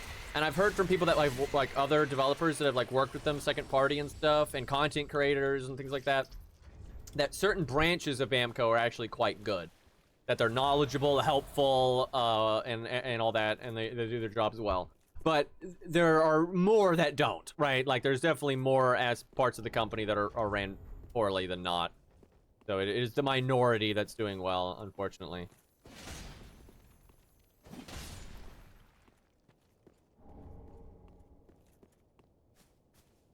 Oh god, Codevein. That fucking cathedral level. Worst level design of all time.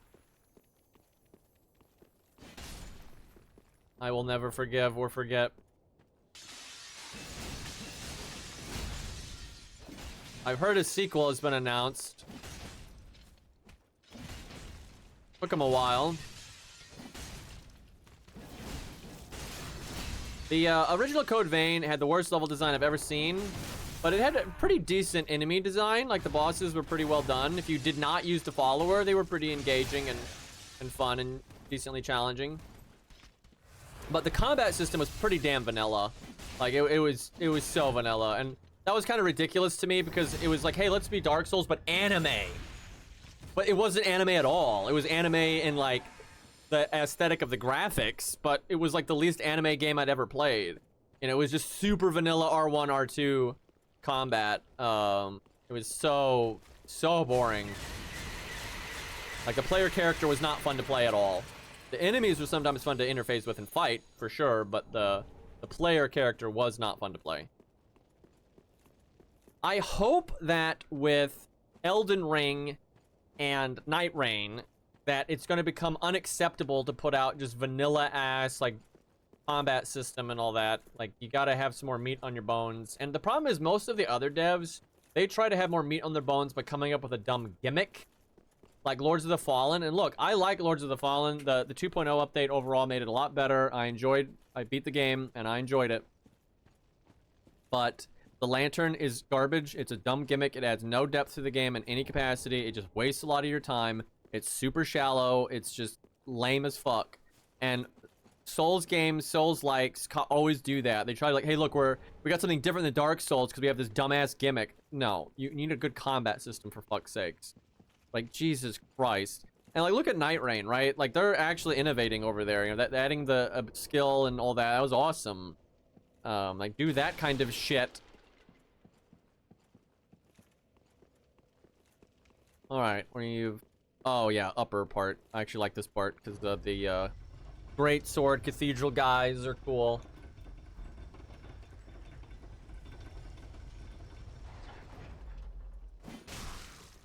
Yeah, I know Elden Ring has already influenced the industry a lot in terms of enemy design, and it's because it got so popular. Oh, look how hard it is. So everyone's trying to have that kind of difficulty. And it affects more than like Souls-likes because games are just trying to say, hey, look, we have a good action system. They try to be like Elden Ring, and they'll make their enemies all this like laser bullshit, like with the no travel time on the attacks and stuff. Tales of Arise was so bad about that. Tales of Arise was just, oh my god. It was like Elden Ring, but even worse. Like every enemy would just like do these arbitrary delays, like hold, and then just fire off like such a fuck. I mean, every fucking attack, every single enemy did was like that. Like they just would have a completely arbitrary delay and then just fire off like a laser. And dude, Tales of Arise really pisses me off because they made really fun characters to play, like the opposite of Code Vein. Like they had the lady with the perfect block system, which I love perfect block systems, and all that. And there's like the caster was the only caster like I can think of that was actually fun to play. Like Rinwell, I think, like she was super fun. But you were interfacing with these enemies that were just bullshit. And like, for example, on the perfect block lady, there was no way to ever know when you were supposed to block. It was impossible, right? And so the other characters were better because you could just move out of the way, right? So even if your timing was off, if you're out of the way of the hitbox, it wasn't as bad. Where she literally had to just block at the exact moment that they attacked, but their attack would just arbitrarily be delayed and then just fire off so quickly. You would like, so the only way you could ever block anything is if you saw it a bunch and memorized it. And a lot of the trash mobs, you wouldn't fight enough for that, and you'd never see them again. So it made her feel like so unplayable. It was just terrible. Yeah, and then you have Bido, who's awesome, right? As the counter, and then the perfect counter, right? Good shit. And then the enemies are just like, we're not gonna attack. Like every once in a while, you can use Bido in a fun like boss fight, like every once in a while. But that game has such problems with its boss fights because of like the gear. It sucks because she's really fun. Like I love counter systems, and she had lightning. That was really cool. But yeah, that was fucked. There were a few bosses though. Like Child was fun. Back when you couldn't overstat the shit out of him. I soloed it with Bido and I had a great time. I think I made a video of that actually. I kind of want to make some Vandictus videos, but I might just wait for the real game to come out. And it's like, because it's so flawed right now that probably just wait a minute until they fix some of that shit. I like to make videos for things that I want to like remember. Yeah, this is not the state in which I would want to remember this version of Vandictus, because I suspect it's going to get better. I love how impossible that was because he was behind me. Like, no button I could have clicked there would have worked.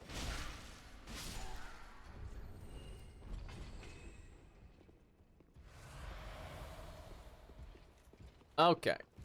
I wish this guy had higher stats. Like, way higher stats. At least health, anyway.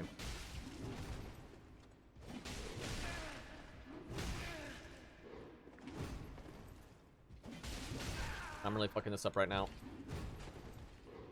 Also, why is this guy not in Elden Ring Night Rain?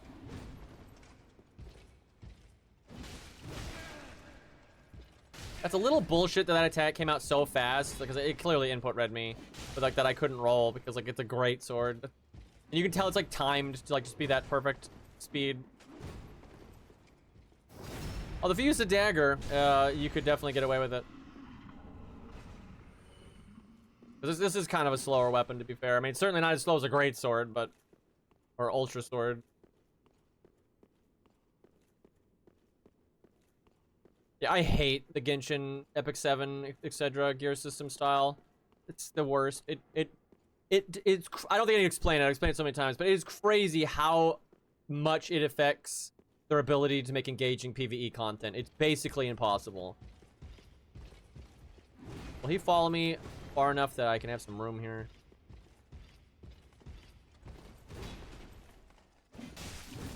Most players I've watched, like when I've co-opted or watched random streamers play the game for the first time, they always skip these enemies, and like, I want to fight the fun enemies, dude. Like,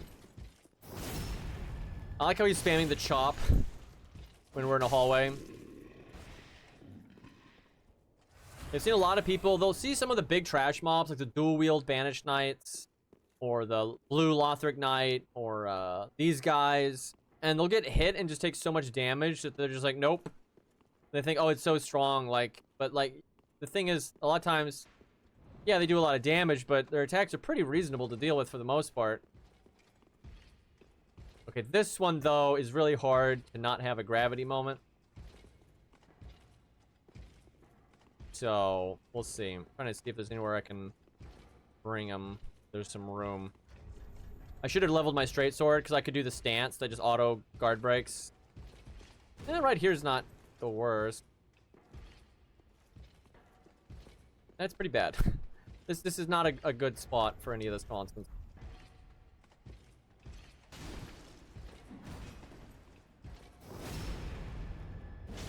Although, I guess that affects him, too. Well. Poor guy.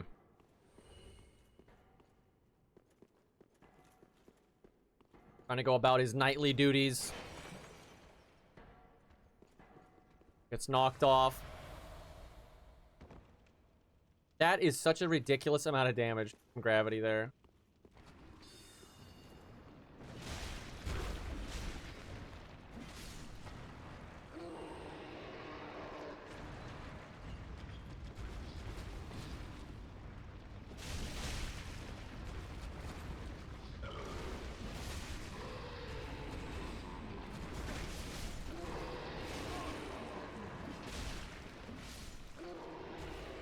Lovely enemy. I believe they're up there because they are trying to prevent anybody from finding Rosaria.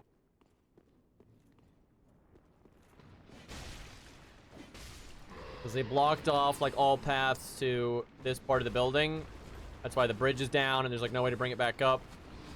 There's like you can see stuff happened. Right? I can see like these grub guys have been nailed to the wall, like fighting has happened. Yeah, they blocked off this part of the cathedral, but they couldn't destroy the you know, the whole roof of the building, and they were obviously just smart enough to know, like, yeah, you can totally get to this place through the rafters, and we can't really prevent that, so we will guard it.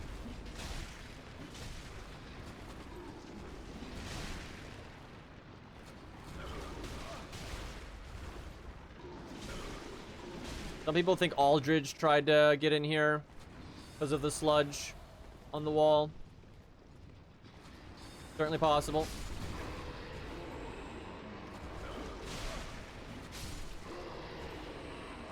Very hard to fight these in a way where you don't hit trade. Not really sure what the hell happened here, though. Oh. I didn't realize we had that.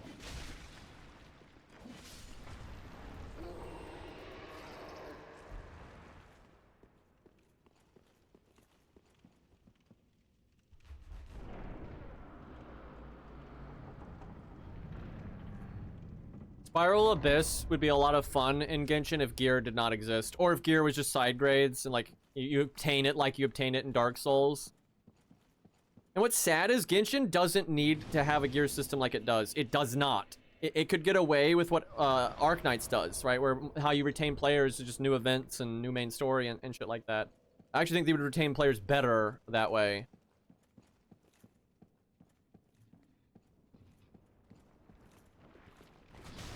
Yeah, I definitely like Dark Souls 3 the best out of the Souls games. I will say I like Dark Souls 1 a lot in terms of just like the vibe and the lore and everything. But gameplay-wise, 3 is definitely my favorite. And I like the story a lot. I just really love, I talked about this yesterday, but I just really love how, you know, Miyazaki didn't want to make sequels, and he didn't like it because it was never intended to make a sequel, so it was like elongating and like, you know, resurrecting something over and over again that wasn't meant for that to happen. And he made the story about that. You know, Dark Souls 3's story is basically about the Age of Fire being continued on and on and on and on, and it degrading the work and everything. And like the way Miyazaki like incorporated that into it was very artful, and ironically made Dark Souls 3 have I think a good reason to exist when it was about why it shouldn't. But yeah, it ends up being a pretty awesome piece of art because of that. Like the Soul of Cinder fight sums it all up so well. I like Dark Souls 1 gameplay-wise. I like dueling a lot in Dark Souls 1, especially in the non-remastered version, because you have dead angles and everything. But the combat, you know, is simplistic, and, you know, Manus is very fun, and some other fights. But, you know, the combat system is very, very, very, very simplistic. And, like, enemies are so easy to backstab.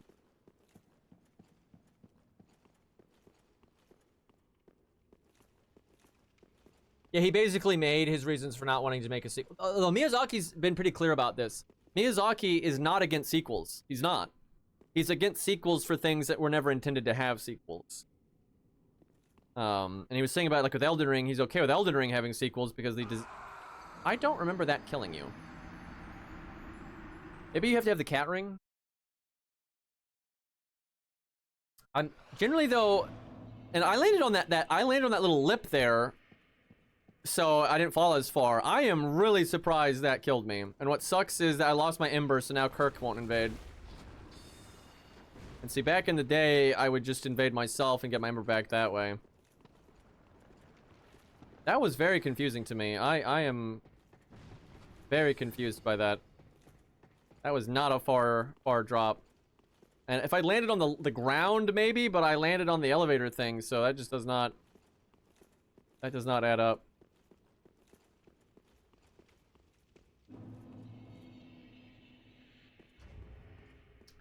Okay. That's super bizarre. And, like, you can jump off here and live. Hold on, I have got to get water. I've been putting it off for so long, and I'm so parched. It's ridiculous. I'm, like, losing my mind.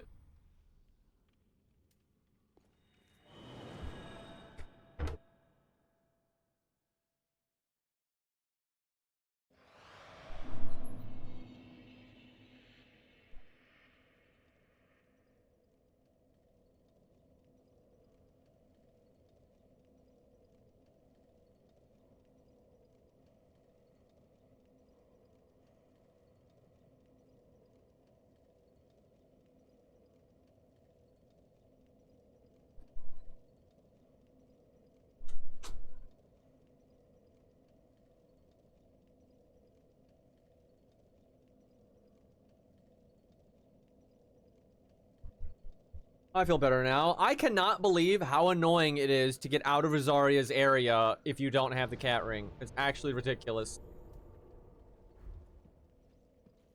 Like, you can go out that front door and go all the way around, but that'll take forever. Like, that's just silly. I'm wasting an Ember. This feels terrible. Because I could kill such an easy boss and get it back, but, gotta get that Kirk invasion.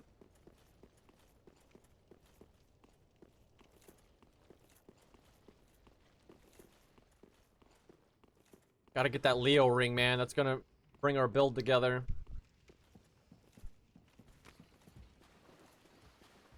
Kirk, check.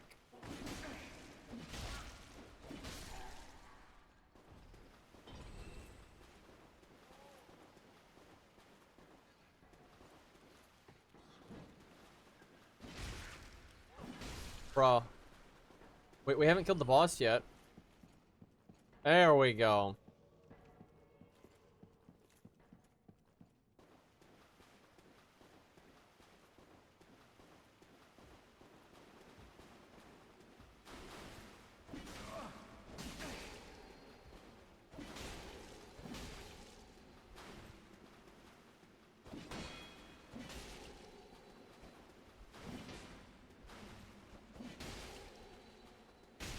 That R2 is so slow, that's unreal.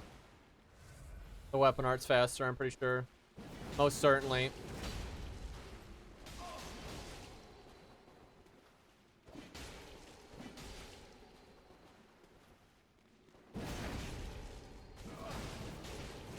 Damn it.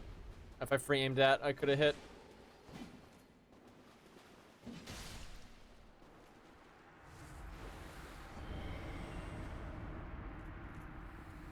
He's busy being a weeb in Night Rain, I know, right? Dude, that armor set looks so good in Night Rain. I really wish the Tarnished Edition would add a lot of the cosmetics and stuff from Night Rain.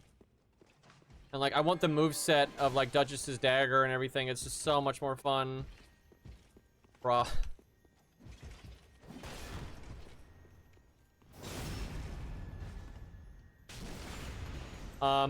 By all means, add Wilder's greatsword moveset, but I would not use it. Like, they should just add a dagger that has, or even more than one if you want to, but, like, add a dagger that just has Duchess's moveset, and add a greatsword that has Wilder's moveset. But yeah, I would just not use the Wilder one. Claymore, much better.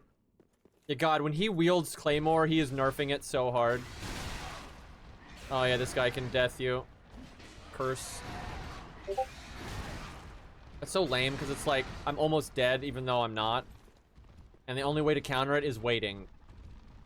Because, like, you're not going to have the pellets at this point in the game, obviously. And, like, it de-incentivizes you interacting with this guy in, like, a fun way.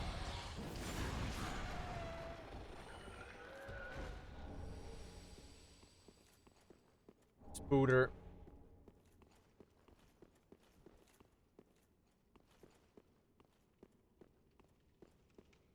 I wouldn't really make them NPC invaders. I don't think that would, like, sync up very well. Like, the story and stuff. You could add them as NPCs into Elden Ring if you wanted, but they're not going to put in that kind of effort. So I think that when you consider, like, the kind of effort they're going to be willing to do, I think the best way to do it is you just add them into the game. You either make it, like, the Tarnished Edition content, or you just, like, slap it on a corpse in the ground somewhere, or add it onto a vendor, or whatever. You don't always have to overthink everything.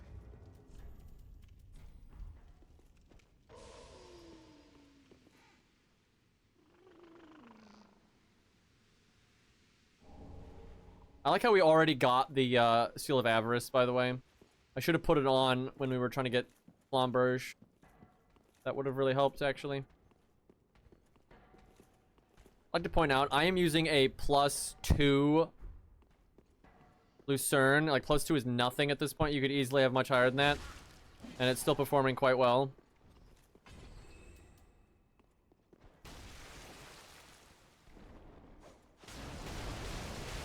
And the dagger's +1 for crying out loud.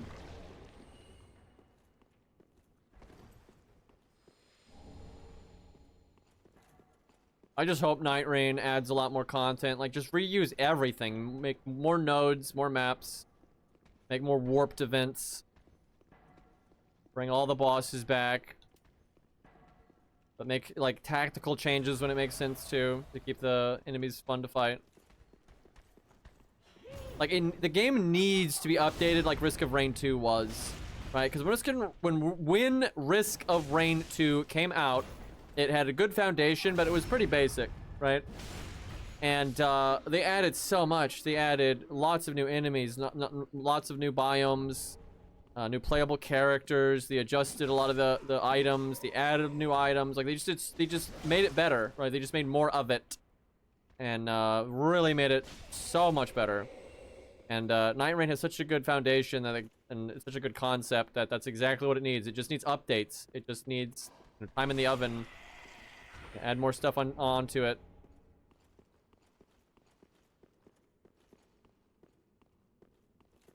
Night Rain lets you replay the tutorial, so it has more of a story replay than FGO does. Yeah, force the devs to play good roguelikes. Yeah, that would help. Yeah, some of their decisions were pretty mind-boggling. You! I thought everything was dead in here, and there's just some jackass thrall that's like, I'ma be the guy.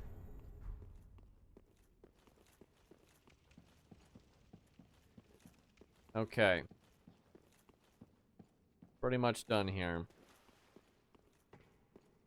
This guy's gonna be annoying to fight with our setup, but, try to make it work.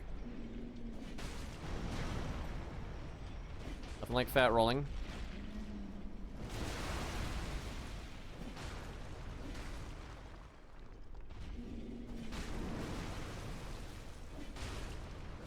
At least he's beating up the slimes for us.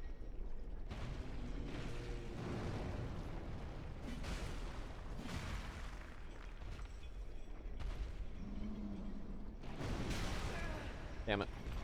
Surprised I got hit there, though.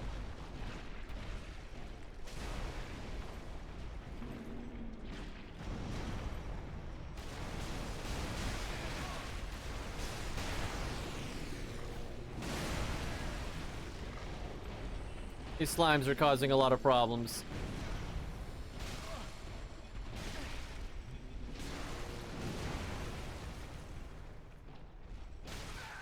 I should use a fire resin.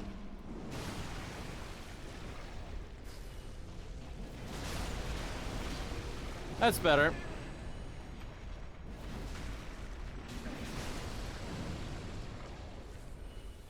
Well, that was awful. Got those shoes.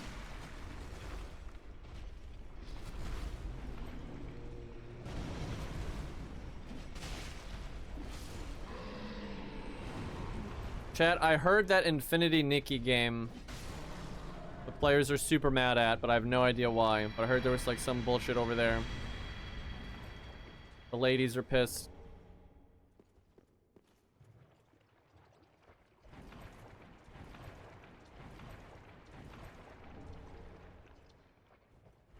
I don't know how they fucked that up. That game was like printing money. So I'm assuming they did something stupid.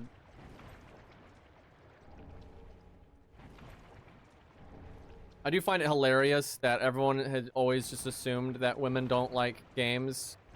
And especially those kinds of games. And then they realized, oh no, actually they do. And then they've made so much fucking money. Like, just so much money.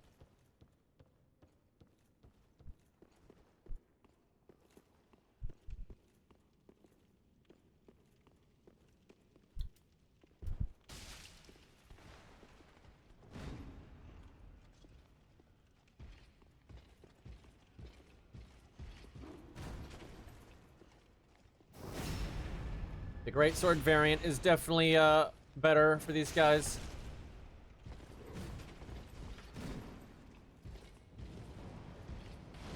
Don't be like that. That was definitely input reading. The increased pity? Why would you do that?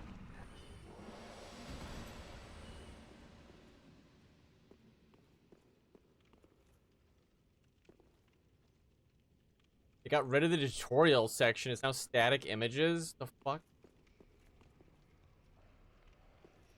Increased pity. That really is messed up.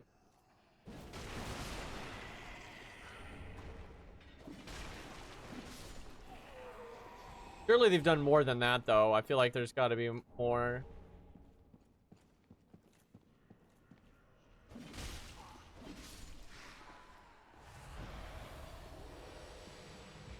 Come at me. I don't even need the free hit. Okay, maybe I do.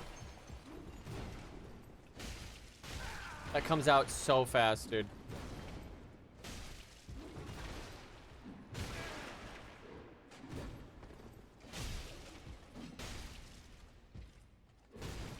So does that.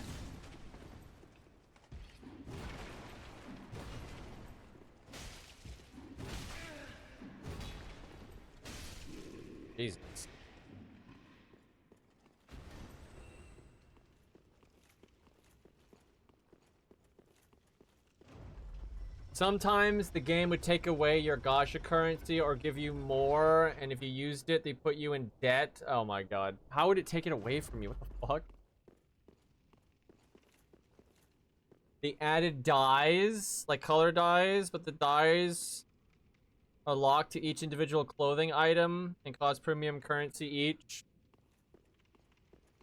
That's, I mean, I don't get the first part of that. I don't really understand. Like, you can't dye the whole set. But I mean, dyes being premium currency is not that big of a deal. Like, selling a cosmetic for it's a free game. If the game cost money, then sure, but that doesn't seem that big of a deal to me.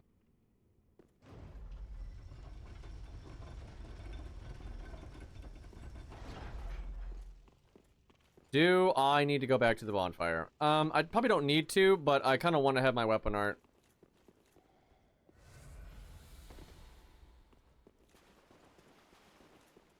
Because it'll be fun.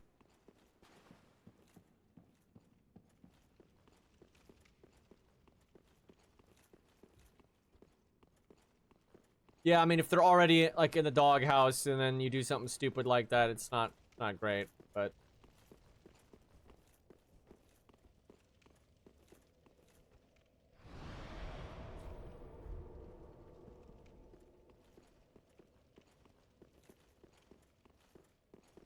Just a ton of bad decisions in a row, so yeah, they don't like the direction it's going. I mean, that's fair enough. Because, I mean, if you don't complain, they're not going to stop doing it. That's the thing. Although, the real way you get them to stop doing it is... And I don't know why more gacha gamers don't understand this. I don't know, maybe the ladies will be better about this. I haven't seen how they handle this. But, you know, they'll complain about X, Y, Z. But, I said Z. Who the fucking... Z is stupid. Z. Anyway, they'll complain about all this stuff and they'll still wail, right? Which is ridiculous. Like, if you don't like what a game is doing, do not give them your money.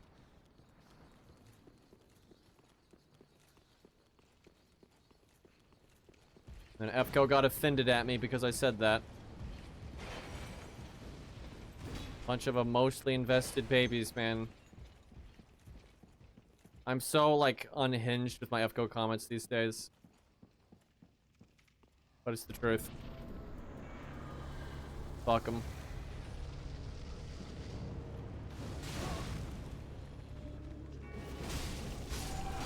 The sad part is, as cool as my weapon art is there, it doesn't, there's no reason to do that, because you only do damage based on the main one, so...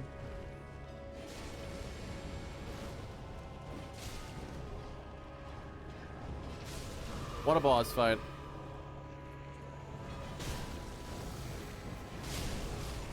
That is cool, though. This song is so good. Why is the boss fight so bleh? Wow, he left the body.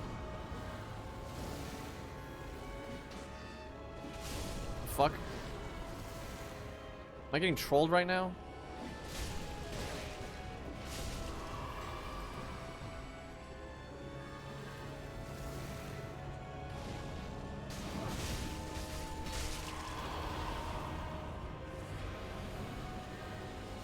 It starts.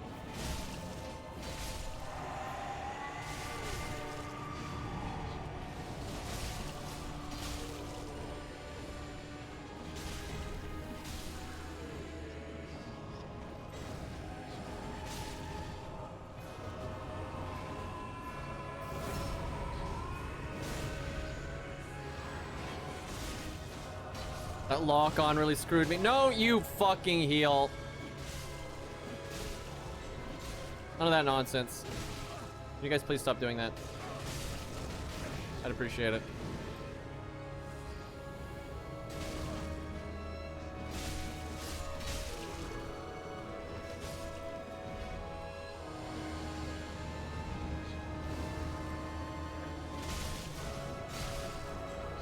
I don't know why it keeps doing the R2. I'm not touching it. I mean, it's way better than Crystal Sage, but certainly not good.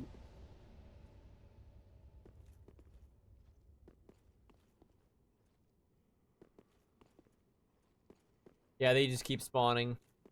Where the fuck is the bonfire? Jeez.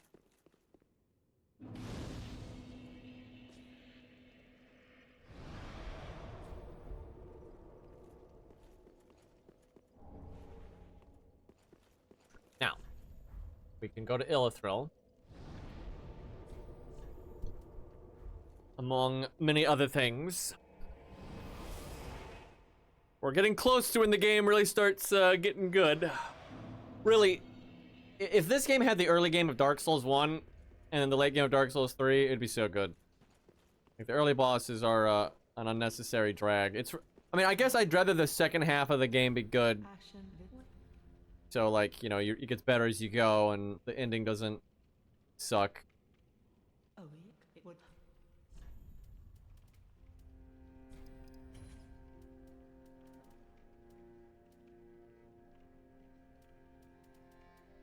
This doesn't hurt to have some of these. Ashen 1.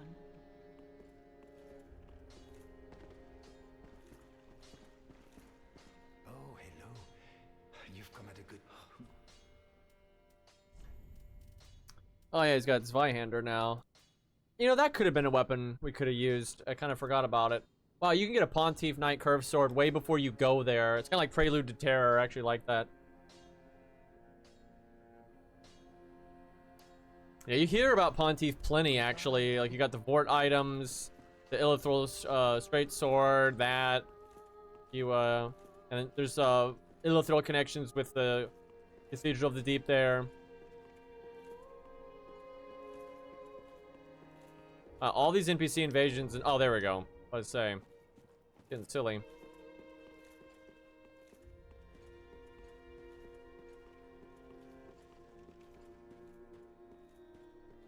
Upgrade our Lucerne.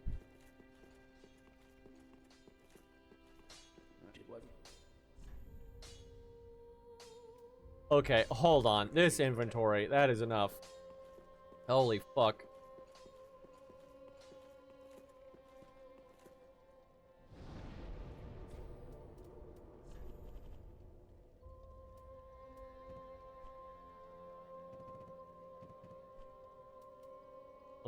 I don't need these until I have more simple gems and all that, so can do without. This is such a good shield for Pontiff because it's got physical magic and fire.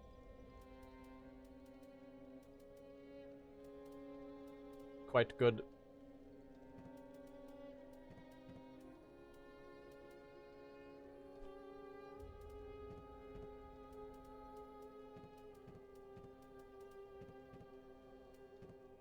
Whole lot of junk in my inventory right now.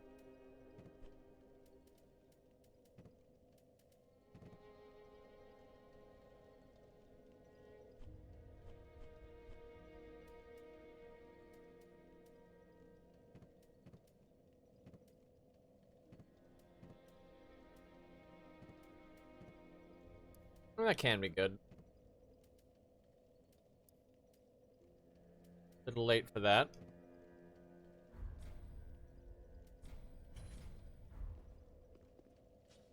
Oh, we need to get patches to show up. Yeah, I've never done a dedicated Zweihander build either. I've used it in PvP and stuff, but I've never like played through the game with it. Kind of itching to play through regular Elden Ring again, but I want to wait until the Tarnished Edition, which we don't even have a release date on, which is kind of annoying.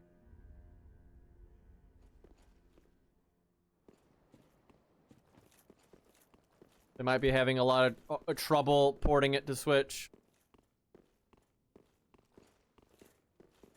It sucks they're not going to give it to the other versions until the Switch one is ready.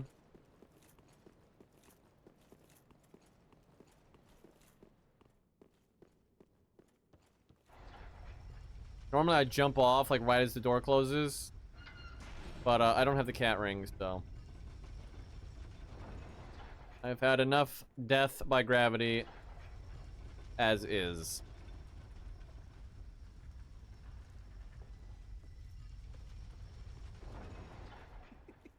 Sorry, friend. No, the Tarnished Edition is for everything, but they're not going to put it out on the other systems until it's on Switch, because it's like marketing, right? You want people to have a reason to buy it. Yeah, they already confirmed it's on all systems. Now, if it's free or not, we don't know.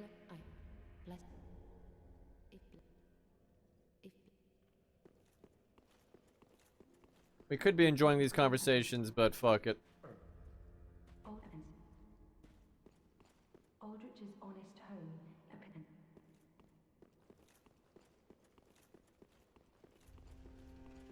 Yeah, I hate that. I'm more excited for Dustblood than a lot of the other stuff because I love PvP. And it sounds so unique. Basically, you go into the map like you go into Night Rain. And beforehand, though, you pick an objective. It's like a covenant. And your objective doesn't have to be PvP. Your objective can be to actually protect another player, right? So that's like picking co-op. Your objective can be to kill a boss. Your objective can be to kill other players, right? Like, you get to go into the session in this big map with a lot of PvE in it, and then other players scattered throughout with different objectives. That sounds super fucking fun to me. The aesthetic of the game is a little odd. I don't hate it, but I don't really love it either. I think you're supposed to not forgive him because he gives you loot. Yeah, there we go.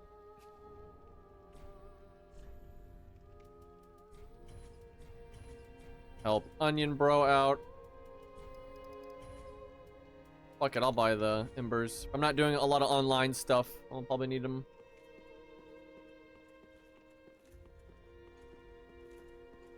We don't know for sure though, like, it might be a timed exclusive and things like that. Like, we don't have a lot of information about Dustbloods. We'll just have to wait, see.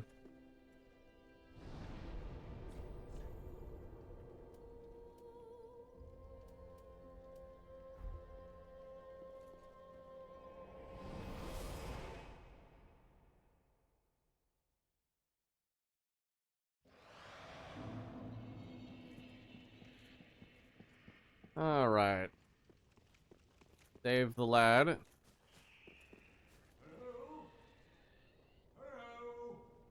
What a guy.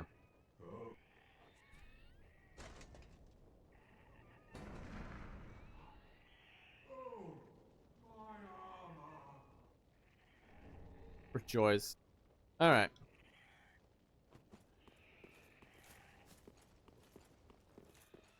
I have so many souls. Now I can upgrade my weapon without it being a pain in the butt.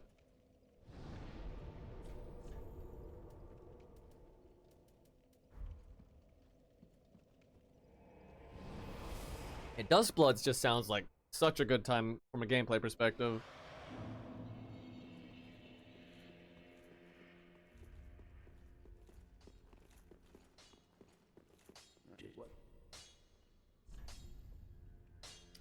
Nope, no, my inventory is still fucked. God damn it.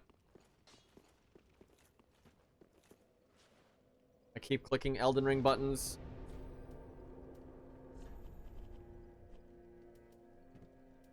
Dual daggers is certainly something we could use.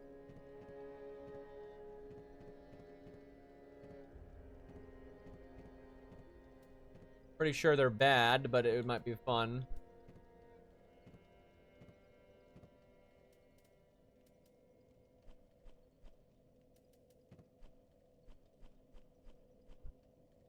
Okay.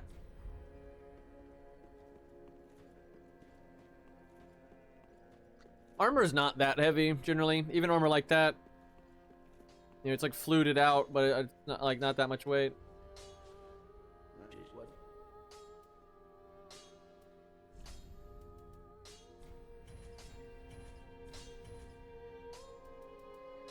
Not all, too many more reasons to use the fire dagger. We'll have the long sword in case we want to use the anti-shield thing.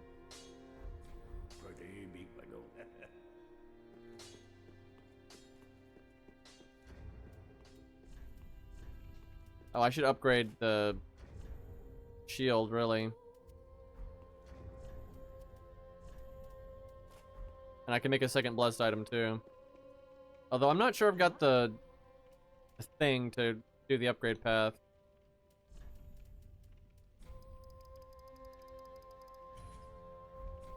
Let's find out.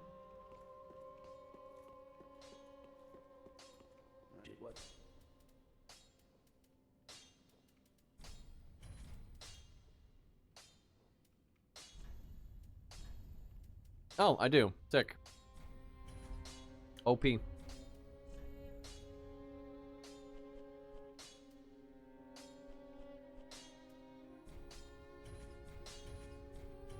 So nice not having to worry about PvP matchmaking. Obviously I like PvPing, but not having to care about the matchmaking is nice, so I can just upgrade whatever the fuck.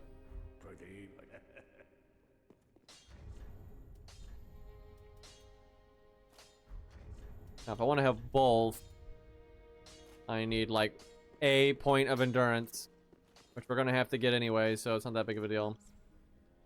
Very well then taken.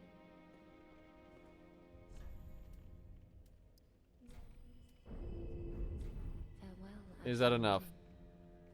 Nope. Well, very well then taken. Farewell, Ashen One. Really? Jesus, what's my equip load right now?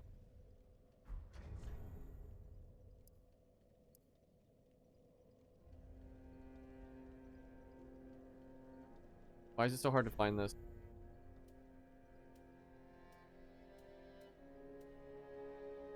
The fuck, where is it?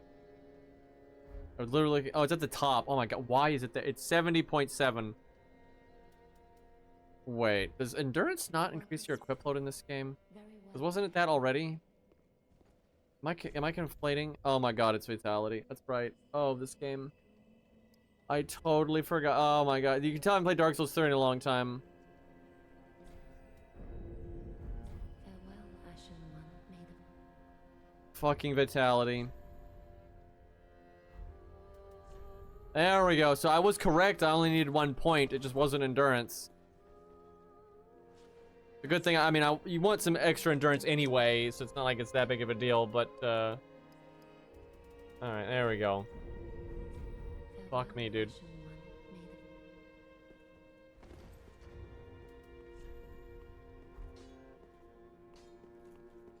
the I could level up so much right now if I wanted to. Oh, fuck, we need to kill the tree to get the boss item thing.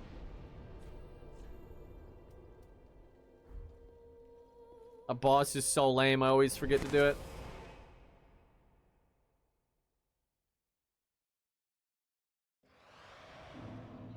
Yeah, plenty of Elden Brain.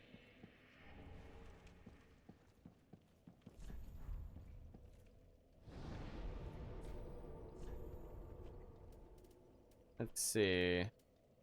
This one's fine.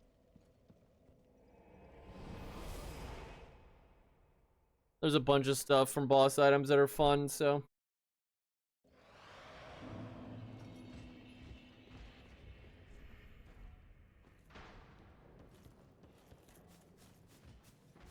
It is nice having 2 blessed items, and then you get the Sun Princess ring, and you can have all 3. And you've got a pretty decent amount of regen going on.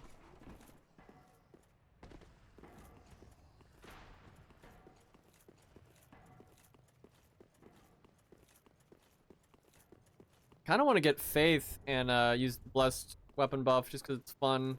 It's not very good, but we bothered doing Dancer early, so might as well get paid for it.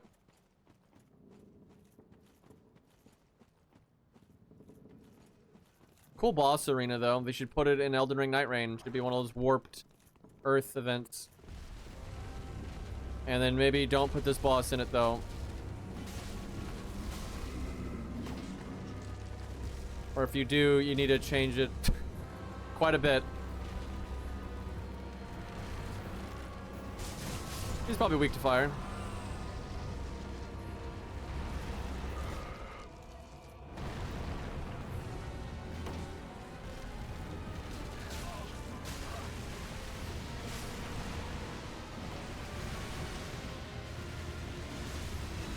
It's good to hit the ones that are like harder to get to early, I find.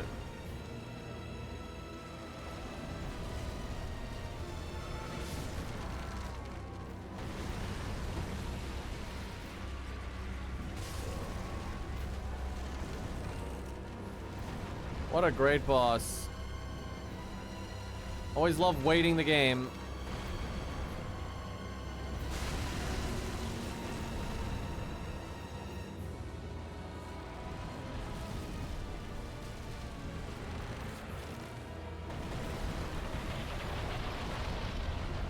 Whee! I swear I'm gonna die one of these days. Like I'll hit the top of the boss and like fall off the boss and then die. I'll have to see on YouTube if anyone's ever died.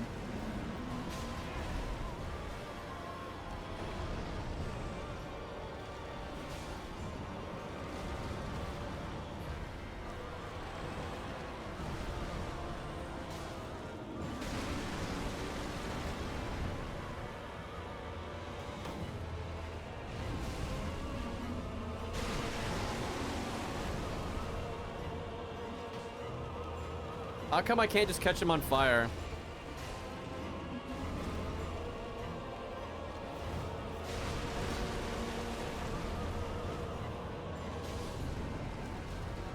What a boss. To be fair, a lot of the bosses in Dark Souls 3 at the beginning are kind of easy and just whatever because they're teaching the player how to not suck. So I'm sure new players actually struggle with a lot of this stuff.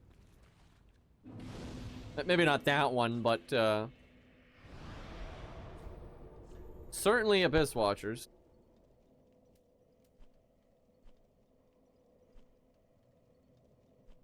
Let's see.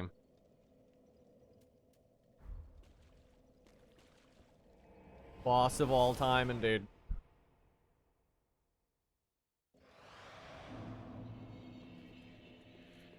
I vastly prefer the tree over Crystal Sage. Crystal Sage is just so much waiting.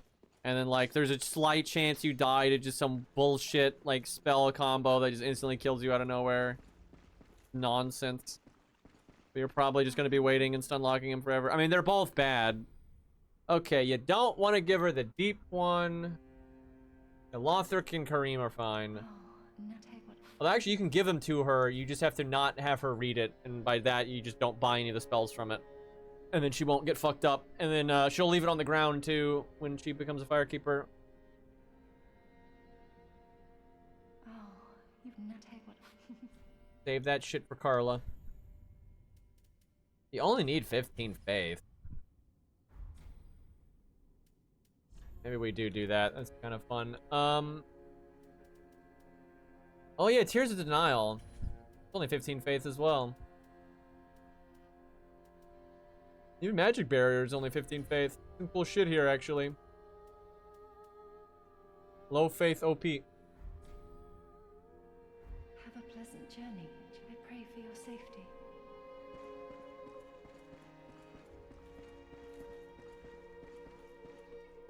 Oh, Bed of Chaos. Funny thing is, Tree Boy there is kind of the original concept for Bed of Chaos. If you look at like what they wanted to do with the boss fight, it was supposed to like be this tree thing that like would pull itself out of the ground and like move around the arena and shit. And collapsing floor.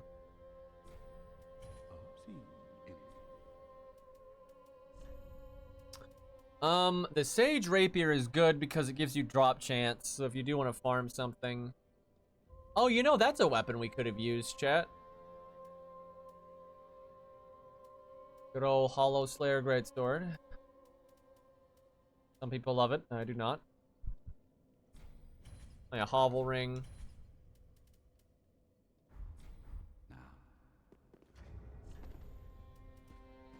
Let's see. I guess I really didn't need that vitality, but I will later. I'm gonna want some slightly heavier equipment. Welcome us. Very well then, Haken.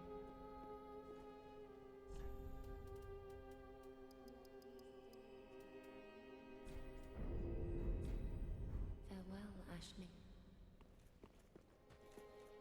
Most of our spells are not affected by our talisman. I only have one. Oh god, I only have one slot right now. That sucks because some of this stuff's really useful. That takes 2 slots. Right. Rough. This is the only one I can actually wield right now. I think you can buy one.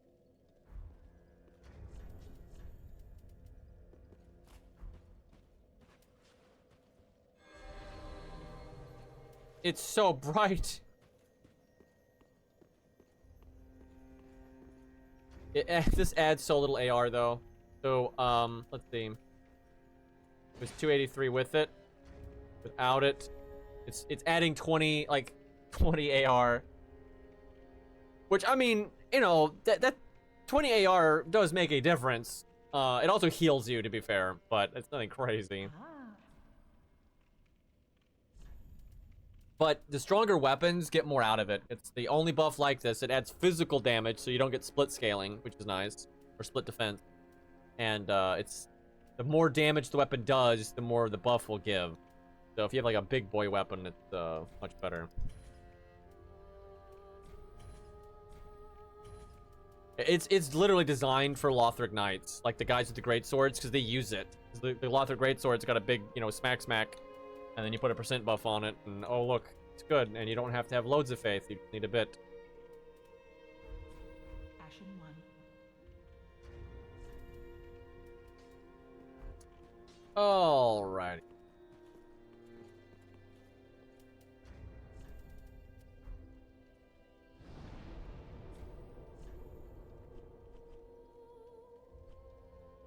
We need this.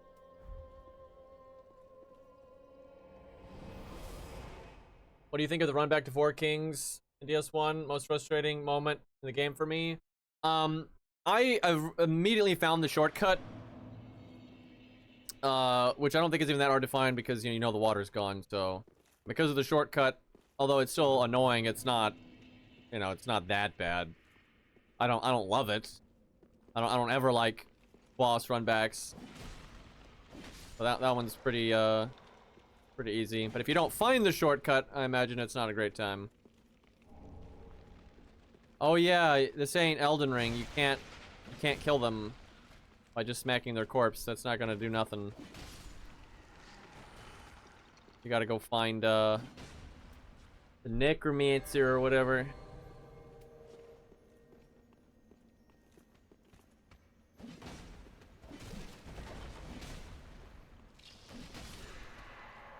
Let there be light.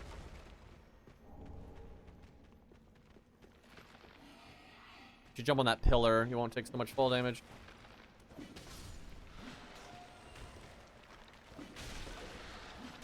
Well, my weapon is healing me ever so slightly.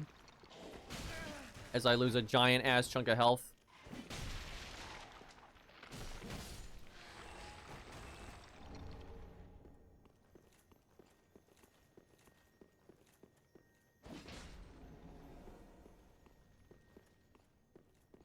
I hate this guy.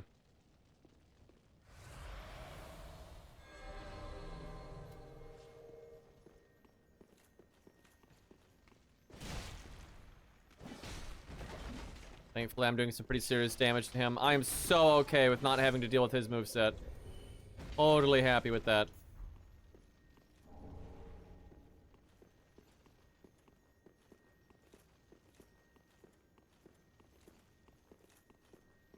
That's another enemy that should be a Night Rain, though. With the stronger abilities of Elden Ring characters, it's not that big of a deal. Bone wheel skeletons, that needs to be in. Make them spew fire as they roll.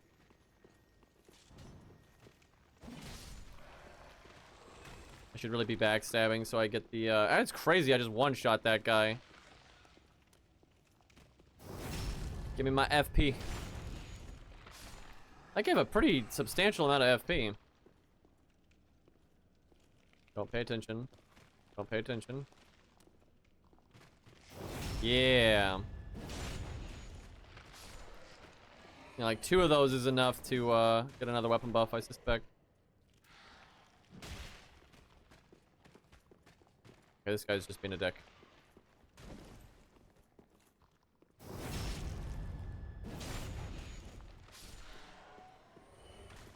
Very nice. Can't block a leaping attack.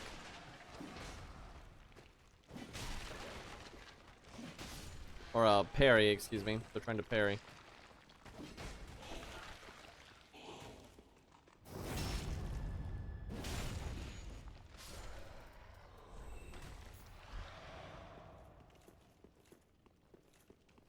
Get all of our mana back for free.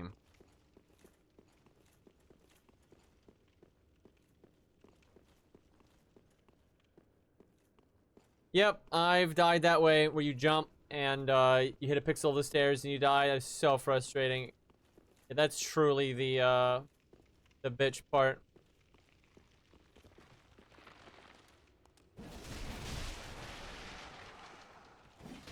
The fear of that is like why a lot of times if you're doing a level 1 run or something, you always take the long way, and it's just like you shouldn't have to do that. I click the button to 2-hand and 1-hand from Elden Ring again. Not the first time, and it won't be the last.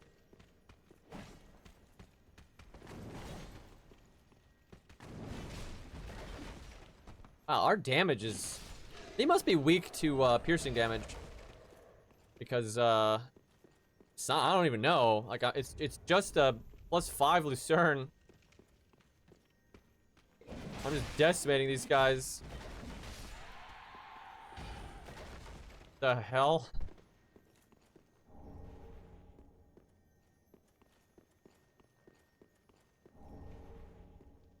And you might be like, oh, undead are weak to blessed or something, but like this just adds physical damage. It doesn't do any like holy damage. Crazy.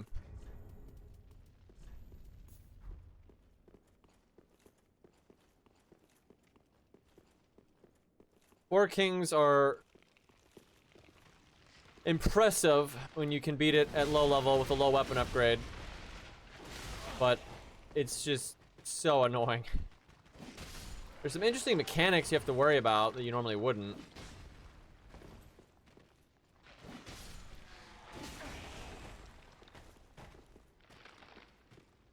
Come on.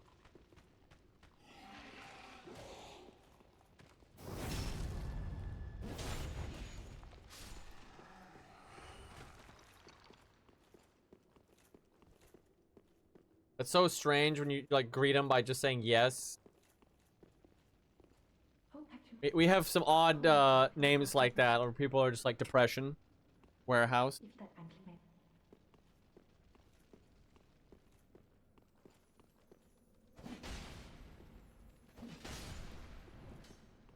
I really want an ongoing game or an MMO that's actually good, but good luck with that one. But something like, you know, Night Rain that's like updated and ongoing and maybe has PvP as well or whatever. You know, some kind of ongoing game that a lot of my chat is into. So we can like play with chat, you know, from time to time and, you know, see Warehouse in a game, you know, we'll see the name pop up. It'll be great. Depression and all that. We got to play Night Rain with Marps, though. That was nice. If any MMO is ever good, I think it will be the Riot one. They have the money and resources and stuff. That doesn't mean it will be good, but it's the only one that really has a chance. Or like a mini MMO. It's not like a true MMO. Like a mini one from like Asia. Those have a shot from time to time. Which that can be a lot of fun, so we'll see. I cannot believe I just took fall damage. Game is ridiculous about that. A skeleton just killed himself. I didn't do anything. Also, how's the boulder never activated? God, I love invading this place. It's probably my second favorite. Motherfucker. Motherfucker. Motherfucker! I don't normally let him get away. This is ridiculous. You piece of... What? I don't think I've ever had him get this far away from me. God.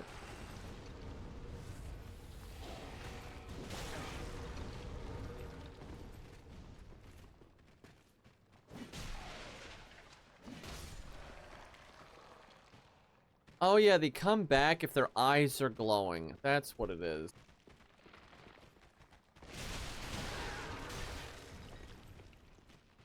Yeah, they've changed skeleton resurrect mechanics in every game. Bro. That one mob running away from me just caused so many problems. How is that not a backstab?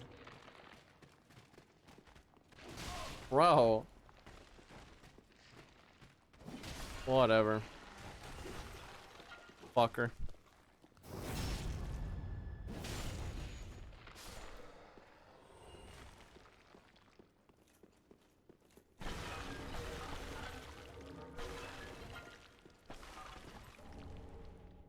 Thank God that's not Dark Souls 2. This place reminds me of the that place you fight Vendrick. I forget the name of that zone.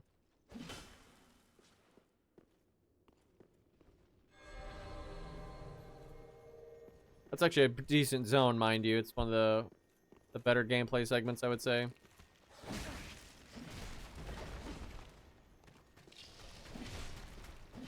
Yeah, they don't normally like get crushed when they take damage and like fall over and all that. So this weapon seems to really mess them up.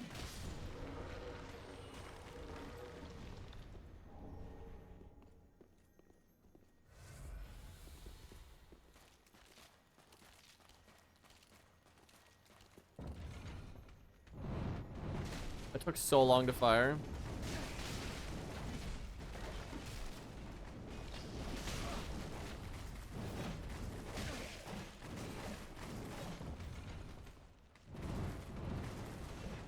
Somehow that missed.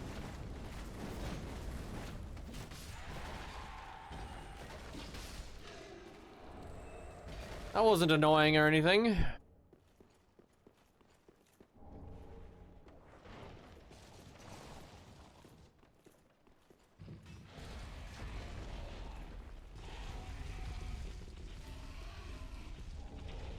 Okay. I tell you a zone I don't want to do, but I think it's the last zone I don't really enjoy doing is the like Demon Ruins, Lost Izalith area in this game. I think it's just a chore. But once that zone's done, you're pretty much scot-free.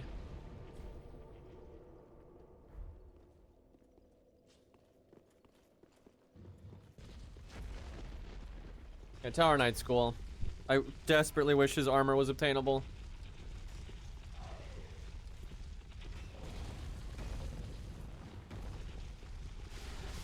That was so greedy of me, and it hit me like 3 times. I know there's a way to do that, but that was definitely not it. Fucking rats.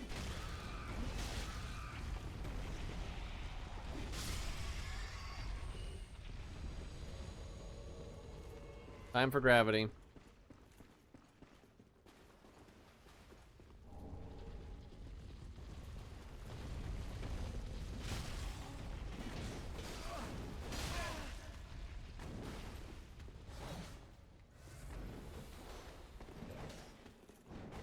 Oh, fuck, this guy's here.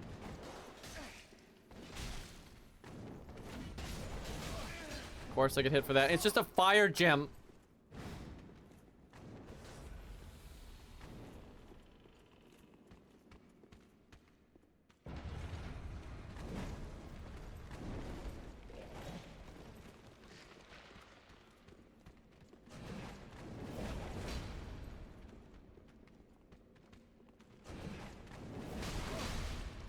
Gotta let him build up a bit here. If you don't kill a bunch of skeletons, it just doesn't feel right.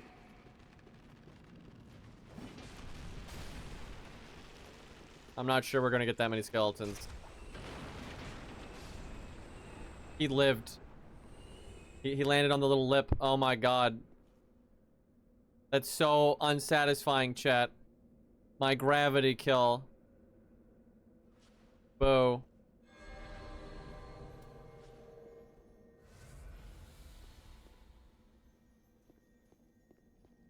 That upsets me.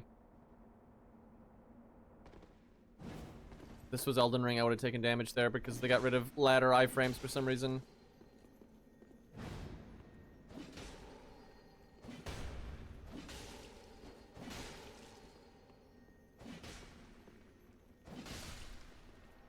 Oh! That makes me feel better.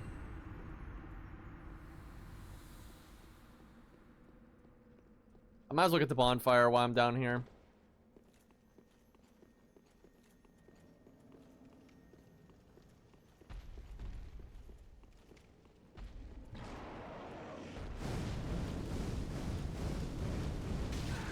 Why did it not hit the mimic? That was the whole point of that.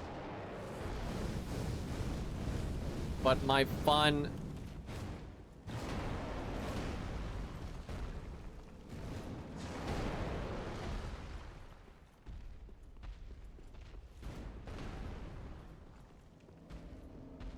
Fine. I'll wake him up.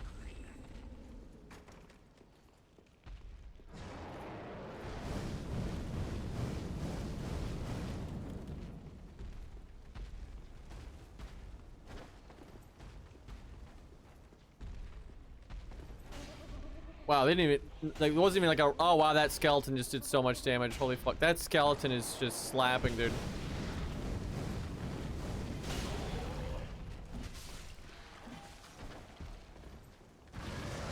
In my experience, the demon beats the mimic more times than not, but he was getting pretty wrecked there. Oof. It's better when the demon wins because you can use the demon to kill the skeletons down below.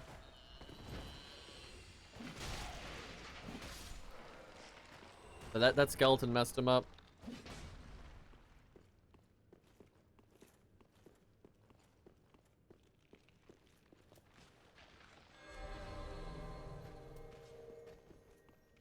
I'm not gonna lie, it's not like really worth the stat investment, but blowing Lucerne is pretty cool.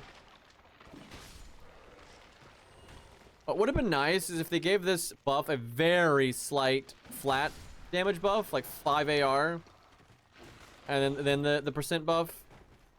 That way when you use it on a weapon, like a medium weapon like this, it's like, yeah, it's not, you know, 5 AR is not that much, but then you're getting like, you know, 25, 30 AR. Then at least you're matching a resin.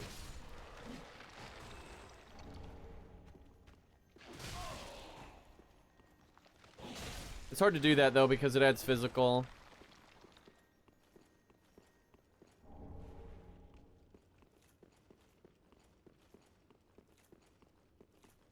Actually, that Taurus demon enemy in this game is actually quite cool. They don't have enough health, but again, add it to Night Rain, give it more health, and there you go. Be a great time. Seriously, they just need to add all of the things.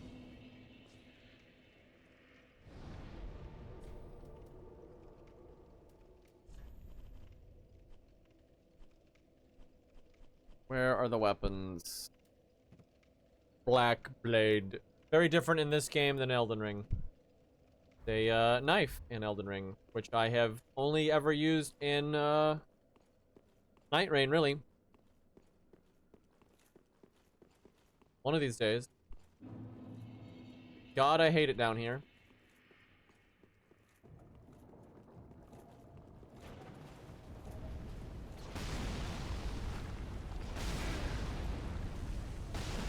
Yeah, Cairo is saying there needs to be like a Shattered Earth warped, you know, level layout that makes you have to deal with this thing. I mean, it's pretty reasonable to dodge. Like, you can side dodge it quite reasonably, but if you're having to deal with other stuff, like while you travel through, that could be fun. That timing. Bro.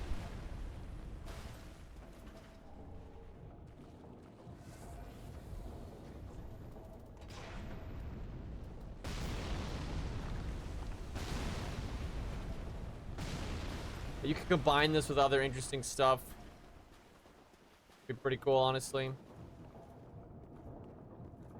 Alright, Iron Golem, why this shoots at you.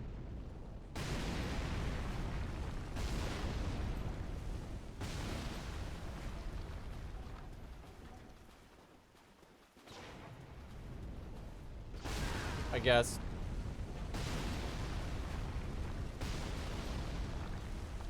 I'm not sure this is the right wall.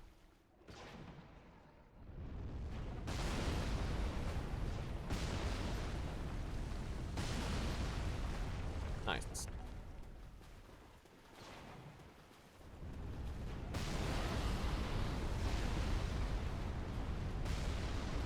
Yeah, people have said there's phase 3 to the music. I haven't been able to confirm that. So, you know, there could just be people bullshitting on the internet. But regardless of if they're bullshitting or not, they did say there's enhanced, like, hard mode version of the boss fights coming. And a third phase is not an unreasonable way to do that.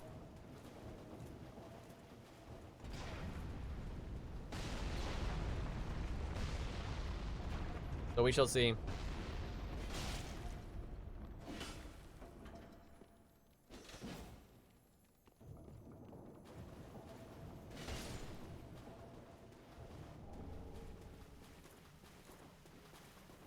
One falls under the world all of the time. Not today.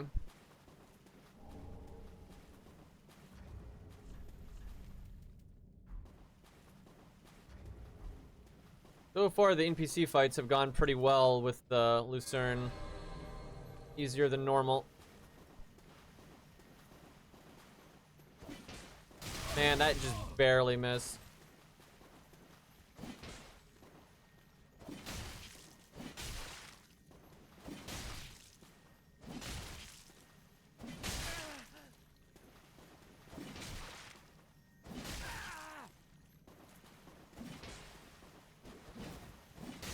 Poor Horus, man. Fell down a hole, went hollow.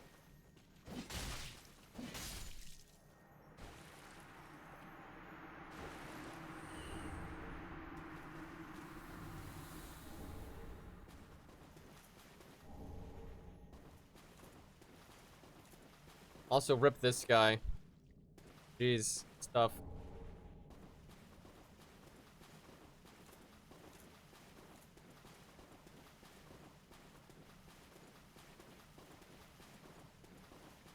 That exact ring, what, the sparkling ring? Speckled?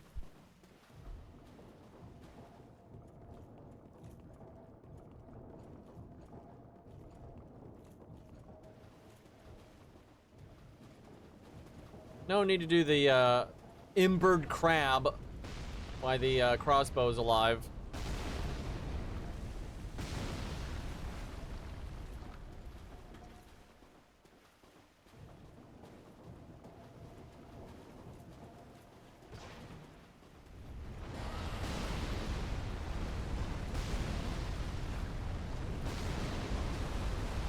You could maybe reuse this enemy too if you're smart about it.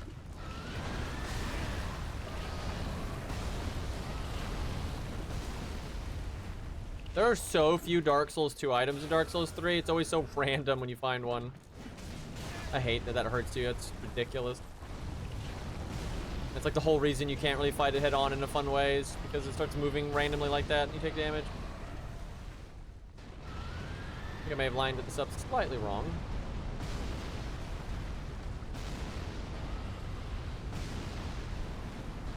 Bro, can you just stop?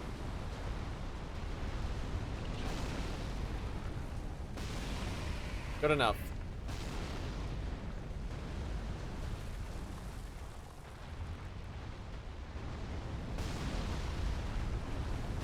This fucking guy.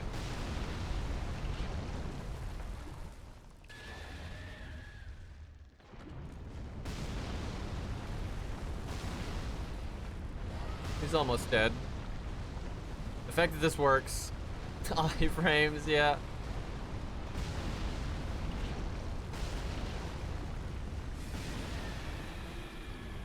Is he alive? Okay, no. How to say? That timing.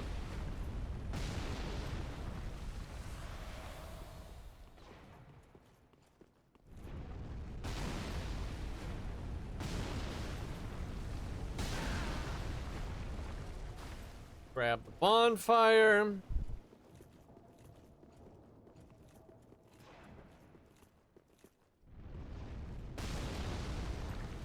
We'll save Old Demon King for when we want to activate the boss kill for Grey Rat. Very useful for that.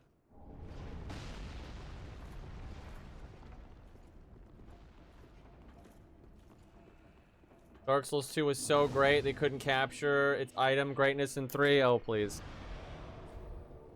The few Dark Souls 2 sets that are in here look better in this game, I would say. Like the Varan armor. Although it looks best in Elden Ring. Like, goddamn, the armor sets from Dark Souls look really good in Elden Ring. It's really cool to see that.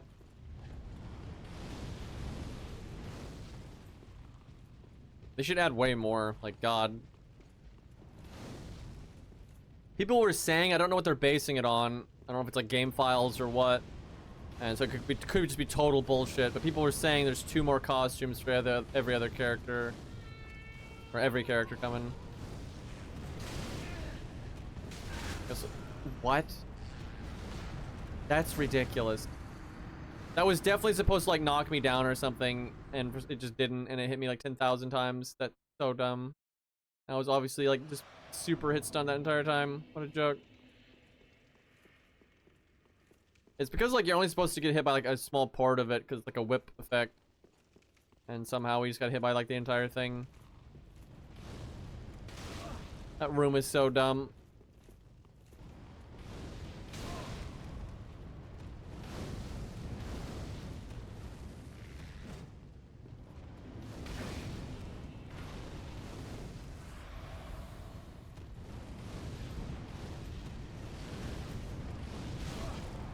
I hate it in here.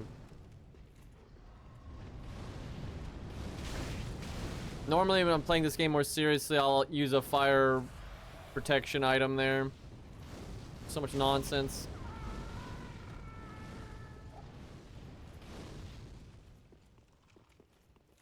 Okay, now we do the drop part. I just want this place over with. Because once you beat this area, it's kind of like just all fun from that point on. The rest of the zones are fun, and you got most of your flasks and stuff, so you don't have to worry about that tedious crap.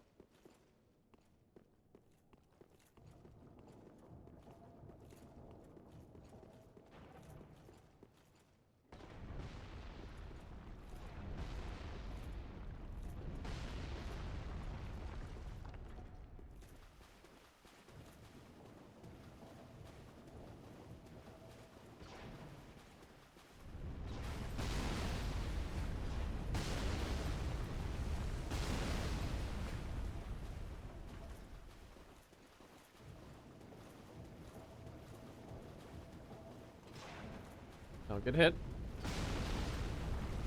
I hate the splash from the previous shot, though. Makes it hard to see the next one coming.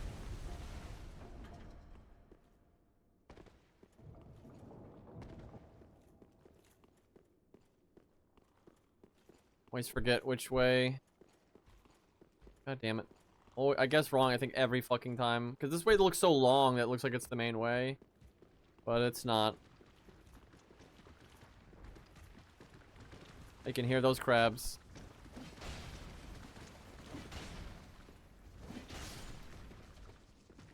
I remember making a chaos build back in the day. I don't remember even what or why, like how that worked.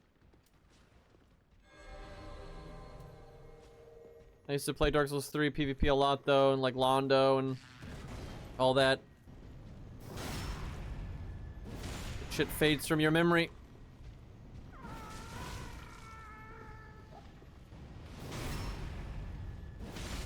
By making videos is good. I really need to make more, honestly. Once Benedictus is out for real, I'll definitely make some videos. I just, for the love of God, I need that game to be better optimized. Although it does run pretty good off stream, I will say. Like, it's not terrible. Although the town still is fucked up, even off stream.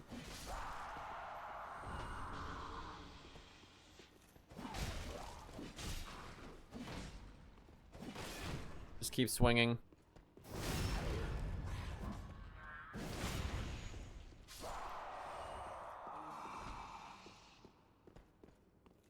Okay, game.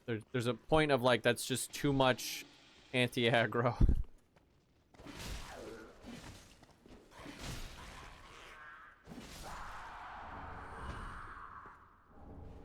This is an item for Carla, I'm pretty sure. You can pretty much get every item for Carla before you ever even meet her. Kinda whack. Best witch, by the way.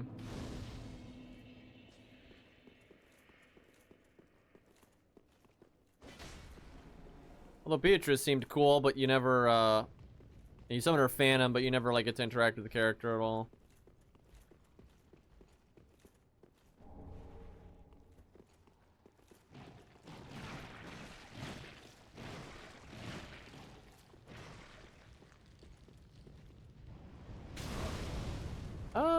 Where do I go? I think there's one more, I swear.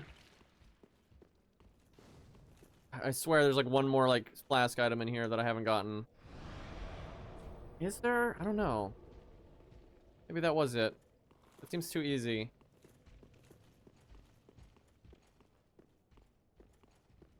Damn it, not playing the game for a long time.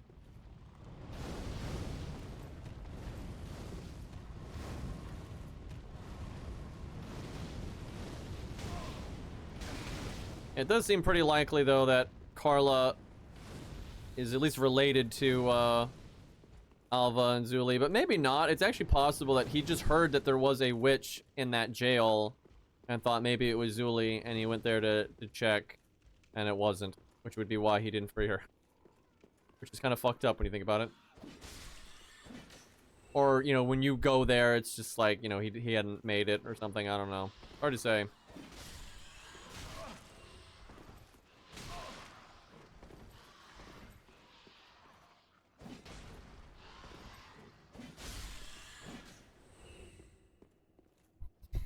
Yeah, Zuli's literally an NPC.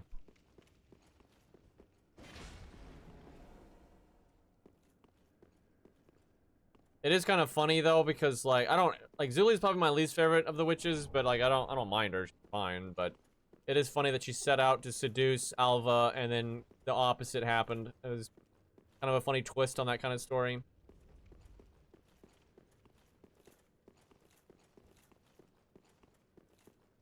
Like it like totally changes her character motivation. Like it's kind of wild.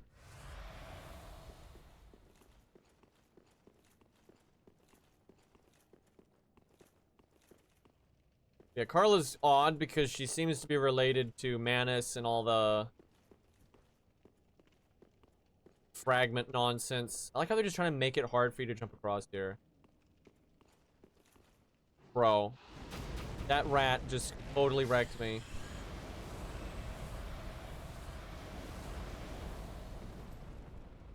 God. I lived, though.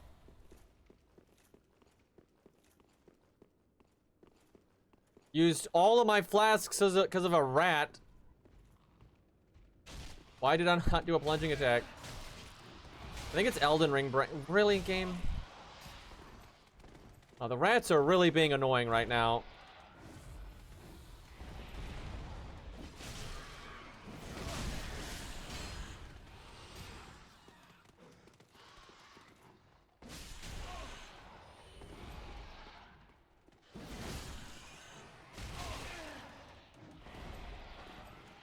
This is nonsense. I basically have to restart. I have to like shard out because there's so much damage from rats because my plunging attack won't come out.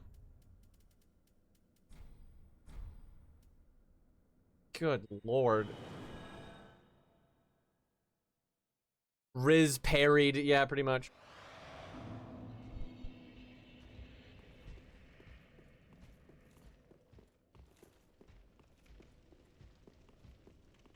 I don't even remember what those items in the lava are. Off memory, they're not very good. And like you need to get like an armor set that has good fire resistance. You can use the pyromancy to give you fire resistance, and there's an item to give you fire resistance. You can also do all the like life regenerating stuff. And so you can get it and survive, but yeah, off memory, they're nothing special. Makes no sense because it's such a hard fucking thing to do. Yeah, there should have been a weapon or something. Like, I think it's really silly that, I could be wrong. Maybe there is something good in there, but off memory, there really isn't.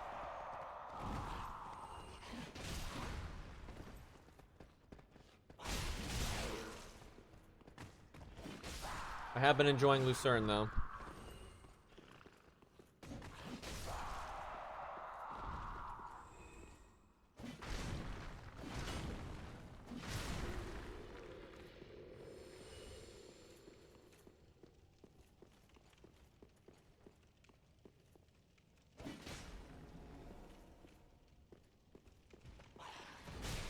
Oh yeah, she doesn't exactly count because she's just a copycat.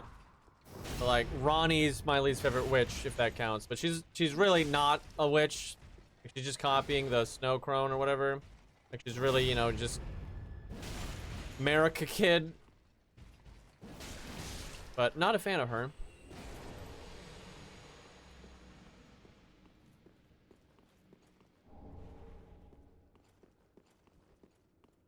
It's so weird to me that she's so popular because she's crazy unlikable.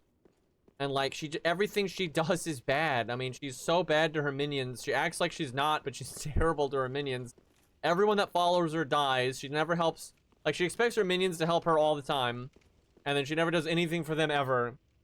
And she just does a bunch of like reckless bullshit to fuck over everyone that's not her all of the time.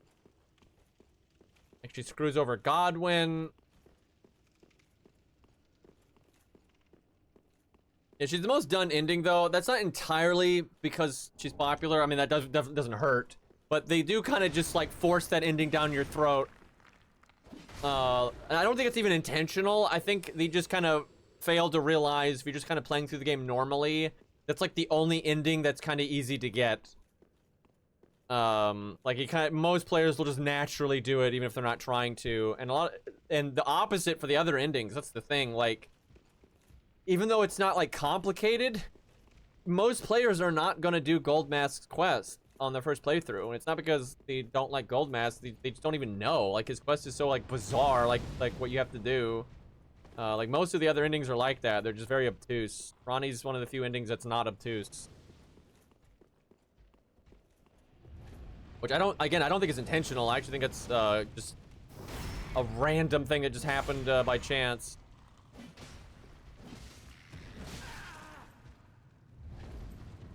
I don't respect that shit at all, like, especially because she has, again, no integrity. She's not honest about anything. She acts like she is kind to her minions and she cares about them, but she doesn't.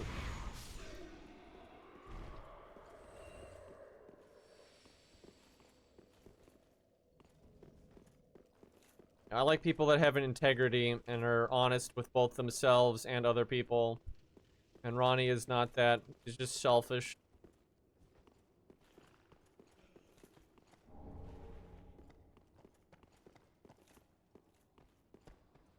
You have other characters, like, in the same situation as her, if not worse, and they handle it so much better than she does.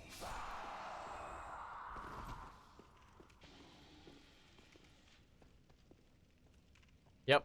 Really fun gameplay right here.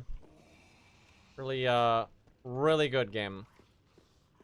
It really can fight this enemy. Great. Okay. Jesus.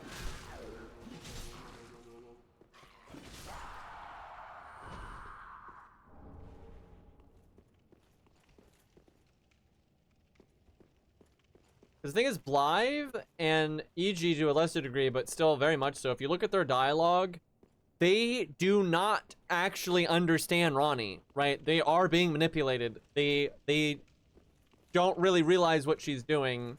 Blythe especially.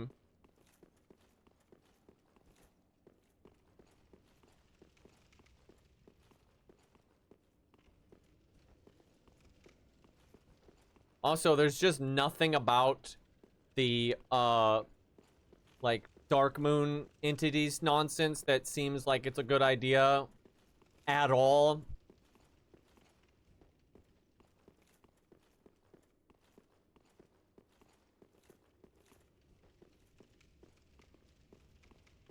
Yeah, I do think I actually do think she tells the player that she's terrible. I don't think she tells EG or Blythe. I am so having a hard time getting to the part of the map I want to, but I think I remember now to go back in here. And like the Godwyn stuff is so messed up.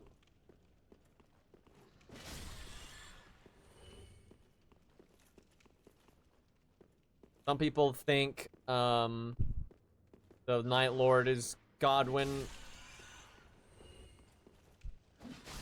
in Night Rain. Hard to say. Kind of a leap from what I've seen.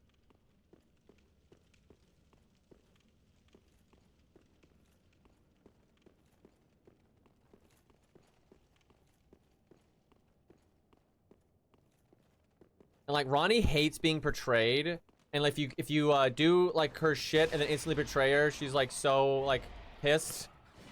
And she's like clearly had issues with that in the past, but then she portrays her own though. Again, no integrity. It's fine to not want to be portrayed. That's totally reasonable and logical. But she wants loyalty, but then she doesn't give it. Not my kind of character. And just, I especially don't like characters like that because they're like presented in a very mainstream way that makes a lot of people like them. And it's, I don't care if other people like things I don't like. That's fine. But it makes people assume things about the character that aren't there, right? People are really bad about that. Like when things are like a character that has a lot of screen time in a show or a movie or something like that. It's like that people are very biased to that kind of thing, and they just overlook really obvious aspects of the character. And if you like those aspects of the character, that's fine, right? But a lot of people, they don't really even like the character. They like this like perception of the character they have in their head. Because some people do like pay attention and they know what's up with Ranni and they like her anyway, and that's fine. But yeah, there's people that are just like, they think Ranni is something she isn't. And you can see this a lot because Ranni fans are always the ones that try to tear down Goldmask, because they try to act like her ending is this awesome moral ending, it's the best one, and like they're like really stuck on that. And they see like Goldmask as like an affront to that and like an obstacle to that, so they're always just trying to make up bullshit to make Goldmask not good, and it's so like dumb, dude. It's just based on nothing. And it's like, why would you even think to do that? Like, the motivation is so warped. That's very much a thing. And it's all, in my experience, it is always Ranni fans that do that.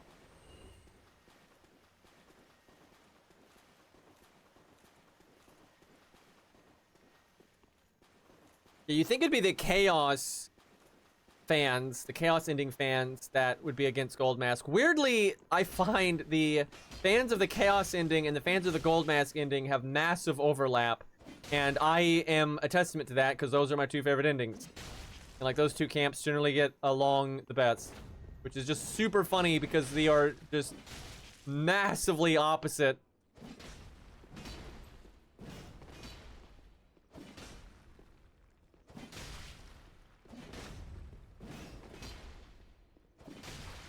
From like the information we know, because obviously like the vanilla ending that nobody ever does, we don't know a lot about. Like I was saying earlier in this stream, because we know so little about Marika's like grand plan. That fucking delay. But other than that one, I would say the seemingly best endings are obviously Goldmask's and like the Dusk one. The Dusk one does not seem bad at all, really. But it's kind of like a Twilight era, seeming like era between eras is kind of seems like what is happening there.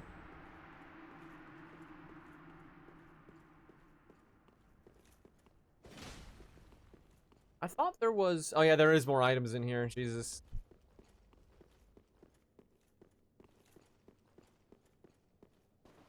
Yeah, the Chaos ending is definitely the factory reset button. Although it doesn't seem like your character is strong enough immediately to do like more than fuck up that planet. Like the goal of the Chaos Flame is to return everything to one, like how it was before. And presumably you need to go get stronger and do more. Like you're not done. So then if you know what's her name is alive, obviously she's gonna try to stop you. It's not like the world is not totally destroyed. So although you're powerful, you're not powerful enough yet, so.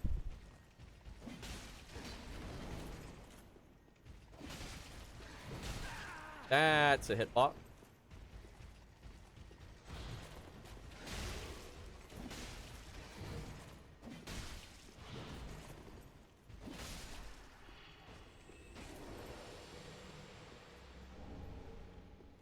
That it does. Torrent dying in the Chaos ending is rough. That is like the one thing that's sad as fuck.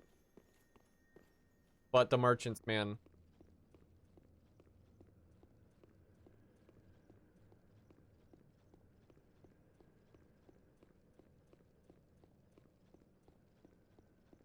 No, I'd say it's a reset because nothing lasts forever. Even the state of the Chaos Flame is not gonna last forever. And like it wanting everything to be conjoined again, I doubt is permanent.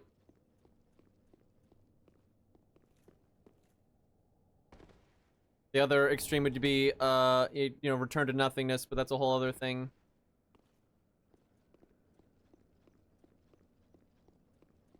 But I don't think a lot of people are arguing that the chaos ending is,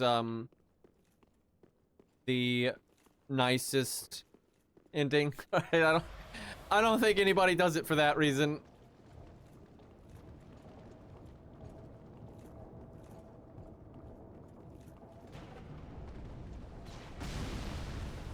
And people think the Ronnie ending's good for no other reason than they think Ronnie's hot. That's literally it. That's the whole fucking reason. And they just jump through hoops to try to contrive a story that makes her good when there's literally nothing there doing so. Very weird. And again, if you just like the character for what she is, that's no issue with me. But all the like contrived bullshit, that's what I don't like.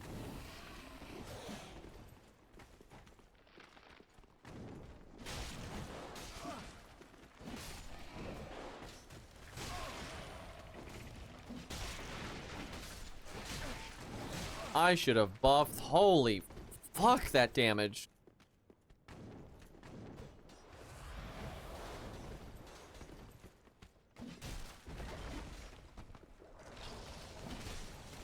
Oh, bone wheels, now is not the time.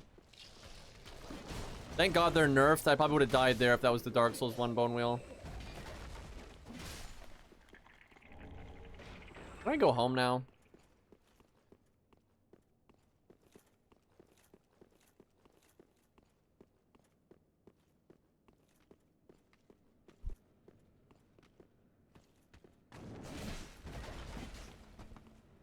Yeah, Nefeli's awesome, and so is Kenneth. You know, that's a pretty cool part of the game, but it's not an ending. It can interact with your endings, depending on what you pick, right? Like, I'd say, like, Nefeli's getting pretty screwed over in the Ronnie ending and the Chaos ending, but then not so much in, in the Dung Eater. Everyone is screwed over in the Dung Eater ending. But, like, not the default ending is probably fine, although, again, we don't really know what the fuck Marika wants, so it's pretty weird. I'm probably fine with Gold Mask. Dusk one, a little iffy, but probably fine. Yeah, that would have been cool if you could have done, like, a Kenneth height ending. That would have been sick. I actually do like Kenneth. I just wish he talked less. That's kind of the point, though. Like, he's not a bad guy, and he's got good intentions, but he is a blowhard.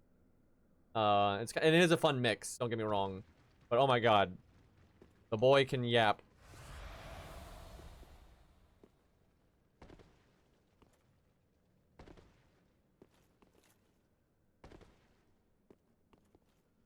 The default ending is, if you want to call it that, but it's where you do become Marika's consort, and you don't affect the Elden Ring like with Gold Mask's Mending Run or anything like that.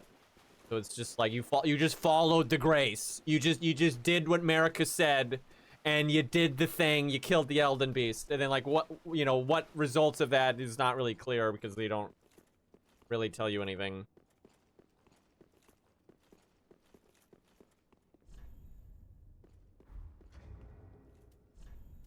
And, like, people have all these assumptions about what, like, Marika's goals are, but we really don't know, like, what her grand scheme was. And, like, why she's going against the Elden Beast and stuff.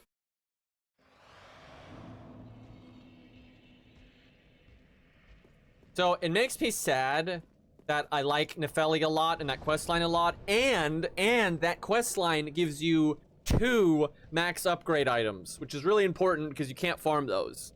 So getting 2 max upgrade items from that is massive. Absolutely massive.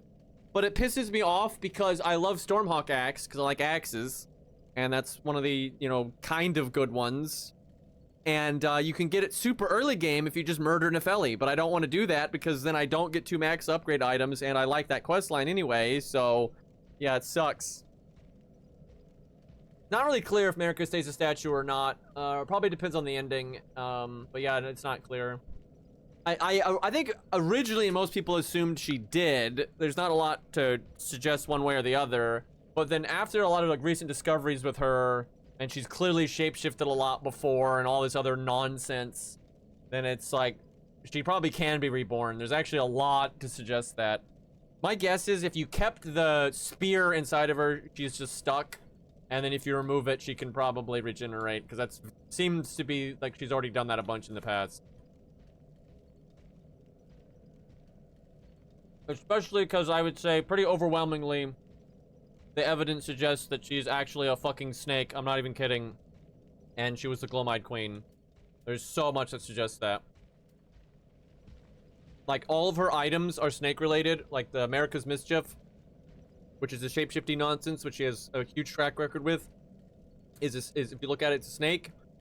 The, Godskins who worship the, Glomide Queen are actually randomly connected to America a lot, and they're snakes, like their tails and stuff are snakes. You look at their skin, it's snakes. Like, one guy gets all stretchy boy. They're worshipping a snake statue in Rykard's place, and that statue is doing the America pose. And then you have that America statue in the DLC where there's a giant snake skin behind it that's clearly been shed. There's just so much shit. It's like everywhere. Like how much like in crazy like snake stuff there is going on with America. And her son, her fucking son, who she's trying to hide from the world, is a snake. Oh geez, and her other daughter that she's trying to hide from the world has a gloam eye. Like, oh, I wonder what's going on here.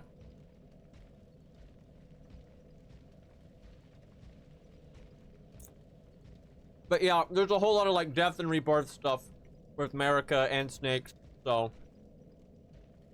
Also, her plan just doesn't make a lot of sense if it just ends with her being a rock. But who knows? Maybe she's more like Gwen, right? And she's willing to take the sacrifice for whatever she thinks is the greater good. I don't know.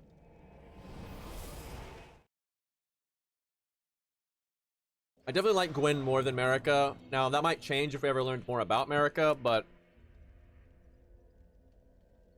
Gwen does a lot of stuff I wouldn't do, but I really like the fact that he's very willing to sacrifice himself. Like, you know, he's expecting all these, like, you know, bad things to happen to other factions and people, and, like, sacrifice for what he thinks is worthy of, like, you know, the Age of Fire and stop the Age of Dark and all that.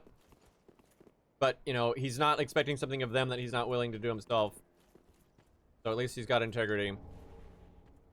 I mean, he's just very interesting. His interactions with a lot of the characters and, like, how the other characters view him and stuff, it's just very interesting.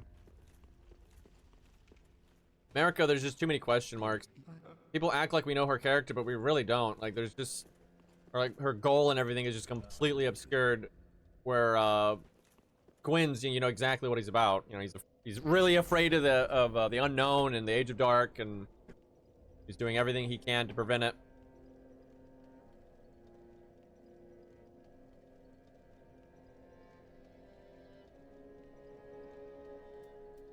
Okay. I feel like I forgot something down there. We'll see. Think about the Age of Dark. That's another thing they don't really tell you.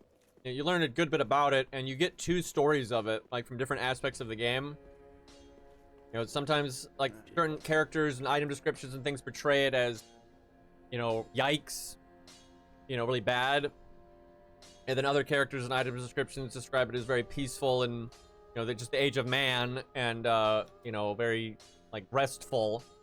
And then you see aspects of the Abyss throughout the different games, and it's easy to be like, oh, it's evil. But a lot of the aspects of the Abyss that you see is corrupted by the shit Gwyn did, right? Like how he, the whole first sin and all that, and, like, tying humanity to the fire and all this bullshit. Like, most of the Abyss you run into is agitated and is corrupted and messed up. And you have, like, those preachers in the DLC that, like, act like, you know, the Dark's fine, don't worry about it. But then, like, you know, they're probably biased, so, you know, it's hard to say. I imagine it's a bit of both, right? And obviously, you know, what you see in Dark Souls is very corrupt. There's no way around that. But yeah, it's probably middle of the road.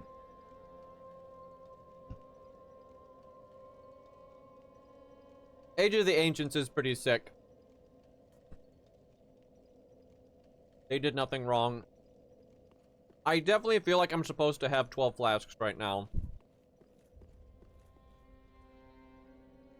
Especially because I did the Lothric Castle one. I feel like I have to have missed something.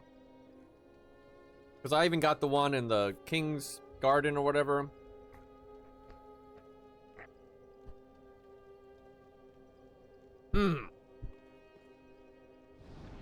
Oh, I just needed to rest. Okay, I do have 12.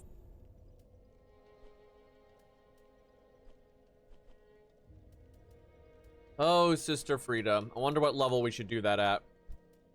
I'll probably stop at level 60 for a good while. I guess this is the closest. Yeah, I will say the Age of Dark definitely was different. In Dark Souls 1. They definitely changed stuff because they had to attack a bunch of Loran. Some stuff, though, I think they just expanded on. I know, I think even from the beginning, the thing is, like, the losing your mind and all that really isn't the process of being hollow.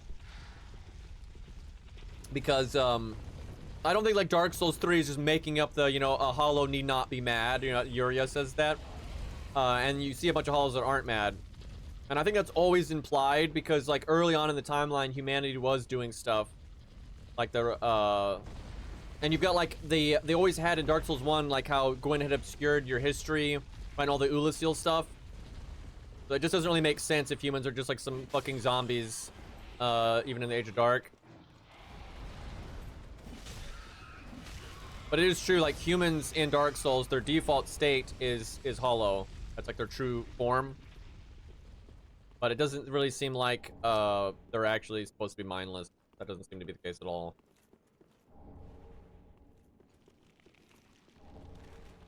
Definitely feel like I'm forgetting something. I think a lot of Dark Souls 3 is still expanding on a lot of stuff that Miyazaki had already thought. I think he added on new things just because he kind of had to, but there's a lot of stuff I think was always there. And because a lot of it does connect to what they had said about Ulasil and, like, them obscuring the true history and all that. But the thing that I think is very tacked on is just basically the Age of Dark ending failing, right? I don't think that was intended at all. The when you go against the grain and, you know, don't link the fire and all that. And the other game's like, oh, but it didn't really work. The Age of Fire just came back. You know, all that is just tacked on for the sequels. I don't think that was intended at all.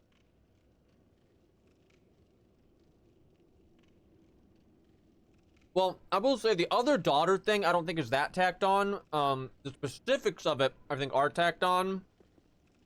But gods, because I mean Gwyn is very influenced by Odin and Zeus and those kind of like pantheons and stuff. It's pretty obvious.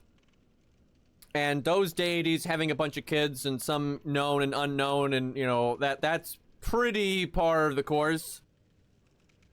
So like, I don't. That was very unsurprising, right?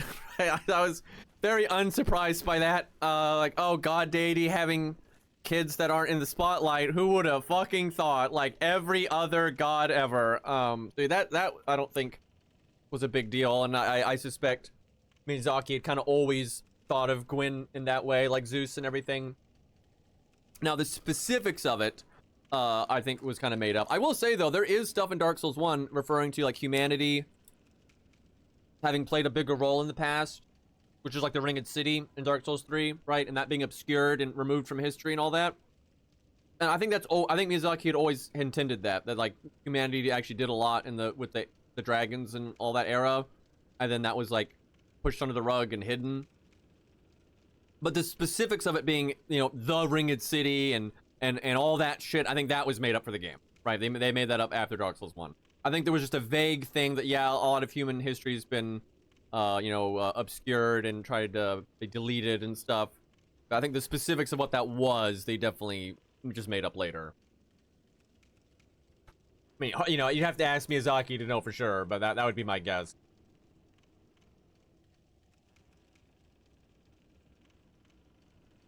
Elden Ring pulls from a lot. Elden Ring pulls from so much. It's actually insane.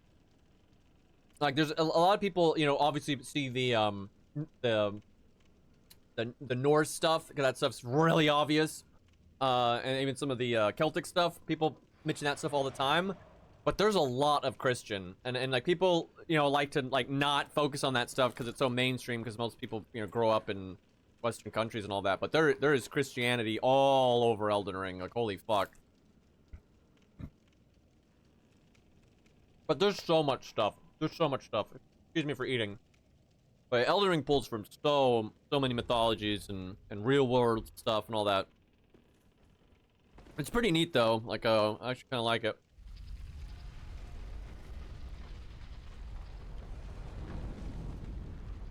Like, certain aspects of it, of the game, pull from certain things in real life, like, more than others. Like, certain, like, circles of the lore, like all the tree stuff, you know, that pulls from a lot of Norse and such. Alright. Our boy Walnir. I've always wondered if you don't grab this, ever, if you just miss out on it, or if it's, like, grab it later, like in the main room. Pretty sure, I don't remember why, but I think it is more optimal to destroy this bracelet first. I think because this hand is harder to get to and the fight gets harder when he's lower on health. Okay, you're just being a dick. I tell you, the early fights in Dark Souls 3 are kind of whack.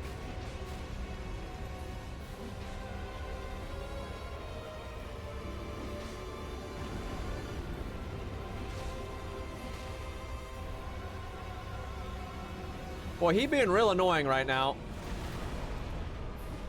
Almost my entire weapon buff got wasted there.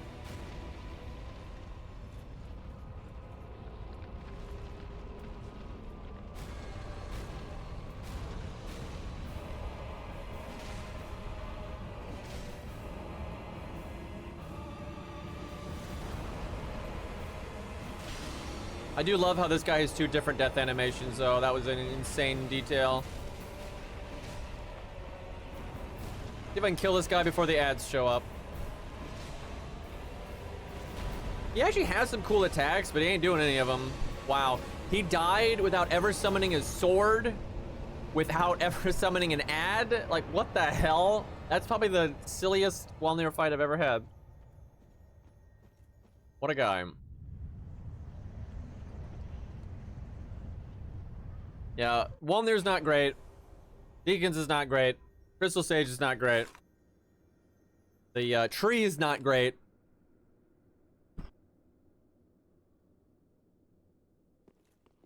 Yeah, the early game is pretty weak.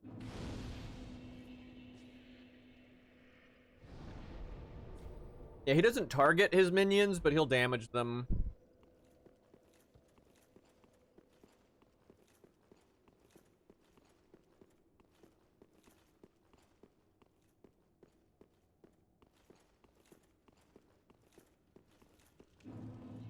But honestly, I think Miyazaki did a really good job with Dark Souls 3. Like fine, Bamco, we gotta contractually make another game. And we already made Dark Souls 2, so then we really have to do it.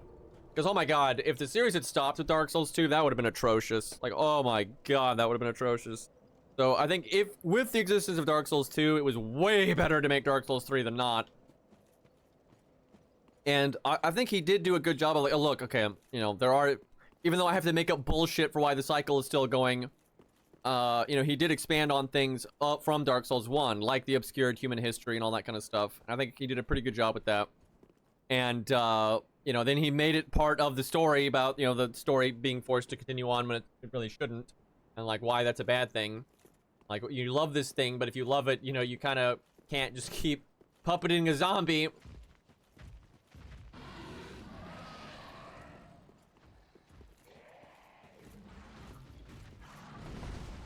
This looks awesome, honestly. I don't think that really looks tacked on.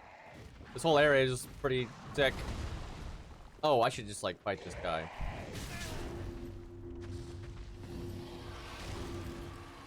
I like how he bounces off the shield.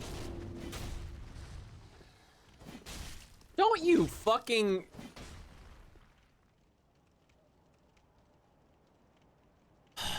I don't know if he comes back.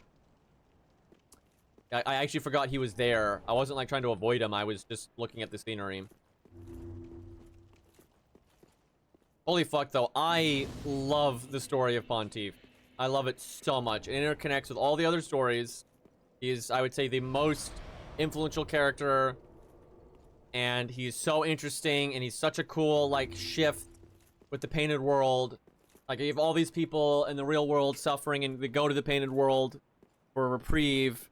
And then he's born in the painted world, so he doesn't know suffering, and he has, like, he doesn't know what he has. Right? And, hey, boy.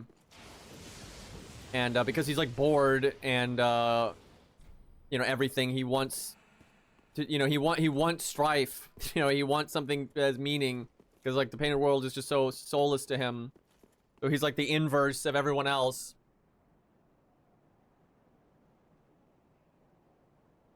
All these nickels. Man, that sucks. I couldn't fight that guy. You can fight him later, but it's easier to fight him here than later. It's actually super annoying to fight him later.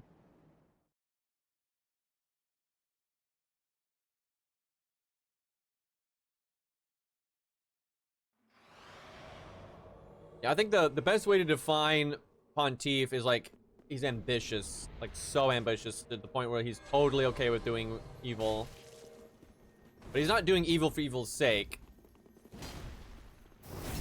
She gets so destroyed, by the way, if you don't help her. Like, it just totally crushed.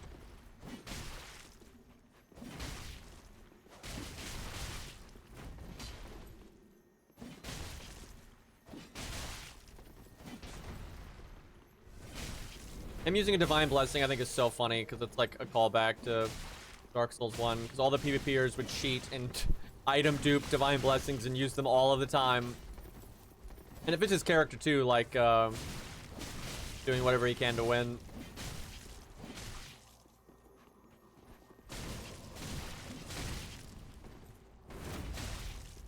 God, I want to use the axe so bad. It's my favorite weapon in the whole series. Dark Souls 1, 2, 3, Elden Ring. Like, God, like, look at that thing. Beautiful. And it's good. It's like, it's like so good. I mean, the moveset is just okay, but like, got the best stats ever.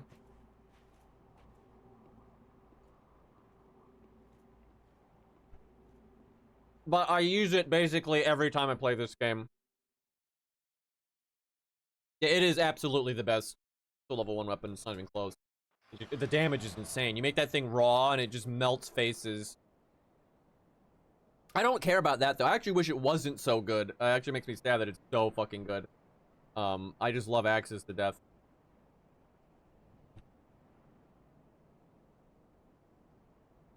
Yeah, the only reason I'm not using it is because I've used it every fucking time that I have streamed this game, I'm pretty sure. I can't help it. It's so beautiful, chat. And it's like right there. You can just run up the path here and you just go grab it. It's super easy. Although you have to fight the guy again, but still. Oh, let's go get the cat ring. The god ring. I love her armor. I've actually never used it. I never even thought about it.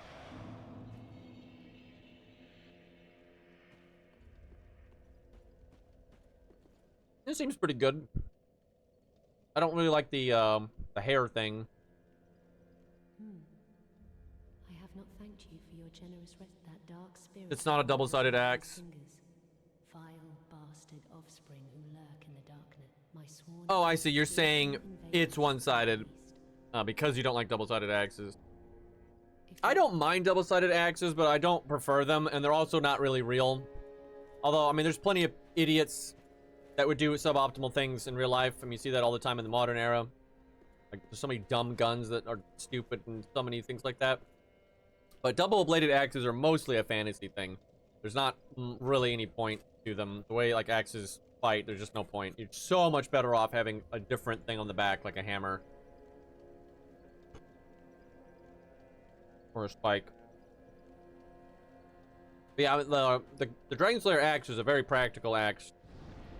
Even got the grips and stuff. Big fan.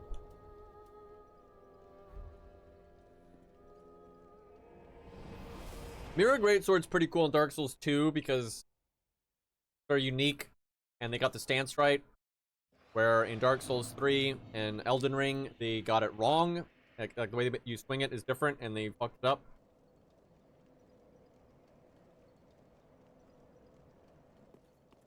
I actually like the Dark Souls 3 name because it's kind of showing the passage of time and how things get warped and that kind of shit. You know, obviously, you know, it is the Mirror Greatsword. It's just like that's just been lost to time. And so many things are lost to time. There's so many things like we call today that are wrong. Like we always making the distinction between like spears and lances, and that's not a thing. That's modern terminology. That's not what they called them. That's like us, you know, saying, you know, Hollow Slayer Greatsword instead of Mara's sword. And we don't even realize it. I wonder what it's going to be called in Elden Ring. I'm so interested to see the item descriptions of new armor sets because there's so many directions they can go with this. Like actual lore, vagary that's nothing, you know, or absolutely not canon. Like I'm so curious what they're going to decide to do.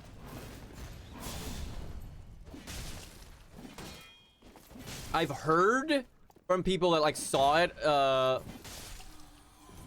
like at a convention or something, and again it could be total bullshit, but they were saying the moveset is like how it is in Dark Souls 2, not in Dark Souls 3 and in Elden Ring. But that seems like more work than I would expect of them for what the Tarnished Edition seems to be. But I guess we'll see.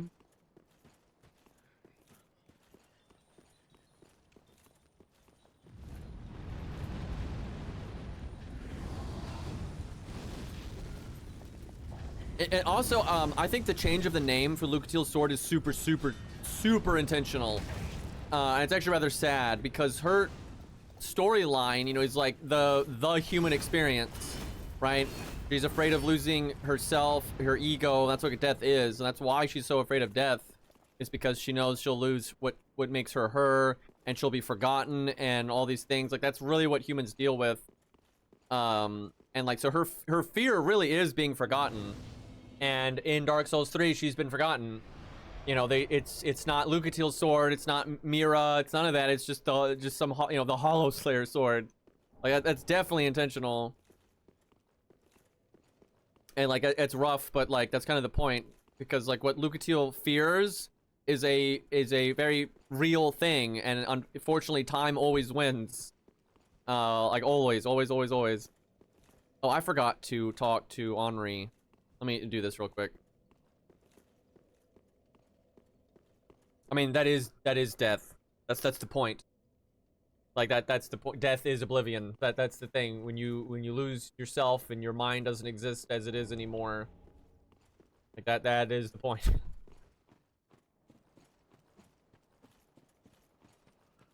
Her questline is just like a mortality issue that most humans have.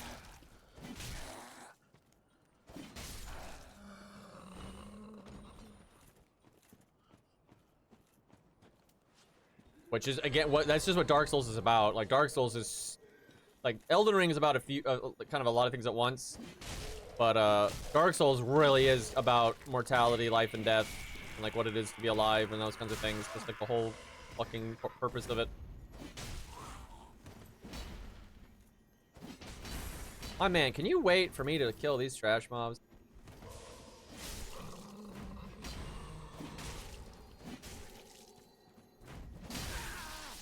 I do love Kraton though, and I love how he's one of the very few things from Dark Souls to do in this game because he's so awesome.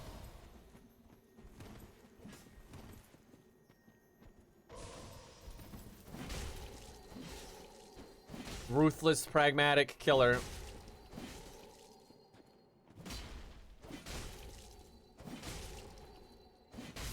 I love his questline with Pate, and like the voice actor for Pate was a huge Dark Souls 1 fan. Like just massive Dark Souls 1 fan, and he like really wanted, and I think he's an actor. I think he's like the gun salesman in John Wick 2. But anyway, a huge Dark Souls 1 fan, and he really wanted to, you know, be involved in it. And generally, FromSoft is super picky about their voice actors and that kind of stuff, and they work with a very specific company very closely to make sure the voice acting is what they want. And he's not part of that company, but they decided to work with him anyway. And he's great. You know, he's very talented, so it worked out totally fine. That's pretty awesome. I hope he gets to voice another character someday, because obviously Dark Souls 2 is a bit scuffed. And not the most beloved by fans, so it'd be nice if he could do something in like Elden Ring 2 or whatever. Definitely deserving.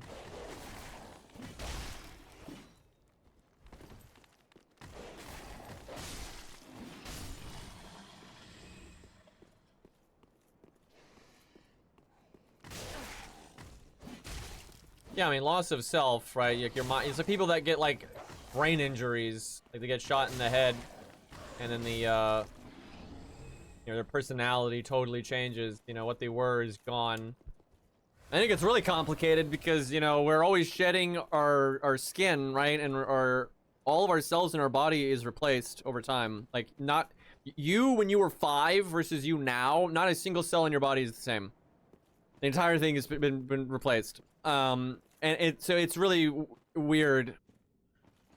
One of those things, what the fuck is, you know, is being alive? And that's why, like, we were talking earlier about AI and all that, you know, I think the right stance to have is humility, because, you know, we're not really sure we're alive to begin with.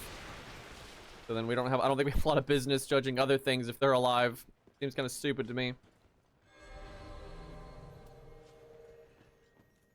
But yeah, I mean, death is the ultimate loss of memory, the ultimate loss of ego. And, you know, that's ironically in Dark Souls, that's explored less so with, you know, dying, because when you die, you don't die. But that's a technicality. That's not what anyone means. Because, you know, I respawn at the bonfire, right? And, you know, the other undead do that too. But, you know, death as in, you know, you go hollow and or destroyed, etc., etc. You know, Patches is around at the end. Lucatiel is not. Which, by the way, what a Chad. Just real quick. So many people, like, don't take Patches seriously, but he actually has a pretty serious character arc, I would say. And his quest in Dark Souls 3 is fucking amazing. And he absolutely deserves to be, like, among the last one standing. I actually think that was one of the most appropriate things they could do. Yeah, but hollowing is dying. That's what it's literally. Like, hollowing in Dark Souls is a metaphor for dying. And you generally go hollow from dying.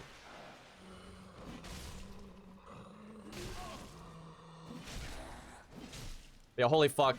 Everyone else, you know, can't keep it together forever. But Patches got it. He kept his goal.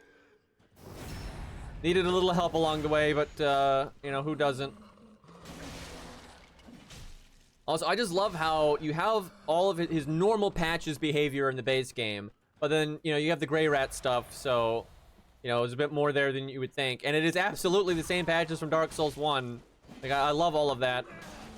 But, you know, at the end of the day, you know, even he gets his memory back, but he still helps you, you know, and he kind of kicks you down that hole as like a, for old time's sake, because he's actually showing you the correct way to go, right? Like, he's actually helping you escape, and he's just doing it in, kind of a bro kind of way. Like, I absolutely love it. And I love how he you know, goes from Patches the Hyena to Patches the Unbreakable, because, you know, he made it to the end of the world. And kept it himself. Like, it's fucking awesome.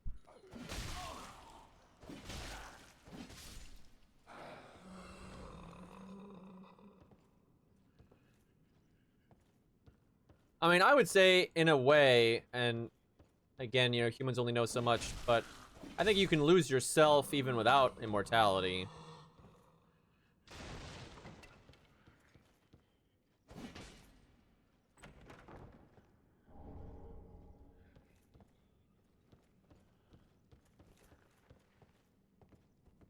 And then I like what they did with Patches in Elden Ring, because they're kind of letting his character reset. You know, he had such a big character arc in Dark Souls 1 and 3. And of course, you know, you gotta have Patches. He's gotta be in the game. And he kind of just plays a normal role. He's kind of doing his normal stuff, but, you know, he's got a bit of, you know, with the manner and everything. But they don't do anything too crazy. It's just, you know, interesting look at Patches. But it's more of the same. You know, he's kind of, but you can kind of see he's still a bit more moral than one would expect. but you know, nothing crazy, right? I think that's good. You know, kind of let it settle for a while before you do anything crazy with the character again. Patches really is the icon of the series, and he's even in Armored Core, for God's sake. So it's like, what a guy.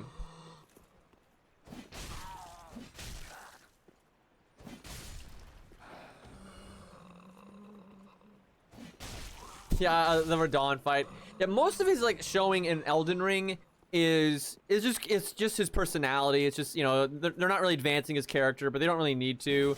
But they do a good job of like him stoning out of the Radahn fight. That's not.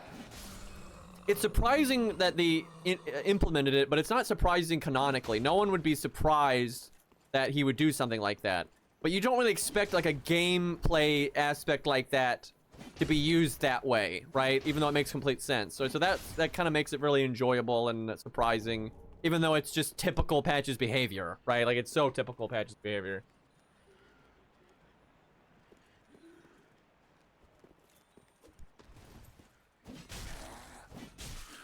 Actually, I don't think it's even in phase 2. I've never seen Patches fight Radahn in any capacity. When you summon him, he just pieces the fuck out.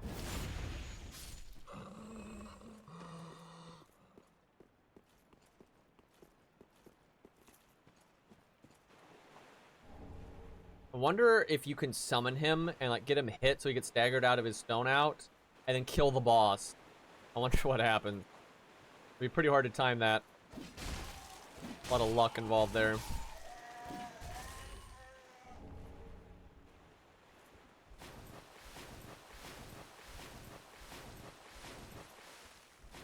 Can you summon him again after he dips? I don't think so. Like, you can summon everyone else one more time, I think, but yeah, I don't think he puts his sign down again.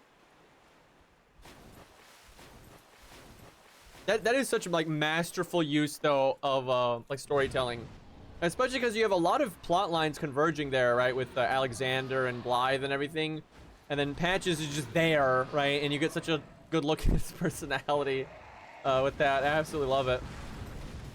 God, he's so annoying to fight down here with the water.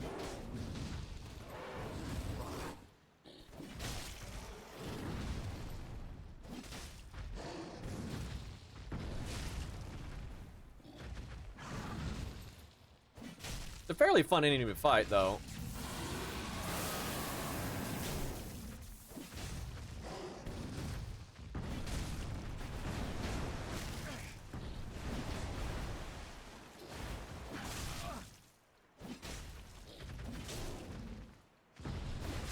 Man, it's hard to get that knockdown. I wouldn't say Easter egg, but just extreme detail. It's one of the craziest things they've done. If for those who don't know, if you knock that character down and then riposte it, but don't kill it, so a good way to do that is like riposting with your fist or something. But it has to get knocked down, which is hard to do, and then it must survive the riposte. It won't get back up. It'll just stay down and it starts praying, because they're originally like clerics or something that have been warped by Pontiff. With crazy ass detail. I forgot to send Greirat out, and I have to not talk to Onion Bro then, fuck. I think it's okay if you... Fuck, is it okay to light the bonfire at the start of the jail? Or does that make, fuck. I don't remember what triggers Onion Knight to go to the prison down there. Fuck, I probably shouldn't do it to be safe. God damn it, I messed up. I gotta do all that bullshit again. I don't think it knocks sense into them. I think it's just, you know, they're fucked up, right? So they're like tired and whatnot, and so also I don't think they have a lot of will to fight in the first place. They're being forced to, right? That's like the thing with Pontiff warping them. They were probably like pretty mild-mannered clerics and priests and stuff, and yeah. They're like, I'm pretty sure they just don't want to fight in the first place.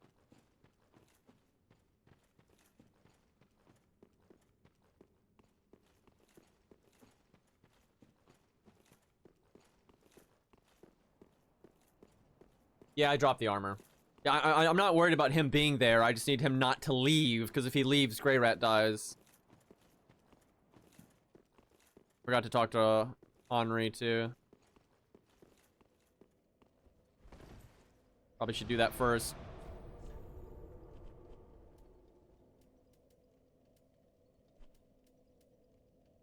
God, that's so awkward.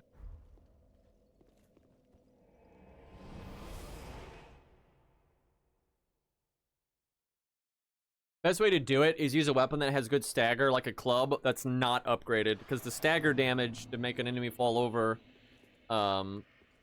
is not tied to the weapon upgrade or the amount of damage you do. 'Cause, like, I didn't stagger it there because I just did too much damage before it hit the threshold.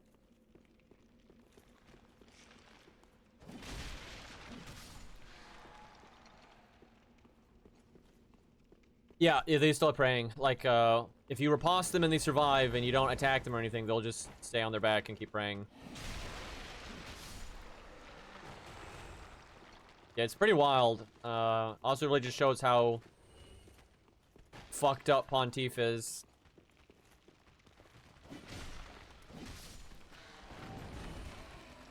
Like, you know, Dancer's this boss everyone likes, right? But her story is so fucking messed up.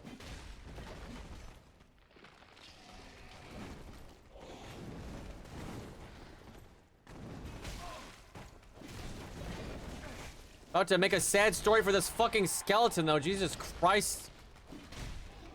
I do like how Lucerne seems to omega wreck these guys, though.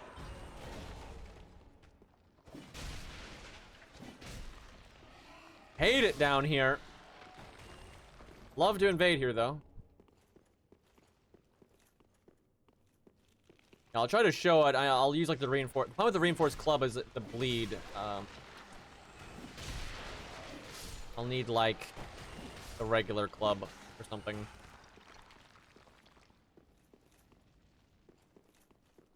Okay. Why the fuck did they move? Let me think. Where are they now? Oh, they're by the bridge. God damn it.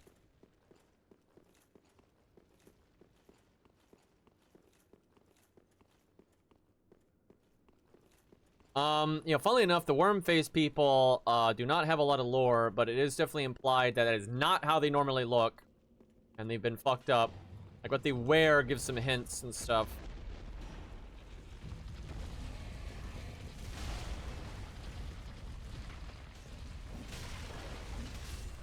They've definitely had a bad time, though.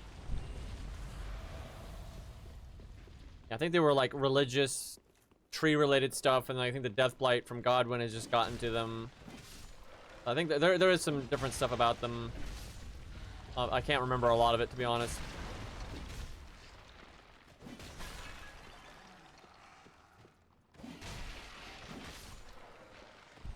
Maybe if there's an Elden Ring too.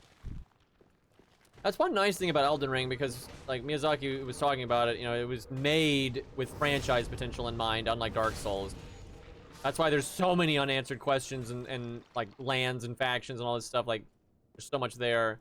And so it's cool. It's something. It's be neat to see what they do with it and how they expand on it.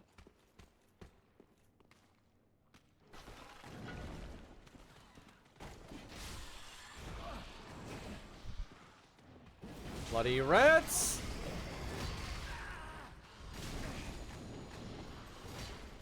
I would like some poise. Like, getting staggered out of everything by anything is kind of annoying.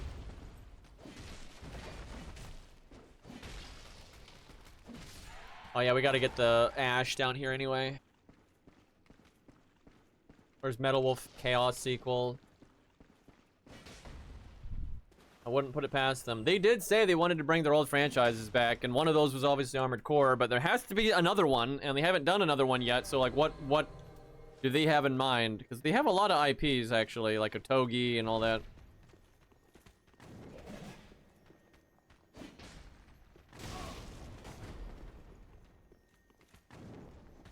There's Otogi, Lost Kingdoms, the On-Rail Shooter, Kingsfield.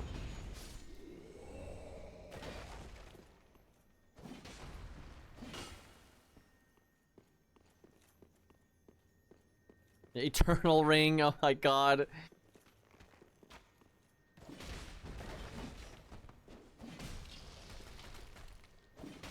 Reminder that Seath is actually from Kingsfield.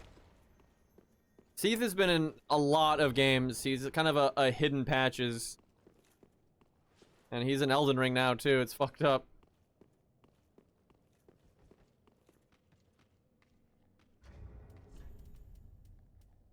Sir, I'm gonna need you to die.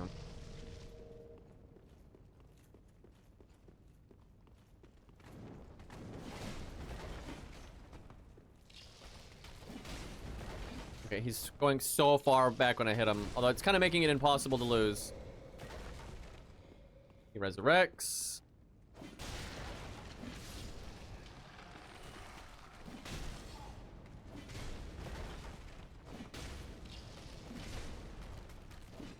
Okay, those are a lot easier with Lucerne. It's probably the best weapon I've ever seen for them. I'm sure there's others, though.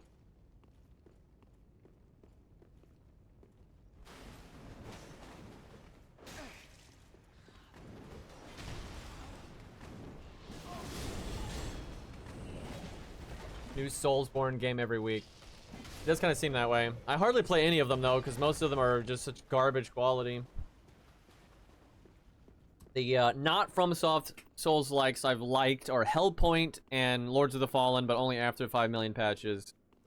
And it's still flawed, but I do like it.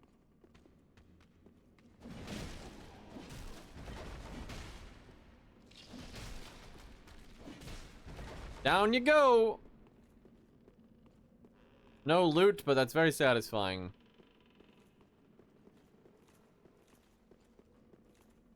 Okay, I'm pretty sure you're better off not telling Henri here.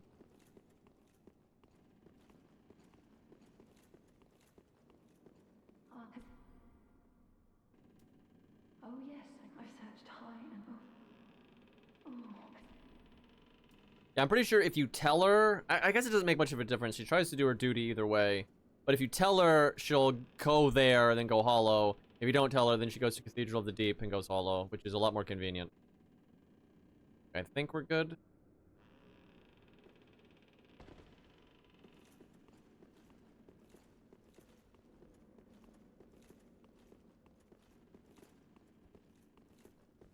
I'll be glad when I can change my pants. The pants are the only thing about the knight set I don't like. They just look so not armory from the back.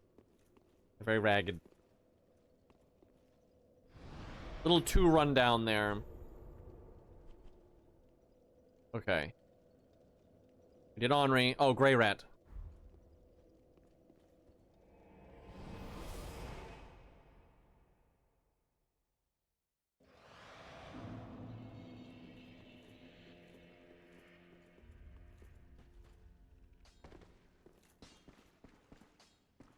Oh, if the 20.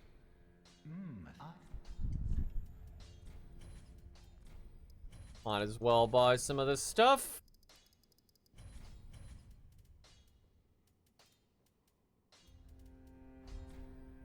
Goodbye, Deuced.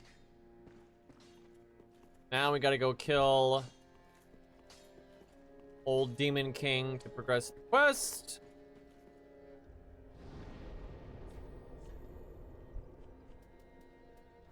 Who, is a pretty interesting boss. He's certainly better than, like, Crystal Sage and the Ilk. Oh yeah, you can totally summon this guy for the Demon King if you want. Don't you have to summon that one lady if you want her armor set? The Pyromancer, like, apprentice? I think you do.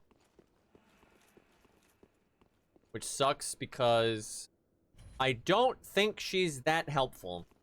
And she gives the boss more health. But, oh well. One of the few times you have to summon them. Normally, for quests, you don't have to summon them. Although you did for Lucatiel, you had to beat 3 bosses with her. But because of, bonfire aesthetics, that was not a big deal. Why the fuck does Dark Souls 3 not have those? Why does Elden Ring not have those?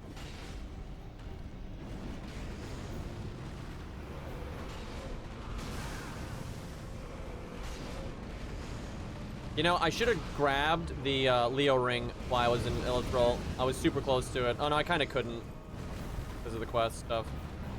But that would make me do a lot more damage here. Does she have to live?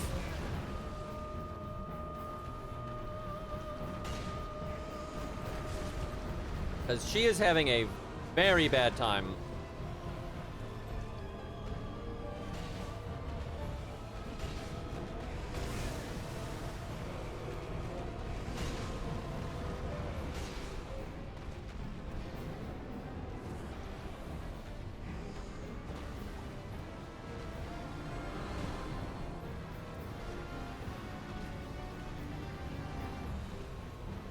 Thought it came back. Huh.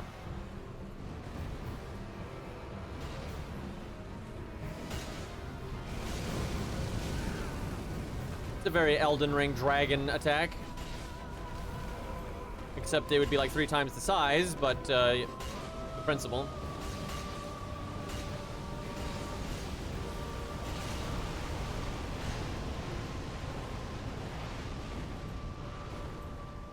Some Tales of Meteor Storm right there.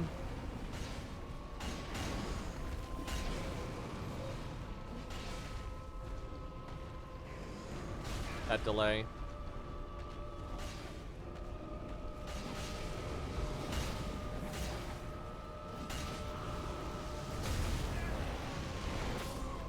That is so lame. That was just frame perfect too. There's nothing I could do about that. Just the absolute millisecond I stood up, the meteor came down.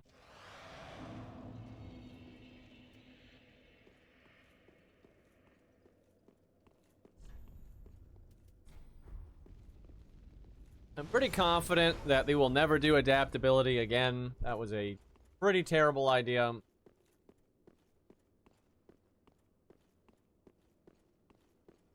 I cannot even imagine what the hell made them think to do that.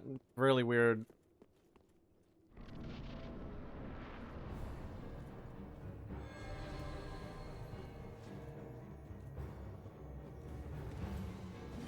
Yeah, I don't think soul memory's ever coming back. And I don't think adaptability's ever coming back. Sound effects are like messed up. Yeah, the boss doesn't have sound effects. Well, this is weird.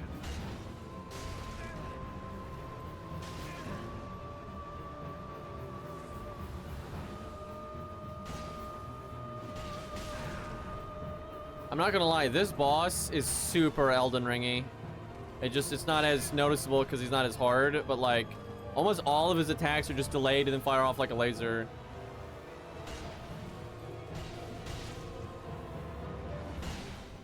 Like that slam where he hovers the mace over the ground and then just like totally at an arbitrary time, you know, smacks it into the ground. Like just a lot of weird shit like that.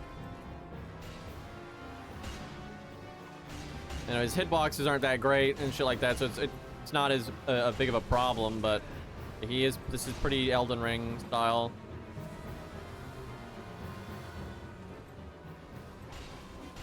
His sound effects are definitely bugged.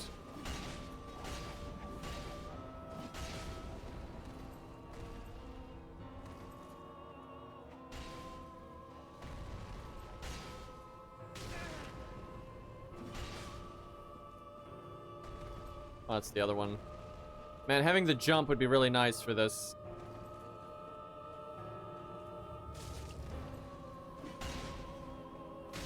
Like, dude, that is so just memorize it, LOL.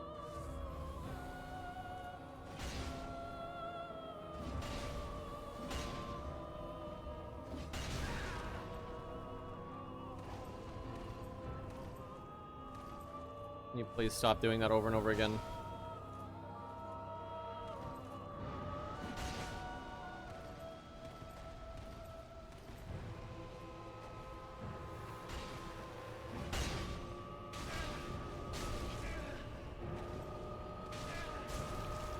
Bro, that was ridiculous. I could have so easily died there, and there was really nothing I could do about it. There was just so many hitboxes going on at, like, just slightly alternate times. No matter when you roll, you're getting hit.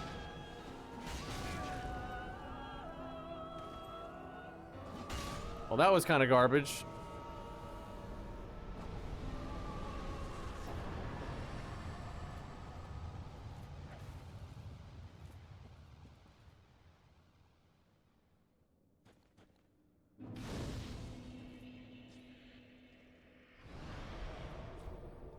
Well, she lived. I didn't think she would, but somehow it worked. That first fight, though, she got so much more wrecked. She, like, immediately got down to, like, 1 health.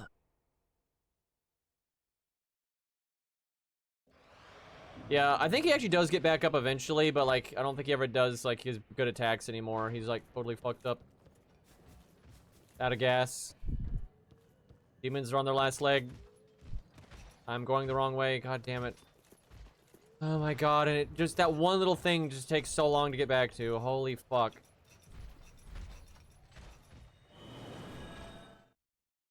I hate Undead Settlement so much.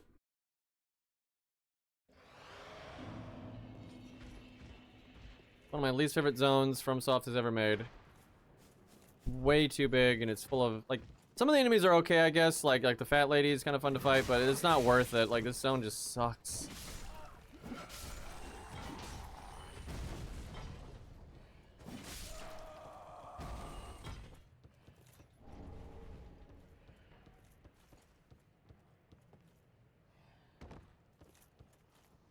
Yeah, I'm pretty sure he does get back up eventually, but I don't think he, like, lights up anymore. Although, I don't know, maybe he does, I can't remember.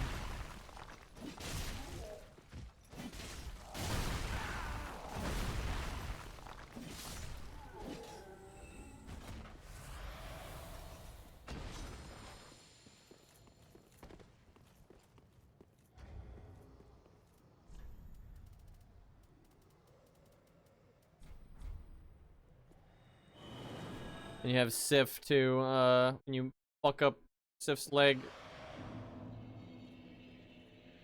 Nerfs all of their attacks.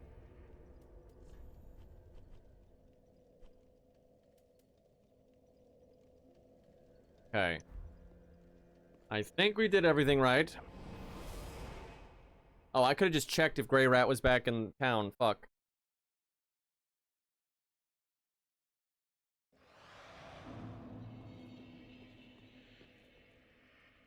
Oh, I thought it might be you. Can I button for Bill, please? Back me. Good emote. Back me. Back me.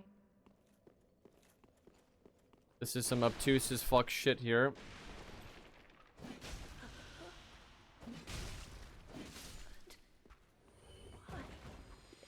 So, what I really don't understand... So, you can 100% confirm she's the one that kidnaps Henri. Because if you kill her, it doesn't happen, right? So, obviously, she's the reason. But what I don't understand is she's so unbelievably weak. How the fuck could she possibly capture Henri? Who's, like, decently strong when she fights Aldridge. Like, I'm so confused by that.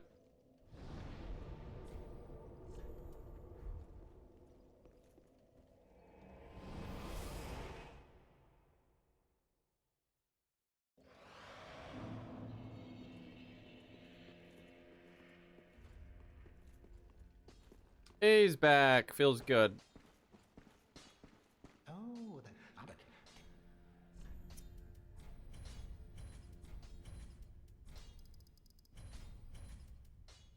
Let's see. Lightning arrows are so good, although they nerfed the hell out of them, but they're still good. What really sucks is the explosive bolts are just the best thing ever, especially for PvP. goodbye. And there's no way to get them unless Greirat dies.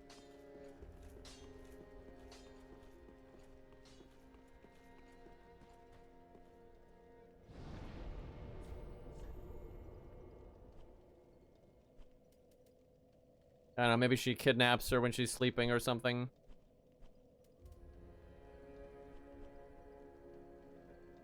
Kind of unclear what happens to Henri, because if you don't do the quest line, then God knows what happens. But if you do the quest line, she gets stabbed in the face. But then she's still alive because she's in the ending and is, like, you know, perfect, like, moving around and shit. So, like, I have no idea what's going on there.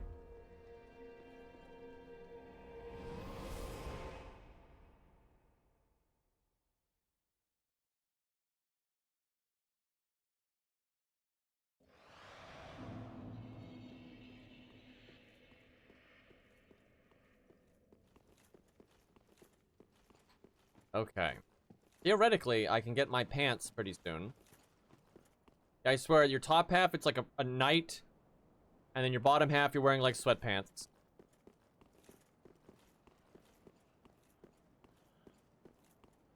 Could get the Lothric Knight pants, but I think their color doesn't match super well. Or Elite Knight matches just fine.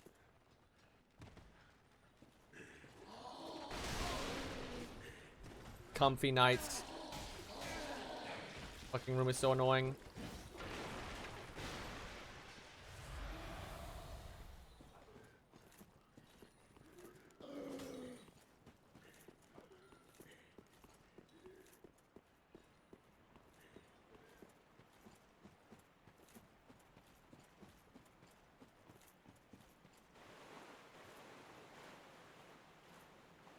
Pretty cool.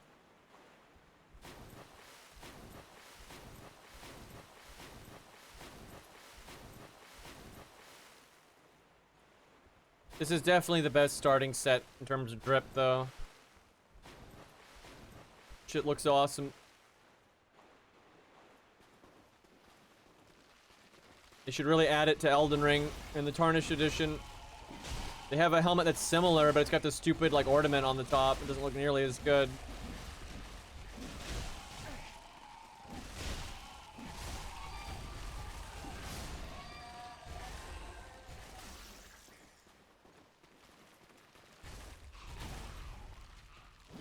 It sucks, too, because if you want to, like, a lot of the silvery armor sets, if you want a cool medieval helmet, that's really the only one you can use. And it just looks really dumb with the thing on the top, in my opinion.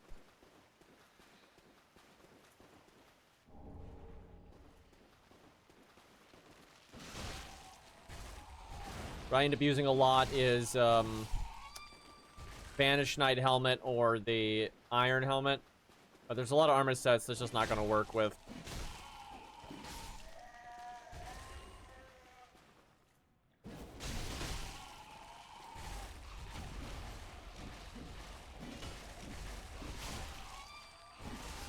So I like how Onion Bro saves Grey Rat, and it can actually be Patches if, you know, give you tell Patches about it and he still has the armor.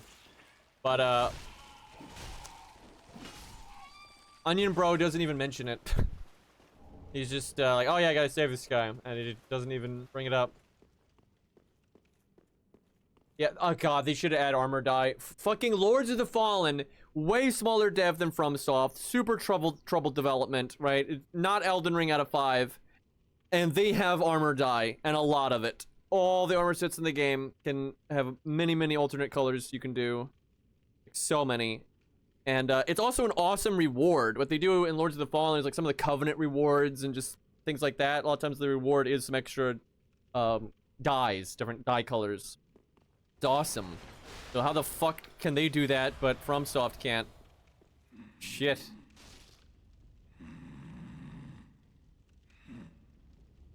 Yeah, they have pretty good fashion souls in Lords of the Fallen.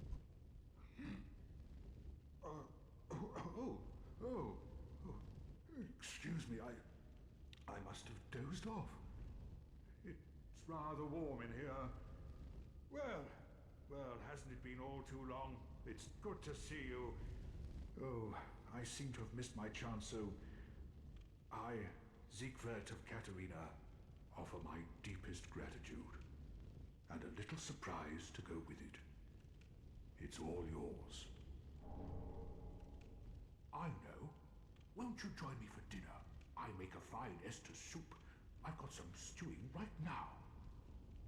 Even we undead deserve a little normalcy from time to time. And finally, upon this rendezvous, let us make a toast. To your valor, my sword, and our sworn duties. I know, I love Zigbro so much, but he fucked up PvP so bad because of that item. And FromSoft's like, there's no way to farm them, it's no problem. And then the player base is like, watch us item dupe everything that's ever existed. So messed up. And you can only get like 5, 6 of them per playthrough. I'm not even sure you can get, I think it's like 5. And then the player base is running around with 999. It's like, oh yeah, I'm sure they went to New Game Plus a trillion for that. And a lot of these fuckers And like the streamers and stuff, man, they would go through them. They'd use 999 of them and then have to restock with cheats and stuff. It's fucking ridiculous, dude. I love how they want you to sneak up on that guy, then get shot in the back by him. Also Nishandra in here. That bitch. Make a little bit of noise, don't worry about it.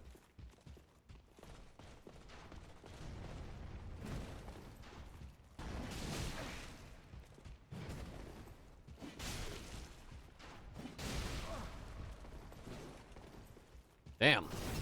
Got messed up.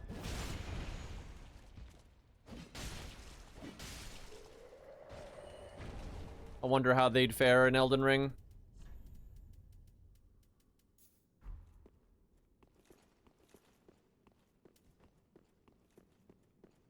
Gentlemen. A few of their attacks, like, you don't need to speed up the animation, you need to speed up the recovery time a little bit. Like that one where he like did the slash, just kind of stood there for a while, like, gotta get rid of that nonsense.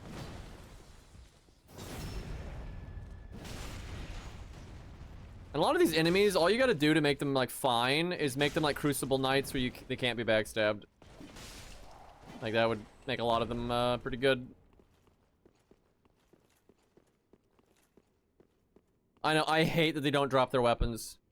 I think that was a development time thing. What really sucks is they didn't add them in the DLC. I think that was really lame of them. Like, if they didn't have time, that's one thing, but then with the DLC, they should have added them in. And they even have a Silver Knight Invader in the DLC. Like, come on. And like, they got that cool lightning attack that the mobs do. And they always did lightning damage in the first game, so it's like, that would have been super cool.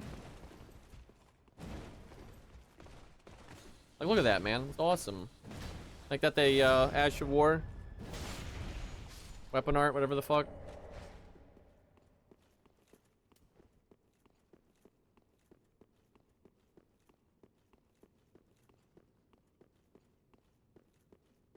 Okay.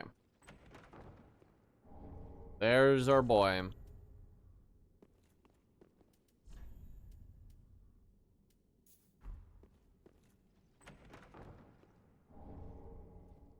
Good old Smoke.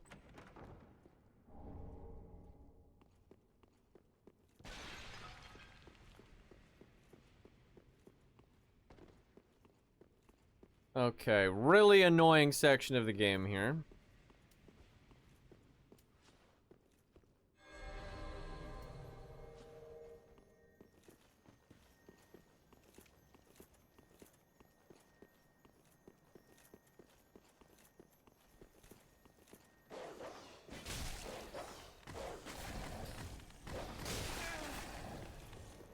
Funnily enough, I'm pretty sure they don't invade you if you're doing the Londo quest.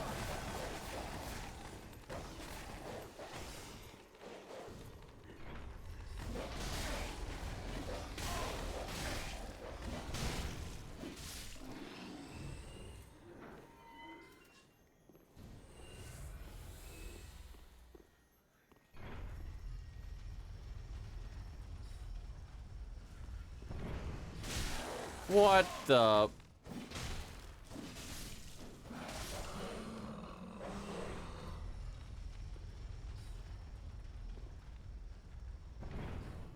Smart dog. Normally the Londo Shade gets a lot more messed up in this part.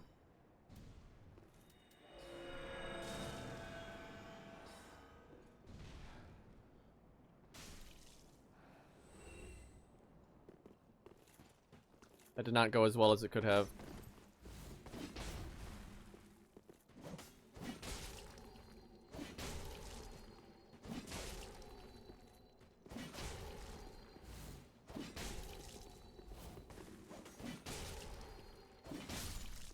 Got him.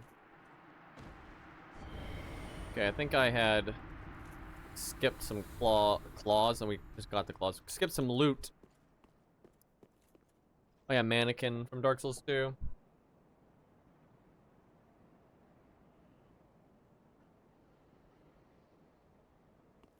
No lore on that thing.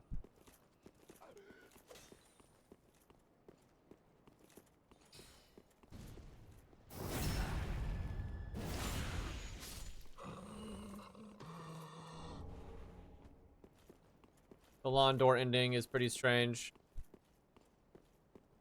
Dark Souls 3 has a lot of endings. I think it's because Miyazaki wasn't, you know, he even said afterwards he wasn't planning on doing anything else with Dark Souls, at least not for a long time.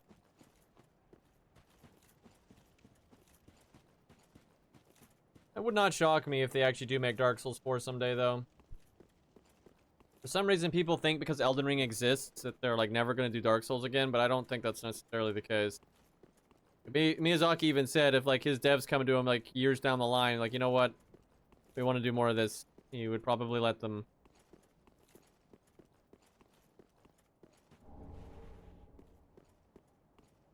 And you could even do, like, a reboot. New continuity that's more, like, designed to, have sequels and stuff like that. There's a lot of ways they could do it. Or, like, whatever the new world is after the fact. Which some people think is Elden Ring, which I guess that is possible, but there's not really anything suggesting that's the case. Every time I see people saying Elden Ring and Dark Souls are connected, I'm just like, but there's... Their evidence is always, like, metaphorical, but, like, there's a lot of metaphorical connections between all the games anyway. But that doesn't mean anything.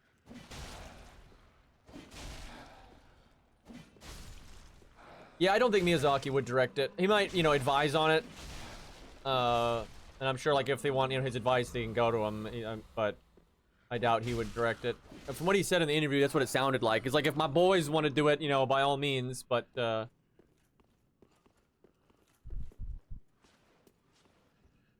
like, obviously, the game wasn't supposed to have sequels, but it already does. And, you know, as of what we have, it's not, like, really that hard for them to do more with it now if they want to. Doesn't really matter to me, though. Like, obviously, if there was a trailer and it's like Dark Souls 4, I'd be like, sick, you know, I'd be happy. But if it's Dragon Souls or Armored Souls or whatever, you know, it's Elden Ring 2, I'm just happy with whatever. Really, just give me more of this and I get to invade again and I'm happy.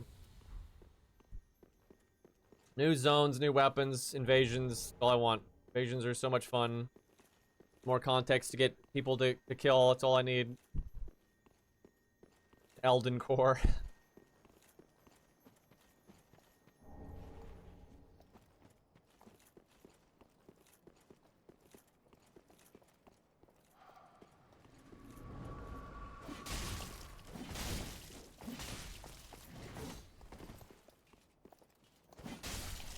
These enemies, if you put them in Night Rain, would very much need to not stagger. Otherwise, you're never gonna have to, like, respect their moveset at all.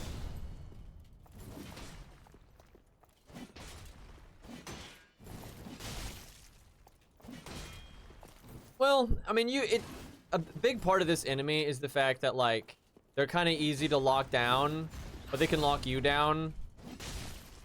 So if they're comboed with other enemies, they could still be interesting.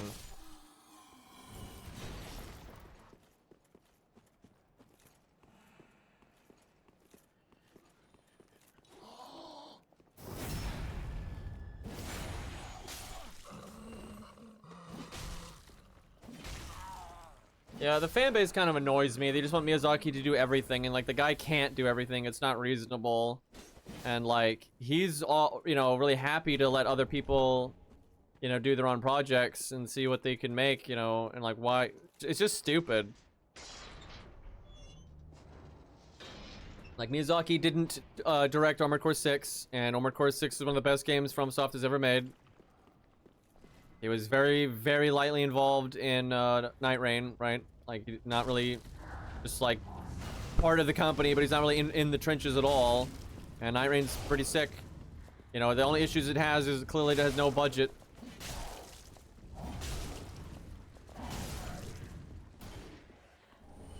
Like, I like Miyazaki's stuff, don't get me wrong. I'm happy to, you know, see what else he makes. But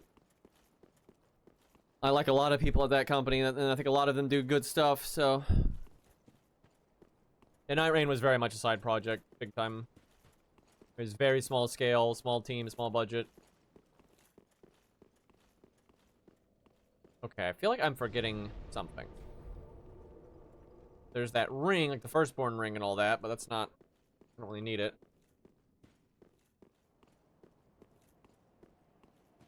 Is it just Pontiff time? I might save that for the next stream. I just realized how late it is. I've been streaming for almost 7 hours. Holy fuck. That's insane. I remember for the Pope Joan video, I needed footage of Pontiff. So I made a new character and rushed to Pontiff. But when I mean rush, I mean rush. I did not do anything but the bare necessities. And it did not take very long at all. I got there so quickly. But, alright, chat, I think we will stop there. I didn't even realize I've been streaming that long. Holy hell. Well, we're finally at the good stuff, though. Good time to stop. Make you all suffer through all the boring crap. And as we get to the game getting spicy, then we wrap it up. But, we'll play more soon. Because now we got Pontiff, Champion, Gundyr, all that shit. Like, we got lots of good stuff. But thank you guys so much for hanging out. We will raid Cairo. And I'm going to go eat. I am starving. So take care, everybody. I had no idea it was this late. Crazy.